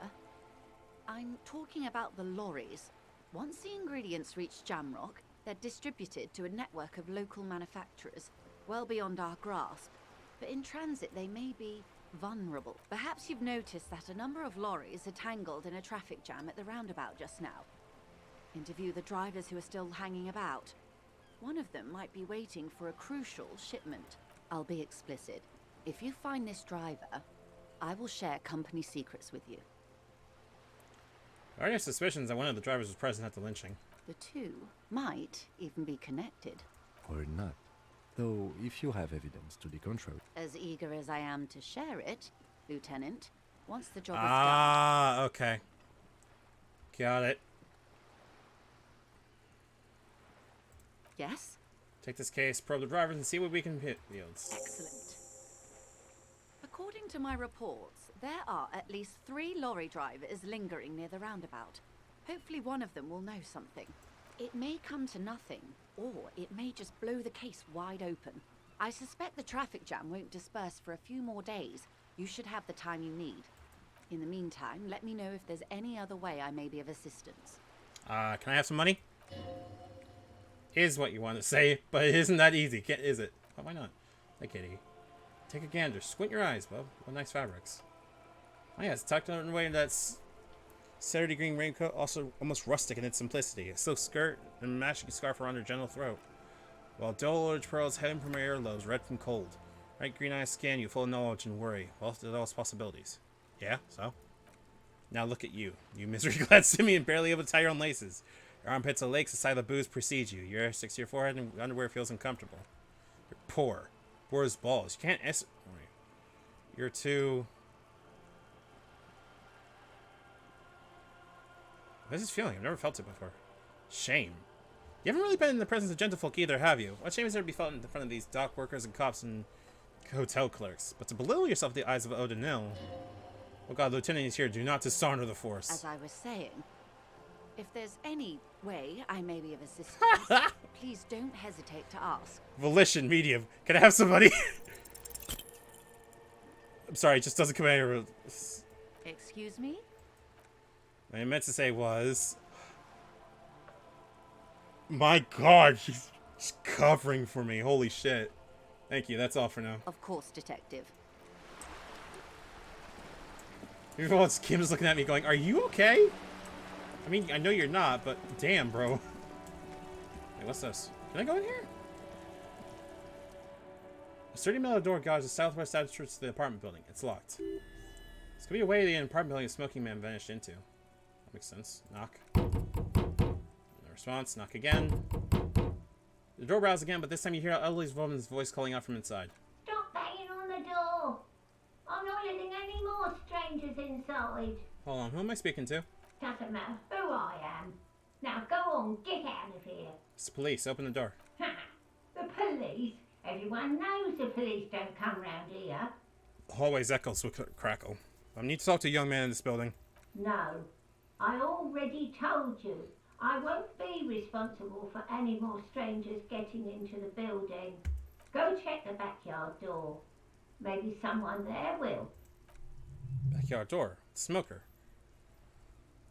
Hey, are you there? I checked the backyard, but they couldn't get in that way. Good. We had enough problems with bums and drunks and thieves loitering in the hallway. You have no business here. You're well versed in the kind of threatening legalese that implies criminal liability, but has no meaning whatsoever. Ma'am, your non-compliance is hindering a police matter. I may be forced to refer you to a potential prosecution. I know my rights, and don't you mom me. Miss, would it help if we offer to show you our badges? Hold your horses. I don't care about your stinking badge. Just come in. Hell yeah. Coach physical instrument. Wait, how did you know all those hammer throw techniques? How do you know how to hold a discus? Or the world youth record in discus? Something doesn't add up here.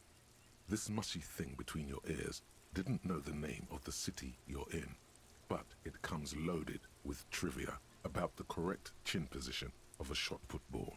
Could it be that? Shut up, namby-pamby. This train of thought ends abruptly. It's leg day.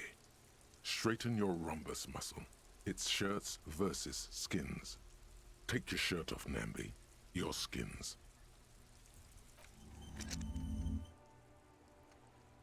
I got 2 physical instrument, a shirt slot empty, but -1 encyclopedia fancier for binoculars. We're already at 0 on there, man. Alright. Well, we got it in there. That's good.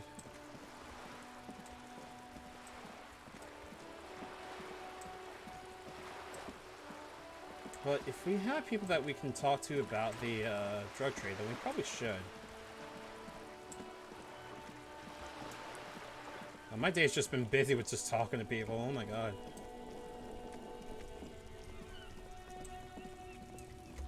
Well, I can ask a friend here.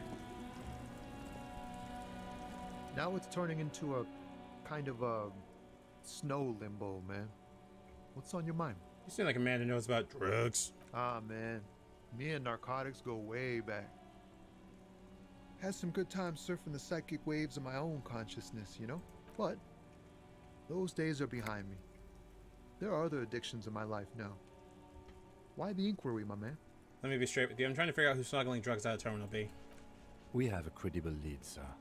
Someone on this roundabout Thank is you, waiting Kim. for a shipment from the harbor to load it on their lorry and drive it to Jamrock. Not me, man. No way. I don't need any trouble. Shit's bad enough anyway. This jam's got folks up in arms, and I'm afraid it's headed toward a conflagration. Who do you think we conducted the drug trade, then? Look, man, I try to stay away from the criminal underbelly of Revachol. I'm a guest here. You really need to find another man to probe with. Damn, man. Alright, let's go ask the racist. Actually, wait, can we ask the gardener anything else? I can't believe it's snowing again. It felt like springtime just a few days ago. I mean, is there anything wrong with the snow? It was raining earlier. Alright, hey dude. You all know about drugs? Looking for something? You're the man, right? What's your stance on drugs? Drugs? They're shit, man. I don't let anything pollute my body. And this guy's just fucking smoking. You know where that shit comes from? Sarah Miriza, Safre, Ilmara. They take the money from our local junkies here and then use it to outcompete us in the manufacturing sector. They know they can't beat us in a fair fight, so they have to get us to weaken ourselves somehow. It's racial sabotage, racial economic sabotage.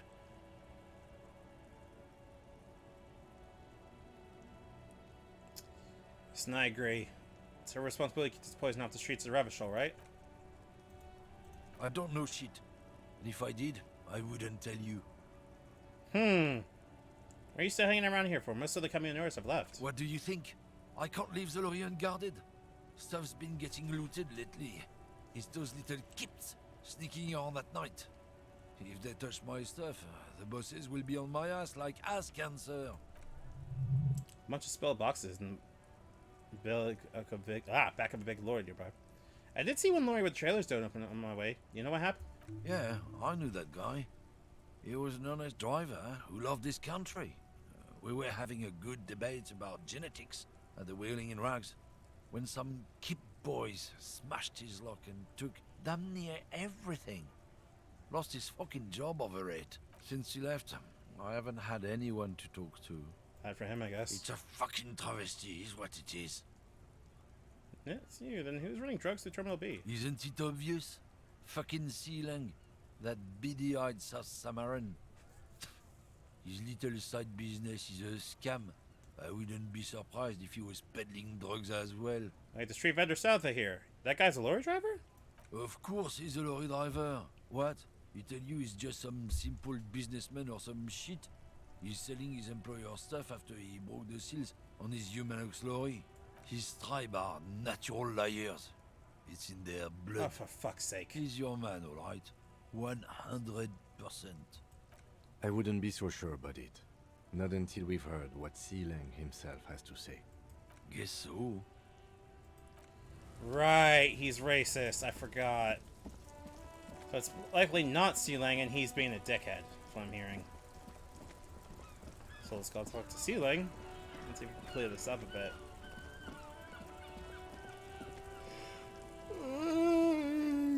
Everything's still cool here, officer. So Sealang, or where are you from, Sealang? Me? It's a boring story, officer. Who cares about the past?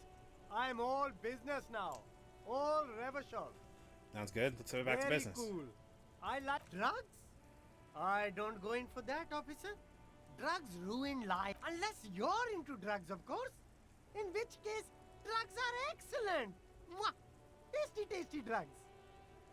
We're looking for a lorry driver who's transporting drugs out of the harbor. He or she's in this traffic jam. That's so cool. You investigating the local drug trade like some cool narc? But I am not a lorry driver. I am just a street vendor. I don't know anything about that. But you are a lorryman. Another driver's identified you and your lorry. Who said that? It's the fat racist, right? I bet it's him. He has an agenda against me because I'm an immigrant who works harder than he does. He's a hater. So you admit you're a lorry driver? No, I just said I work harder and he's an asshole. I'm... Okay, maybe I'm a lorry driver too. A little. But that's not the most important thing about me. That's my day job. This is my dream. You're embarrassed to tell me? No, I just forgot. It's such a small part of my life. It's in the rear view mirror now. I'm climbing out of that hole. With ingenuity. Stop screwing. What do you know about the drug operation at the harbor? Nothing. I told you. I'm not a dumb guy. I don't get involved with that crowd. And what crowd is that? Crowd, you know. He doesn't want to talk about them. He's afraid. Okay, if you don't know, I'll tell your employer you've been selling all this stuff. No use. He's not telling us. He's too afraid. Okay, look. There's bad people doing bad things here. That's all I know. Please don't get me into this mess. I spent 15 years working my way up. Our buddy, Celing, help us out. No one knows you. It's a she, okay? The other drivers call her the lady driver. You're better off staying away from her. The way they talk about her, she's no lady. What do these overdrivers talk? All of them. I don't know. Who exactly is talking about this lady driver? All of them. Even the ones who've left. I don't hang out with them. I don't remember who has tattoos. It's the lady driver, the old woman back there. Dazed out, strange? I don't know. Maybe. Could be. She was strange. Okay, we're cool now. All right. I scored. Let's cap this off with a purchase. You can walk away from here with funky sunglasses, detective. Both. Well, we might have a lead on this. See two lowly defeated speakers. Thralls, slaves basically. Perched atop them, the conquerors surveying the land. A pair of fallen durable or sneakers. Ultra series. I can see you with taste for luxury, officer. Can't keep your eyes off those sneakers? Speaking of luxury, you should go over and ask about paying for the sneakers with your net worth. Fucking hell. This once respectable speaker's been conquered, reduced to a mere property. Abdominal found ultras and plop them. No, don't look at the speakers, officer. Look at the sneakers. The sneakers are the stars here. Okay, I'll look at the sneakers then. Good move, officer. You won't find a deal like this anywhere. Iron Fallen Ultras. The design is impossibly sleek and simple. Futuristic silhouette with sleek monochrome colorway, a jet black upper, and a silver line midsole. Those sneakers, mister. Those sneakers are the latest Fallen sneakers. Super air, super fine, super cool. Only 50 real. Nah, that's $50. I haven't got $50. I got like $4. Hell no. Alright. Lady driver. She tells me it's pale driver. It's like something I'm... Pardon me, that I'm missing. This girl, right?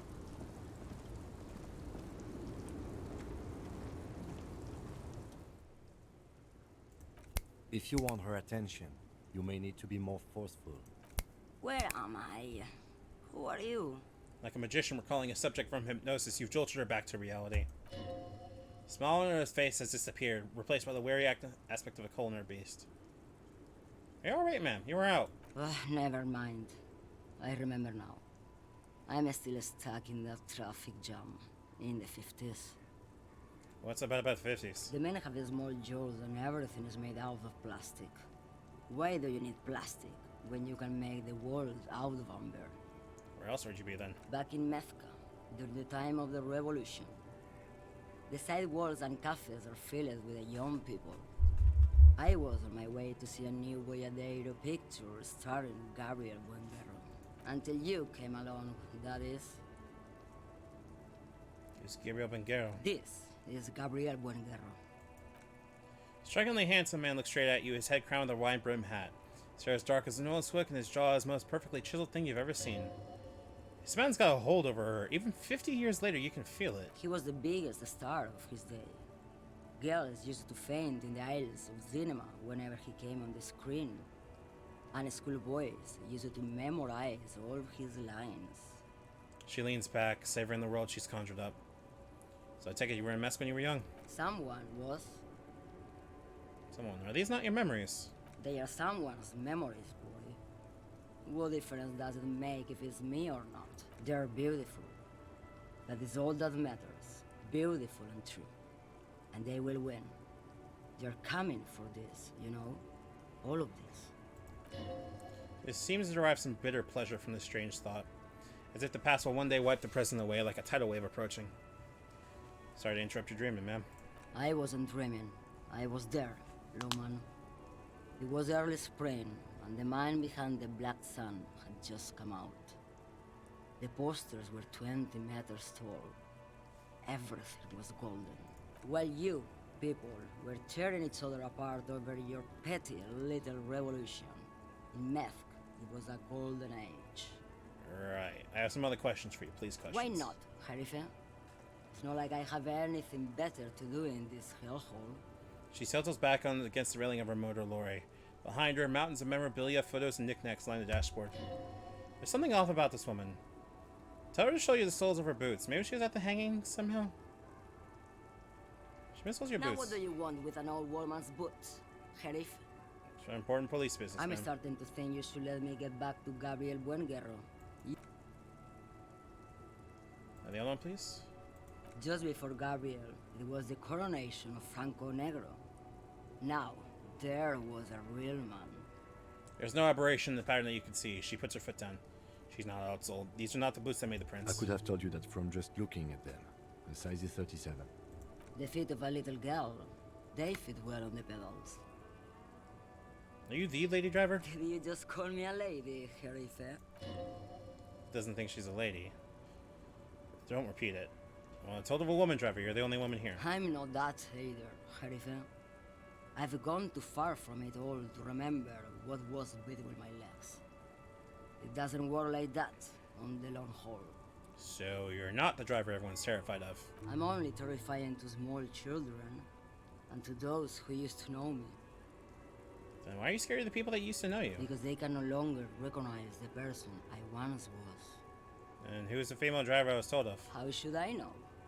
Do I look like I spend a lot of time with the other communers sniffing around when I have my movies to go to? Said long haul, that's... The big ones, the trucks. There's no women and men there. It's all just... In the middle of this town, there's a ghostly motorway. It takes all the people where they want to stay. You feel cold suddenly, as if standing face to face with a terrifying adversary. The feeling dissipates, and all you see is an aging woman. What is this? Does she mean the Pale? Oh, Sim. The merman stares at you, her mind elsewhere now on other matters. Something is pulling her to some unknown rest state. She twitches, like a sleep kick. What are you hauling? Diamonds. Diamonds, really? Of course not. But wouldn't it be marvelous if I was? Okay, but what are you really hauling? Whatever stupid things they put in the lorry, I imagine. So you don't know what you're hauling in your own lorry? I quit concerning myself with that a long time ago. Besides, I don't drive the lorry for the cargo, if you know what I mean. So he says that something narcotic is the real reason. You get high off driving a lorry? Oh, it's so much more than a high where I go, Harife. It's low. I go to the bottom. She closes her eyes in reverie. Yeah, it's definitely some kick. Some terrible kick in the dark. A sleep kick. Perhaps you could find out later. What the cargo's contraband? Then it's contraband, Lowman. What? Do you want to take an old woman in? Be my guest. Lock me away like Bad Hand Hermenegildo. Okay, Arcane, you seem away. She's just a distracted old woman. We should maybe let her get back to her things. Come on, he thinks. She's not the lady driver. You hear that, Lowman? I don't think your partner likes you spending too much time with me. Wait, why is that, Lieutenant? Nothing. I just don't think she's connected to anything. He's worried, but not for her. For you. What is it about this woman if she's not connected to anything? Should you drive a lorry if you get like that? Oh, don't worry about me. I'm one of the best communers around. I drive routes no one else will. What The routes? Monosovsland, Udashnaya Zemlya, the Western Plain. She nods and closes her eyes again, letting her mind submerge. A terrible cold comes over her, rattling her teeth as she stares inward. The Transcatalia Magistral. You for 1A. Adestradas do Mirador. All the good ones. The deep trenches. Where the bluebirds fly. I'm something of an expert in blacking out. You should take better care of yourself. You're right, Lowman. I'm the one who should take my health. Correct, Basil, you're quite shabby. Is that all you woke me up to say? So I understand it's from the Boyadero thing. Of course not. To truly understand the Boyadero, you need to listen to On the Western Plain. Okay, what's that? It's an old ballad about a young girl who falls in love with a daring Boyadero. He promises to marry her as soon as he returns from the Western Plain.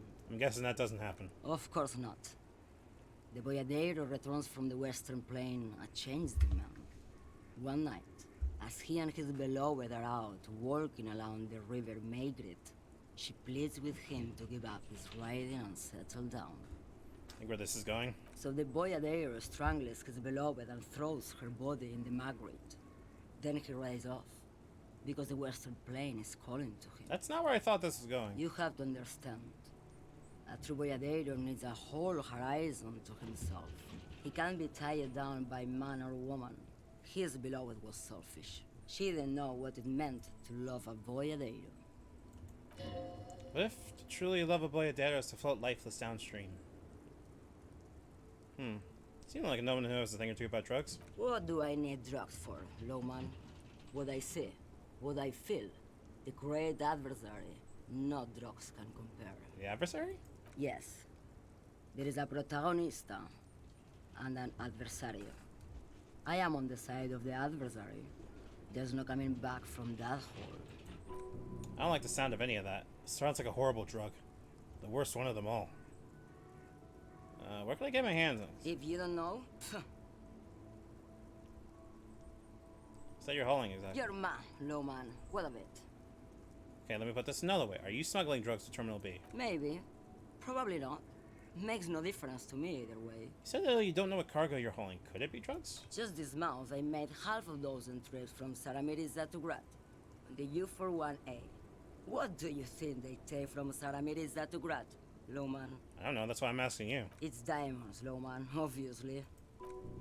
Damn, this make your answer.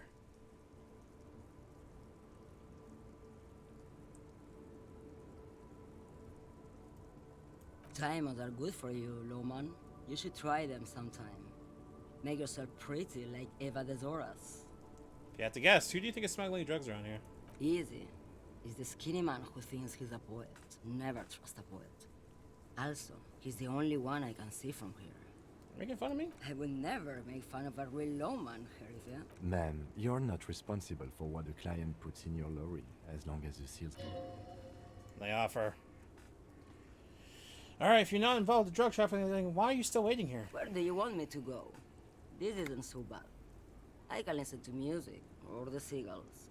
Look at all the colors and the futures of this world. It's a good palate cleanser, this jamboree.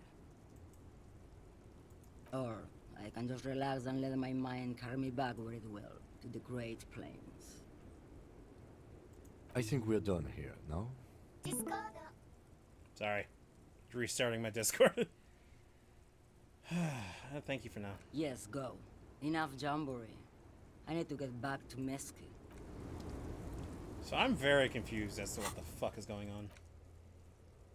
So she's not the lady driver.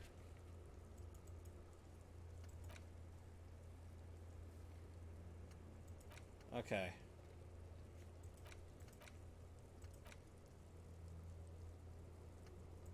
Hold on a second. So if she's not the lady driver, then who is? And where are they? This girl was lost in her fucking sleep dreams. But I don't know who else this is. This is a scab. Fuck him. I'm not dealing with Measurehead. He can go fuck himself.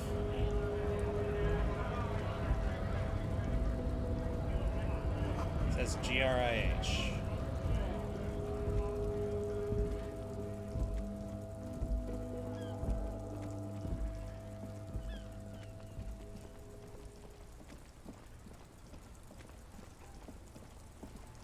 So everyone seems to be like accusing each other. What? Huh? Sewer grate, a gateway to the river of filth. Everyone is accusing each other, but no one is willing to give me a full answer. Ow. Be back. Which then leads me to ask the question, like, what's going on with that? Who's that? Hey, Notified. Thank you. Needed that.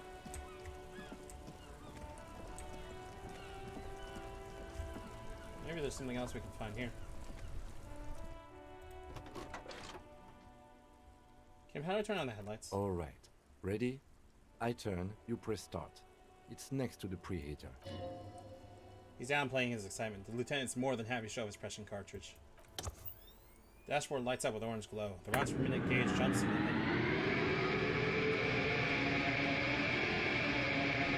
Ooh. That sounded rad. Lights unfold with a little click, casting electrical light in the ground before the vehicle. There you go. I'll turn them off from the remote once you're done. We just need to... Don't need to do anything on the radio.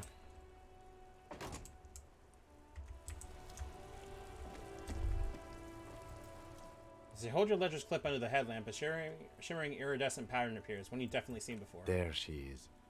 Revachol West. Around the bars of the watermark are dozens, no hundreds of micro perforations.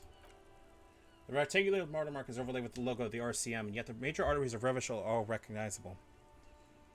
They shiver in the Kinema's headlights. Wait, look around you. You catch a faint glimmer from a broken beer bottle. In the distance, sounds. Two men engage in a drunken argument, followed by the closing of some distant window. Middle of a broken plaza, illuminated in a cone of light, two men, one slim, the other sturdy. They are on the city stage, but one of them knows his lines. Ah, Martinez at night. Where are we on this? Let me see. Right here. We're on the course of the map, on the second coast jutting out of the ocean. I'm sure I've seen worse. Oh yes.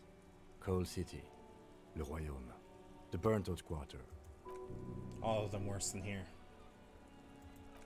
There are many of them, and all divided into 3 separate rows. Tally up different rows. First row is 18 dots. Not bad. Not bad for what? You don't even know what it means yet. Next, the longest runs all the way around the board and then some. How many is hard to count? More than 150. Maybe even 200. That's sort of 3 perforations. 3? That's it. Okay, what do all these holes mean? Those are perforations. They represent your record as an officer of the RCM. They are your statistics, as it were. I should have guessed you'd keep a record. Officers often do. Let's take a look. Son, here's where we scour your life performance. Better hope it's good. The first row represents your years of service. 18 years. Okay, not bad at all. What did you do before you volunteered? Probably some boring office job, same as everybody else. No shame in working a regular job, detective. Sometimes after a long day of doing this, I even envy it. Let's move on, shall we? This next row, the one that wraps all the way around, is your number of closed cases. Closed is good. It means finished. You've got, let's see, wow, more than 200. That's a lot. It's quite a lot, even for someone who's been on the force for nearly 2 decades. Usually, clearing more than 10 cases a year puts you in the 90th percentile of all RCM officers. It used to be good. That's some solace, I guess. What's the last number? Right. Those are your confirmed kills. You've got precisely 3 perforations there. Confirmed kills? That sounds pretty evil. A drink with something. That's not too many. For an RCM officer, especially Precinct 41, which is in the Jamrock quarter, it's rather tame. I mean that in a good way. What's it feel like to kill a man, Mr. McCoy? A young woman asked the man from across the desk from her. Honestly, babe, says John McCoy, crossing his ankles over said desk, I don't do anything anymore. It's just like brushing my teeth. I do it once or twice a week and don't really think about it. There's no trace of guilt in his voice. There are certain officers who treat their kills like some kind of ghoulish game. If they do happen to solve a case, it's usually by accident. It's obvious the lieutenant doesn't think very highly of these officers. But it seems as though you are, or at least were, one of the good ones. So we have that to be thankful for. You sincerely glad you're not a scary predator, not to say relieved you're competent. How do you handle the strain? Everyone has their own method of coping. Some more effective, or self-destructive than others. It gives you a meaningful look. Personally, I find it helps to keep up a few hobbies. Like what? Oh, this and that. Let's not get into it now. Maybe I should find a hobby? Why not gardening? You've already got the yellow gloves. It's meant in earnest. Please don't mistake it for the jab. You ever killed anyone, Kim? Yes. Not a problem for him to state it, however. Thanks for this. Okay, let's go. Right. I'll go turn off the lights. Well, that's nice. So we now learned a little bit of a really good thing here. Superstock Oh, here's our officer profile. So, Superstar Cop 2, Apocalypse Cop 0, Sorry Cop 4, Boring Cop 1, Communist 3, makes sense. Fascist, hell no. Liberal 0, Moralist 2, Good Cop, Bad Cop 1, Honor 0, People Killed 3, Cases Solved 216, Year in Service 18 years. Fair enough. Let's go see if we can take the radio. This is Precinct 57. How may I assist you? Need to connect me as a civilian, a Sylvie. She may have reported the murder. Of course. What is the number, officer? Can Dingard give you Sylvie's number? Yes, hold on. Her number is 005 1944 298. Received. Hold on, officer.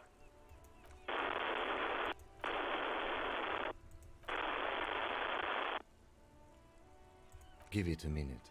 She might be busy at the moment. Takes a bit to get to the phone. Just wait. Relax. Officer, I have Sylvie Malaika on the line for you. Yes, hello? Hello, this is the police calling. Or some female voice greets you through static. It sounds like she's a million miles away from here. Hello, this is the police calling. I have a question for you about your last days of work. Oh, right. Hello, officer. What can I do for you? You have resentment in her tone. She's not thrilled to be talking to you again. There's no resentment in her tone. She wants you to ask her out. God, fuck off with Electrochem. Was it you who called the police? No, not me. You know who made that call? No, sorry. I don't. Not a lot of people have phones around here. Copper thieves take the wires. People don't have the money to have the cables put in again. They use the Union's phone, or the one on the coast. It was someone else. We'll find them sooner or later, officer. It just might take a while. Why didn't you call? Didn't the course behind your workplace bother you? What? Of course it bothered me. But I thought the Union already knew about the court. What does this Union do with anything? No one calls the police. The Union would get angry. What do you mean by that? You know, what the Union says goes. People listen to them and they take care of their own, which is like everyone here.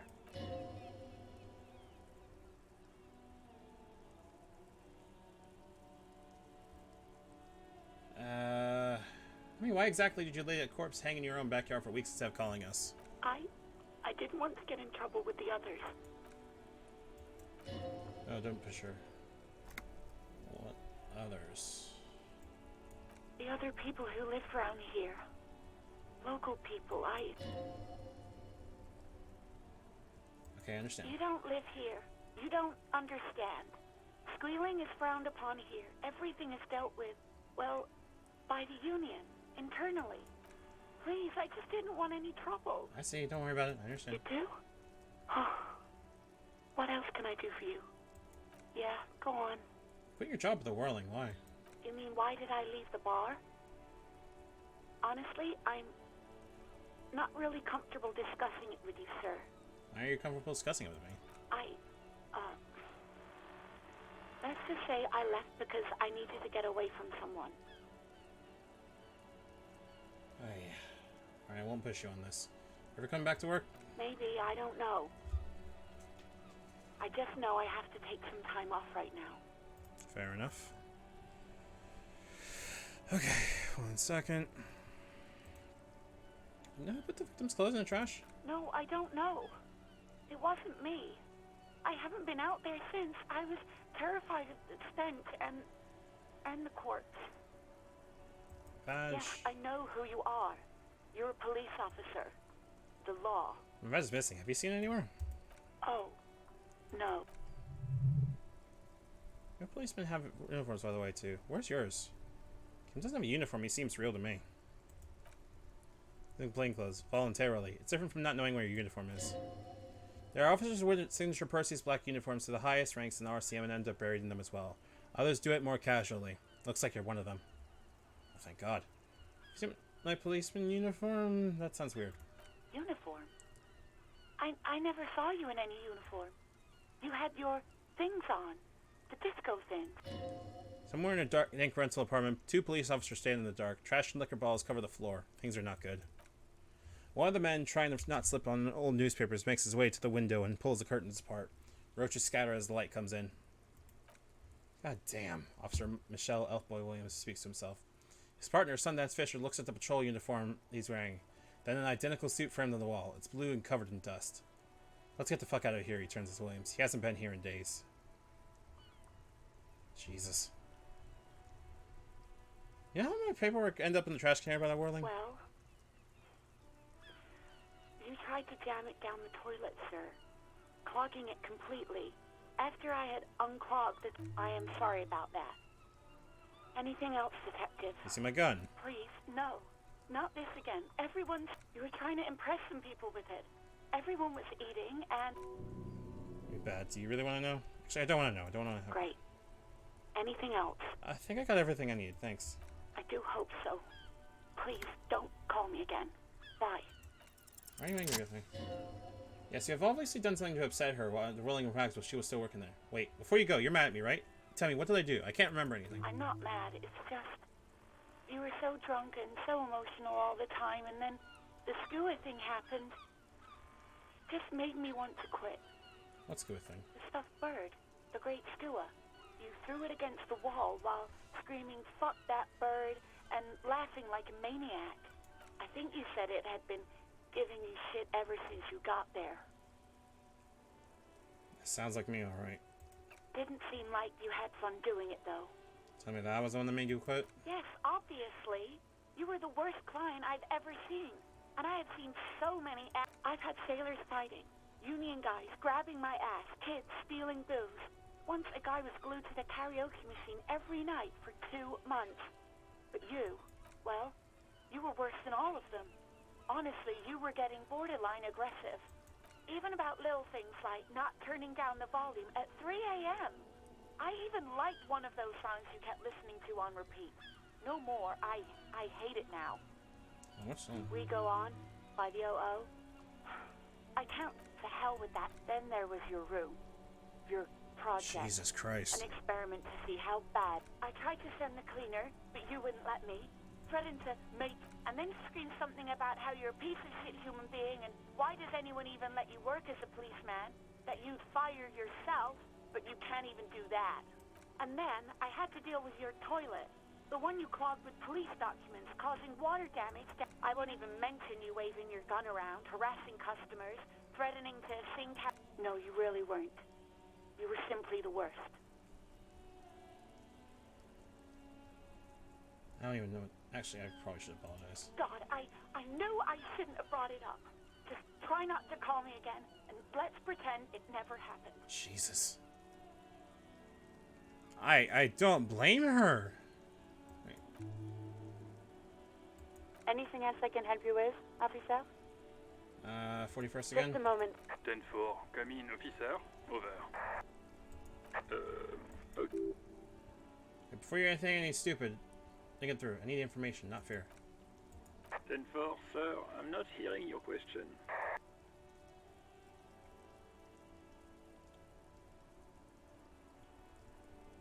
I supposed to know if you got my badge's description right in your report. Can you read to me? Name, rank, date of birth? What? What is it? He's still on the line? He wants to... But of course, it says Dick Mullins, High General of the Revacholian Cavalry Force. Tell him to stop wasting... What do you need, sir? Over. Yeah, that's what I have to say. Understood, sir. Roger that. 10-10, over and out.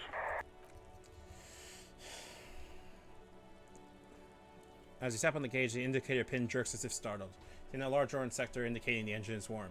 Next to the gauge is a red switch labeled heat. No, that's enough fun with the foldable headlights. I know they are mesmerizing. They're also fragile. I'm not going to turn it on for you again. This man is so patient with me, and for what? Alright, so we've made a lot of progress and also absolutely no fucking progress whatsoever.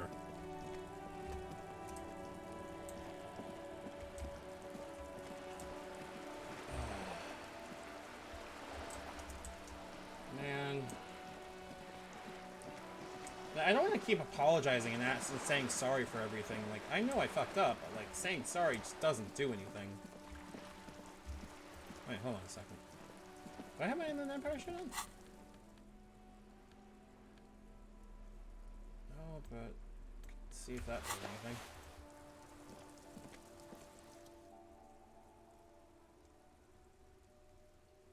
Christ, that's an 18 for conceptualization?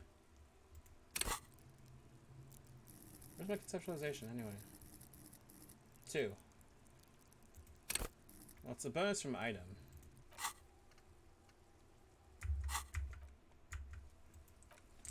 Oh, can't do anything with... Wait, hold on. Is that a red or a white check? Hold up a second.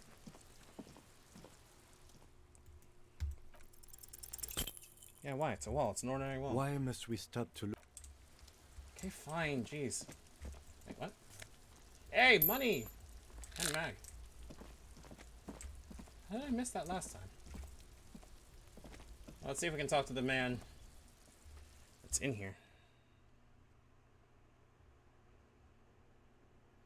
God, we've been making a lot of progress. Like, this is still a fantastic game. I'm just sitting here going, like, having genuine, like, flows of revelations every time. Actually, I'm gonna put that, bag away real quick. Put this in here.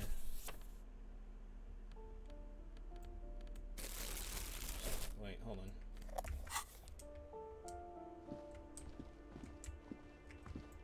What's that? Oh, glasses.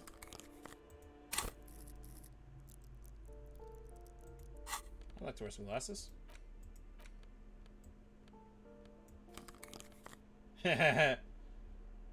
Filthy boho, probably a narcomaniac. Box filled with cleaning chemicals. Smells of laundry detergent.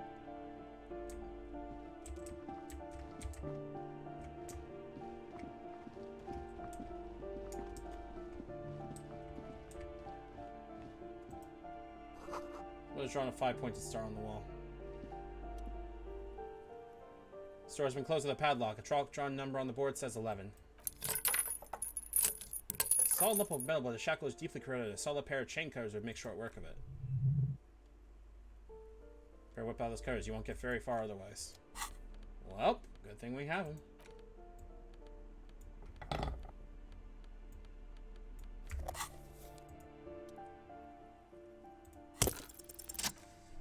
The shackle snaps like a twig and the lock falls to the door with a little thud. Must be possible to enter now. After you, detective.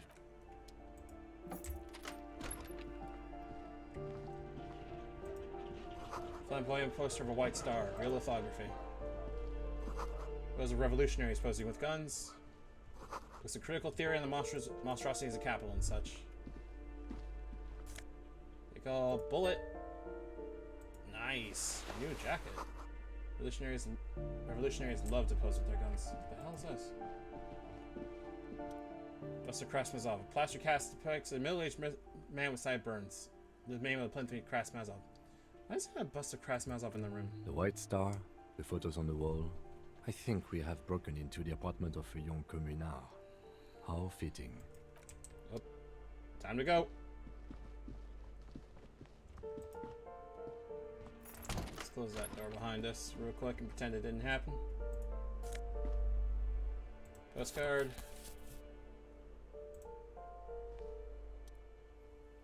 Here's someone walking around inside rearranging the furniture. The number on the panel says 10.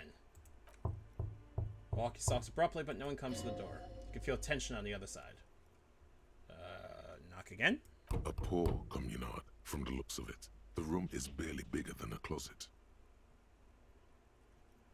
Please, open up. Have to open the door? You have a warrant? I'm not obligated to open the door if you don't have a warrant. Let's go. We don't have a... Fair enough. Door number 9 is locked. Money. Hello, cleaning lady. My box is overflowing. They haven't been there in ages. Give me a moment. The cold never does any good for my bronchitis. This woman's mouth is failing her. There's not much to do in this damp. Alright, should I call a doctor? I'm fine. Fine. Don't you worry about me. You're still worried. It's very worrying. Now, what do you want from me, policeman? Looking for Martin Martinet. Oh, you'll find plenty of Martins here. Don't you worry. What do you mean? I wasn't joking. Pea-brain. Someone played a trick on you. Martin Martinez is a name for anyone who comes from Martinez, like Jim Jamrock or Raoul Ravachol. So really didn't get the joke there. I thought it was obvious. Anyway, officer, we don't have the witness's name. The young male is mid-20s, dark hair, skinny build, a smoker on the balcony. Know where he lives? Yes, yes. I know who you mean. The scrawny boy who's always smoking like the devil, right? Somewhere in the building, a child starts crying. You hear the radio tuned to a talk showing someone taking a shower. What's he in trouble for? You're no trouble, just want to talk to him. You know where he lives? Talk? He lives upstairs in room 28. Go to the balcony. It's one of those doors there. He's usually home in the evening. Thank you. We should go check out his apartment on the balcony. See if he's home. Are you? I'm no one. Just an old woman. If you can call it it's barely bigger than a closet. But I don't complain, no. All she gets, too. The coastal wind beats down hard on the cold room door outside. Splashes of waves make the balcony slippery. Well. Foreclosed by Martinet Reality Associates. Huh. Someone's torn down the wall. See. Healing, money.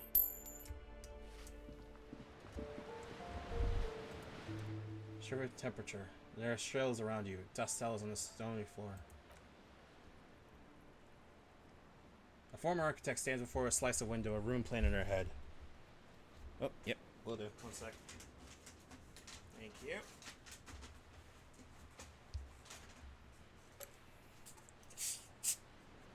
Hope you guys have been enjoying it so far. I completely got so much into this I completely forgot to run ad breaks. I'm so sorry.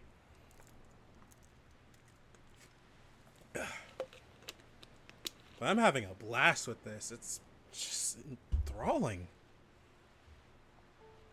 A former architect stands before a slice of window, a room plan in her hand. A cold wave has made the air in the building stand still and frozen, with temperatures falling down to -20 centigrade. Her face is red from the cold. She's breathing on her fingers and grasping the plan. Traces of sadness are visible in her expression. The plan, faint pencil lines on paper depict the same place, but a missing eastern wall connects the room with the neighboring apartment. Ideas for arranging the furniture have been jotted down. Ground yourself. It's clean and empty, with new tapestry embellishing the walls. A standard HP graphite pencil has fallen off a three-legged stool in the middle of the room. Huh. Well, I'm not seeing anything else here.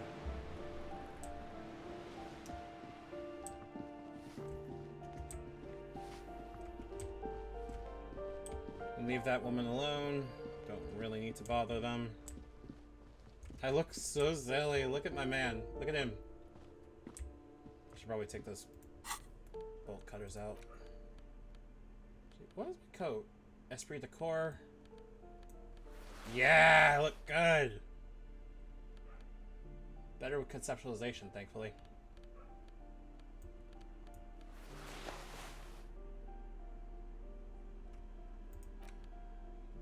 I can sell this, thankfully. Actually, hold on. I want to check this mug real quick. Content. Oh, here we go. How are you going to say about the broken tossed away mug that you dug out of the garbage?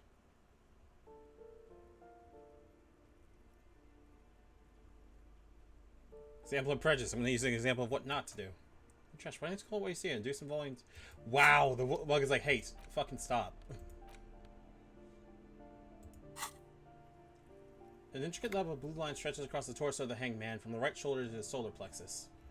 Each time the lines intersect, a small white star is formed in their crossing. Hundreds of fading asterisks riddle his skin. The concentration is highest around his heart. It almost looks like the electronic patterns inside a radio computer or an old filament memory, but not quite. Who are you? Gone. Speaking of this tattoo, for your discovery, you got as far as you will without assistance. Someone close to the victim might know. Fair enough. I look silly. I love this. Old shoe rack. Apartment 12. Loud rumbling snore. Snoring is scary somehow. You should leave. Oh, this one's open. What the fuck?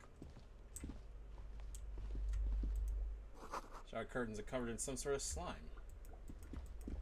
I don't see anything here. Oh, wait, hold on. Money. Alright, that should be enough for now. Let's go see if we can go to the balcony and meet that guy.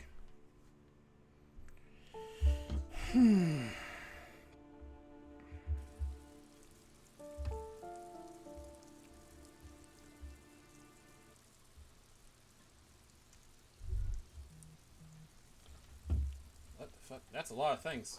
Here, distant traffic. Night is falling on the city. A maroon glow of light pollution rises from the east. The breaker box is full of cigarette butts and electric wires. Money. I'm just clicking on anything that looks like it could be money.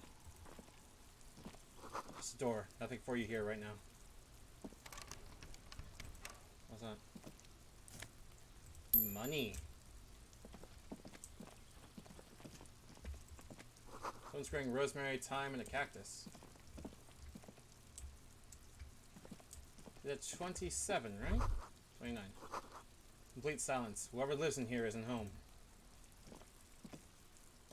28. This floor is made of metal, appears to be reinforced. Someone here really values their security. Number 28. This is where the cleaning lady said the smoker on the balcony lives. Let's see if anyone's home. Knock on the door. There's nobody home. She lives it. Wait, hold on. Let's see. Looks like the young man we are looking for isn't home. I think our best chance to catch him is in the evening. We should return tomorrow after we have finished with our day's work. How about 9 p.m.? Sound good? Sounds good. Tomorrow 9 p.m. Tomorrow, 9 p.m., right here. Apartment number 28. Good, let's go. Let's try. Okay, finally someone in a big apartment building. Don't worry, you'll get him. Remember, tomorrow. He's probably gone for the day. Oh, where do I sleep?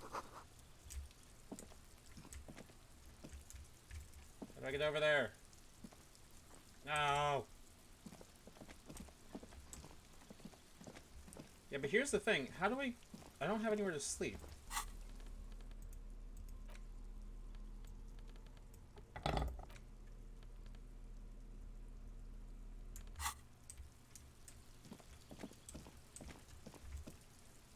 Like, it's not going to let me back into my room unless I figure out some way to do it.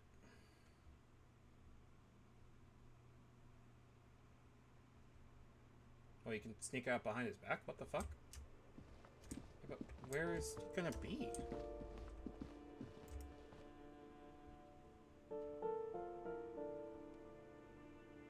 It's very interesting.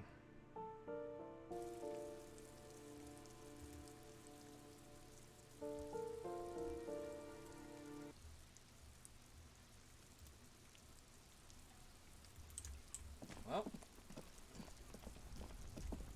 Wait, hold on. Nope, lots. Are they still throwing shit at the kid? Okay, anyway. Hey! Trying to sneak up. Never mind. They keep saying that every single time. I look like a fool, an utter fucking fool. I love it. Look at our dude. Look at our dude. It's so silly. Like a good kind of silly, though. This fool's really a real man. Ah, yes, I am a child.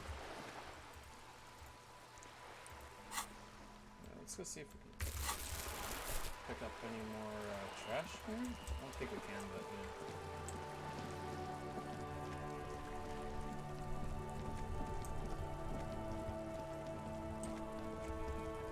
Can I go back into my room?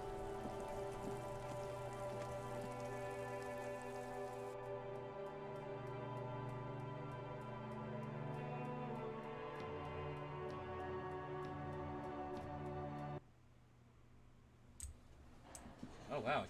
Whoa, there's people here.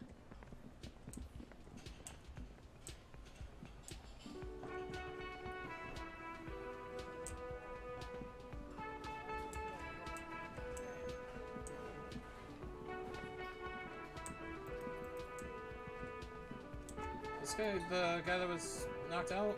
Yeah, he was, I think. Or was in a deep slumber.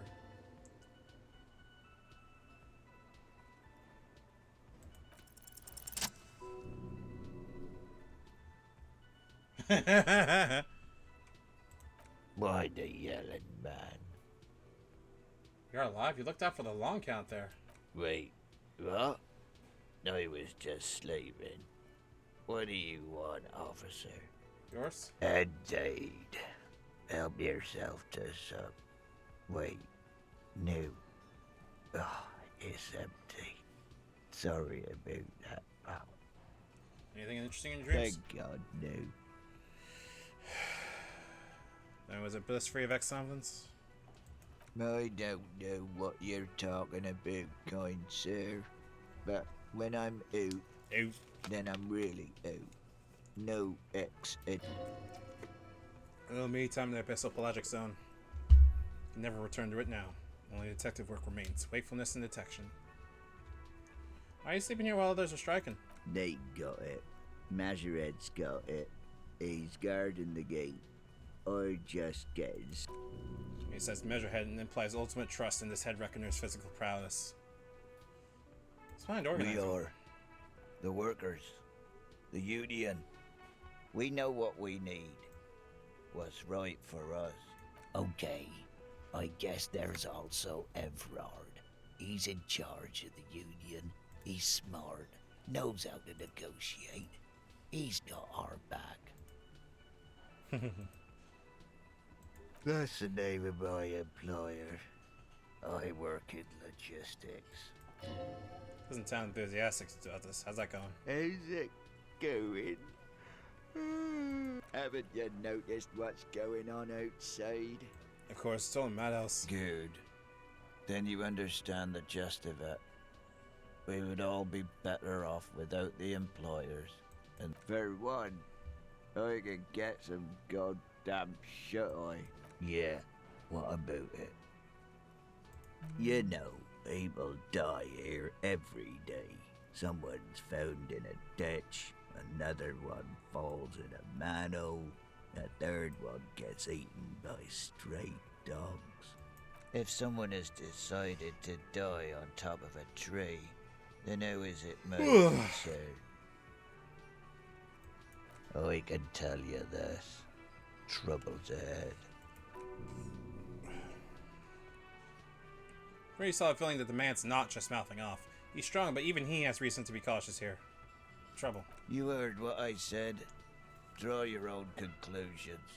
That's all I know, and I prefer to keep it this way. So Union people think he was a killer, he thinks. Even sleepy here? This doesn't help a lot, but it's something. Good work, detective. Alright, I'll let you sleep. His answer is already back down and sleeping. Sweet sleep. I don't blame you one bit. Hey, hey. Hello again, sweetie. Oh, sweetie, I heard your conversation with the manager about your financial troubles. Could this woman feed you clothes and yet every other sad last woman on this earth?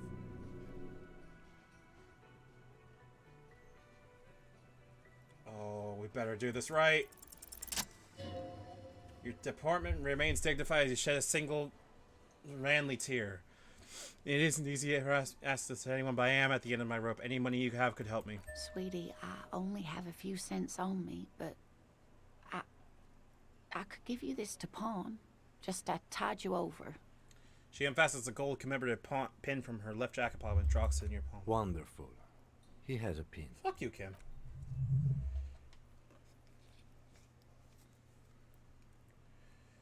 The pin is round and slightly tarnished. 3 sailboats in bas relief, the sun hovering over the water behind them. A chip green banner at the bottom reads St. Baptiste Summer 31 Dinghy Races. This will help me out, Lena. Thank you. You're quite welcome, dear. I hope you're able to pawn that old trinket. Just want to thank you again. Of course, dear. I just wish I could have done more. I get going now. I wonder if the pawn shop's still open this late at night. If you guys are enjoying this so far, I'm not sure how much longer I'm going. Like, I know it's usually longer than my usual amount of streaming, but like, I'm having fun. I am feeling a bit tired, but let's see if we can make any like actual progress in this case. Okay, well, that's the racist. We don't want to talk to them. We want to go to the pawn shop, I think, right? I hope we're not going to get kicked out if we don't pay the $100 now.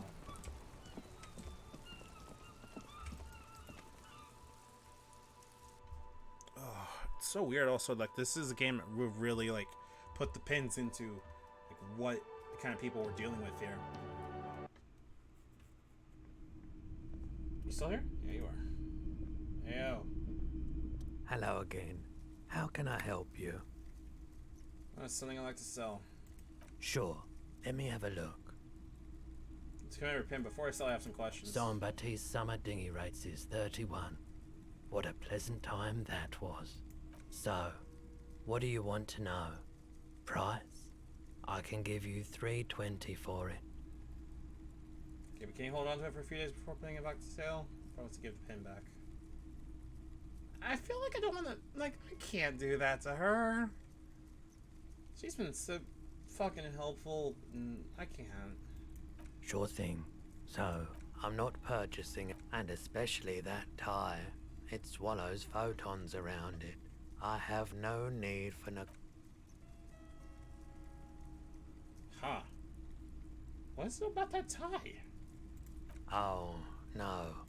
Aphotic paths, counter-radiance networks, anti-magnetism. It's darkness. That's all I know. Sell me something lighter. Anything else you're thinking of selling? Oh, let's see what we can sell that's not that.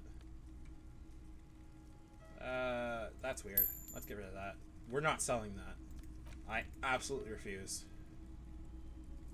I don't know. I think I'm gonna keep all the rest of it. Another time, perhaps. Roll electrochem.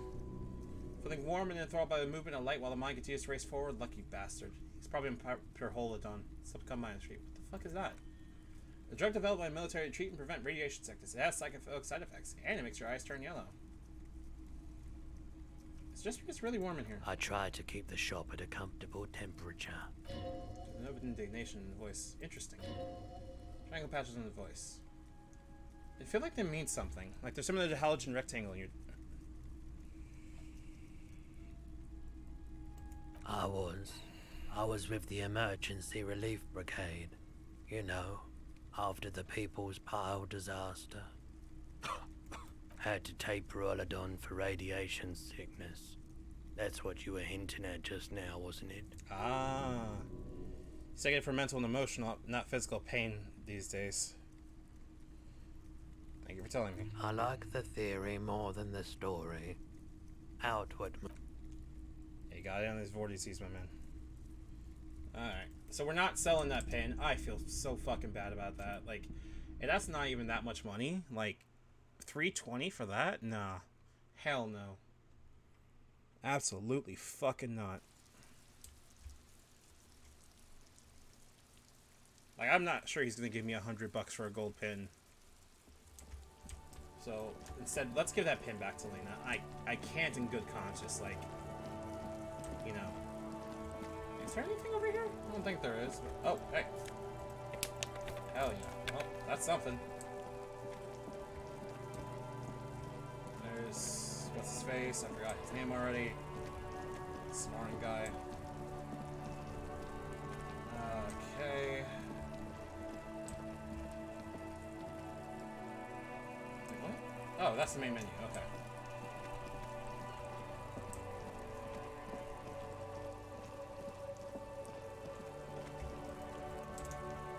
Now we can go into the shop.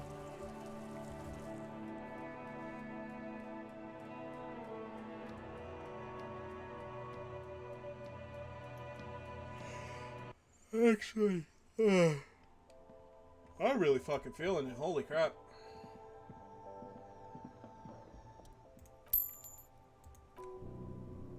No, not buying more alcohol. That's the vices, that's the meds. Wasn't there something else? Yes, these. Raincoat for endurance. What's our endurance for? Yeah. don't think we need the raincoat more than anything else.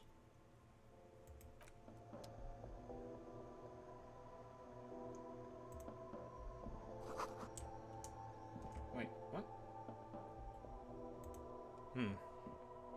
Yeah, I'm probably gonna see if I can get Harry over here to sleep, and then we're gonna call it for the night. Because I have not been able to get like decent amount of sleep. I keep going around like 2:30, and I feel like I'm feeling a wave of, you know, actually wanting to sleep. So let's get our boy to bed, and then we'll set you up for a raid. Meantime, thank you very much all for being here. This has been really chill, relaxed, and surprisingly, like, really fun. Well, not surprisingly, this is Disco Elysium. It's fun for a reason. Oh, right. Let's give her back her pin real quick. Hello, I hope you were Let's able end to up fine. pawn that old trinket. Oh, thank you, dear. I confess I am glad to see it. Now, what else, sweetie? Okay, thank you. We made the right decision. Yay. We're cooler. Let's give this guy back his keys, by the way. Can I help you? Thanks. I hope you found what you were looking for. Found a victim's clothes. How strange. I certainly didn't put them there. Someone on your staff had put them there? Or who else's keys? The trash collection service? CS Municipal. I don't see why they would put anything... Ah, the elusive CS Municipal. I doubt we'll be able to track down who was sent here last and when. This will have to be one of those little threats that solves itself down the road. Including the street near the Boogie Street Diamond, a small truck roused out an alleyway. Its stuff by a rusted trash container. Two men, their faces rough and swollen, jump out. They look at the container despondently. CSM is written on their backs. Thank you anyway. So I put them on there? Sylvie had the keys before I got here, and I can vouch for her. I can vouch for all my stuff. None of our... Yes? You're in a game for me? Do I have a shaker in my... No, there's nothing there. Am I wearing a little bow tie? Am I smiling? Do you see me smiling and shaking my little shaker? No. Do you know why? That's right. I'm the cafeteria manager. Like what? Yes. Have you got it? A lot. For the room and broken window? Like what? I was ready. Okay, you know what?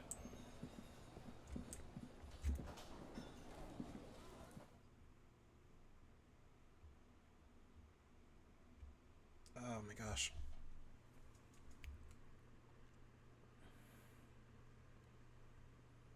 I don't like Garth.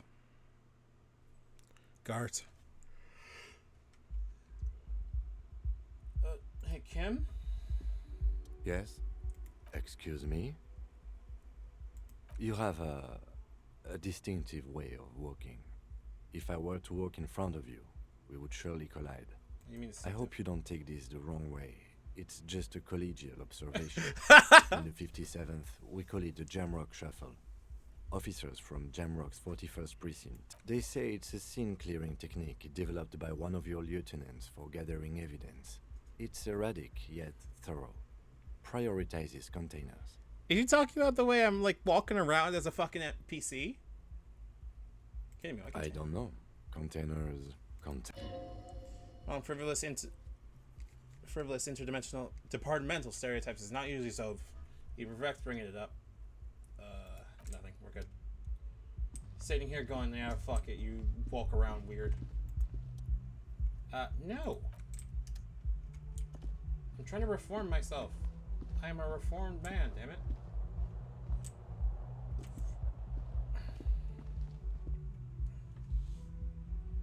Sitting here going, hey, you walk weird because you're a PC. Yeah, that's the point. Oh, buying a book, reading passes time quickly. Interesting.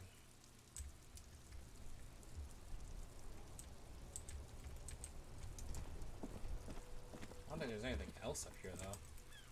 Unless there's a way to get up there. I don't see one.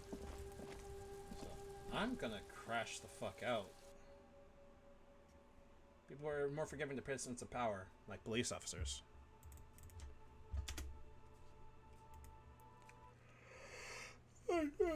Okay, yep, that's the third yawn. Okay, I'm calling it. Wait, what? I can't get back in. No, I wanted to sleep. Oh, bruh. Knock again. Doesn't like where this is going. We should suppress that urge.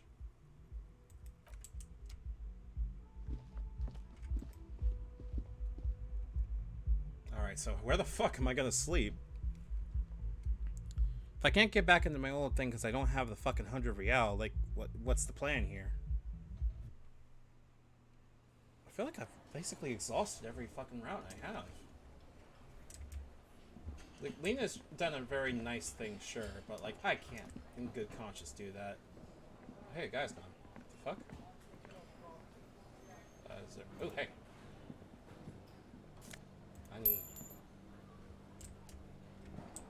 We got, like, 1/10 of the way there. That's, like, scouring everything I could put my hands on.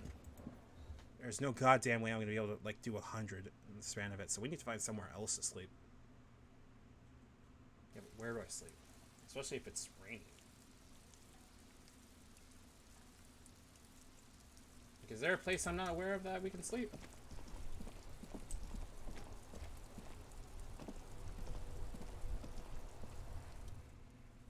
Oh, don't abuse the mail delivery box.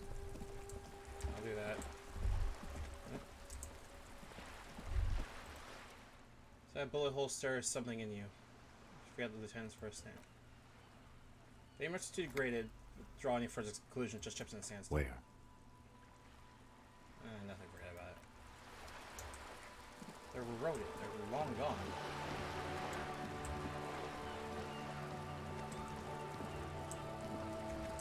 I don't suppose there's anything down here, is there? Nope.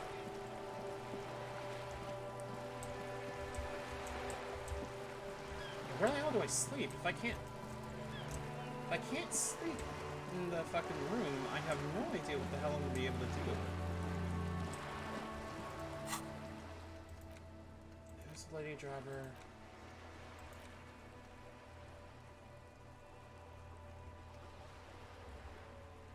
I don't want to talk to Cleveland.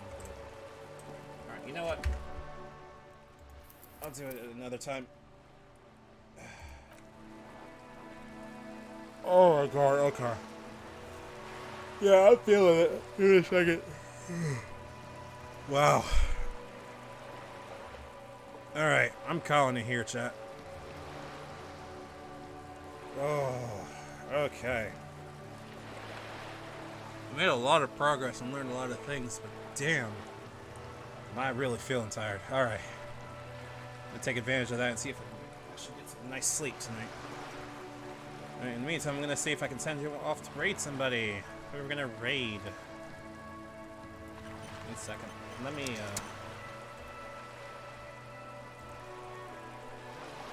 see who is on. Use the raid. Voicebox is on. He's playing Minecraft. Chilling with chat. Smashing pumpkins. B-drops. I'm gonna actually send you off to Stark Raving Riley.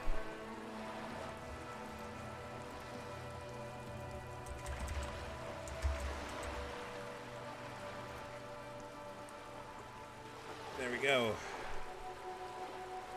Once again, thank you very much for joining. I'll see you guys tomorrow. We're gonna be doing live. Roguelike stuff. Hades and Going Under. Love you guys. Talk to you later.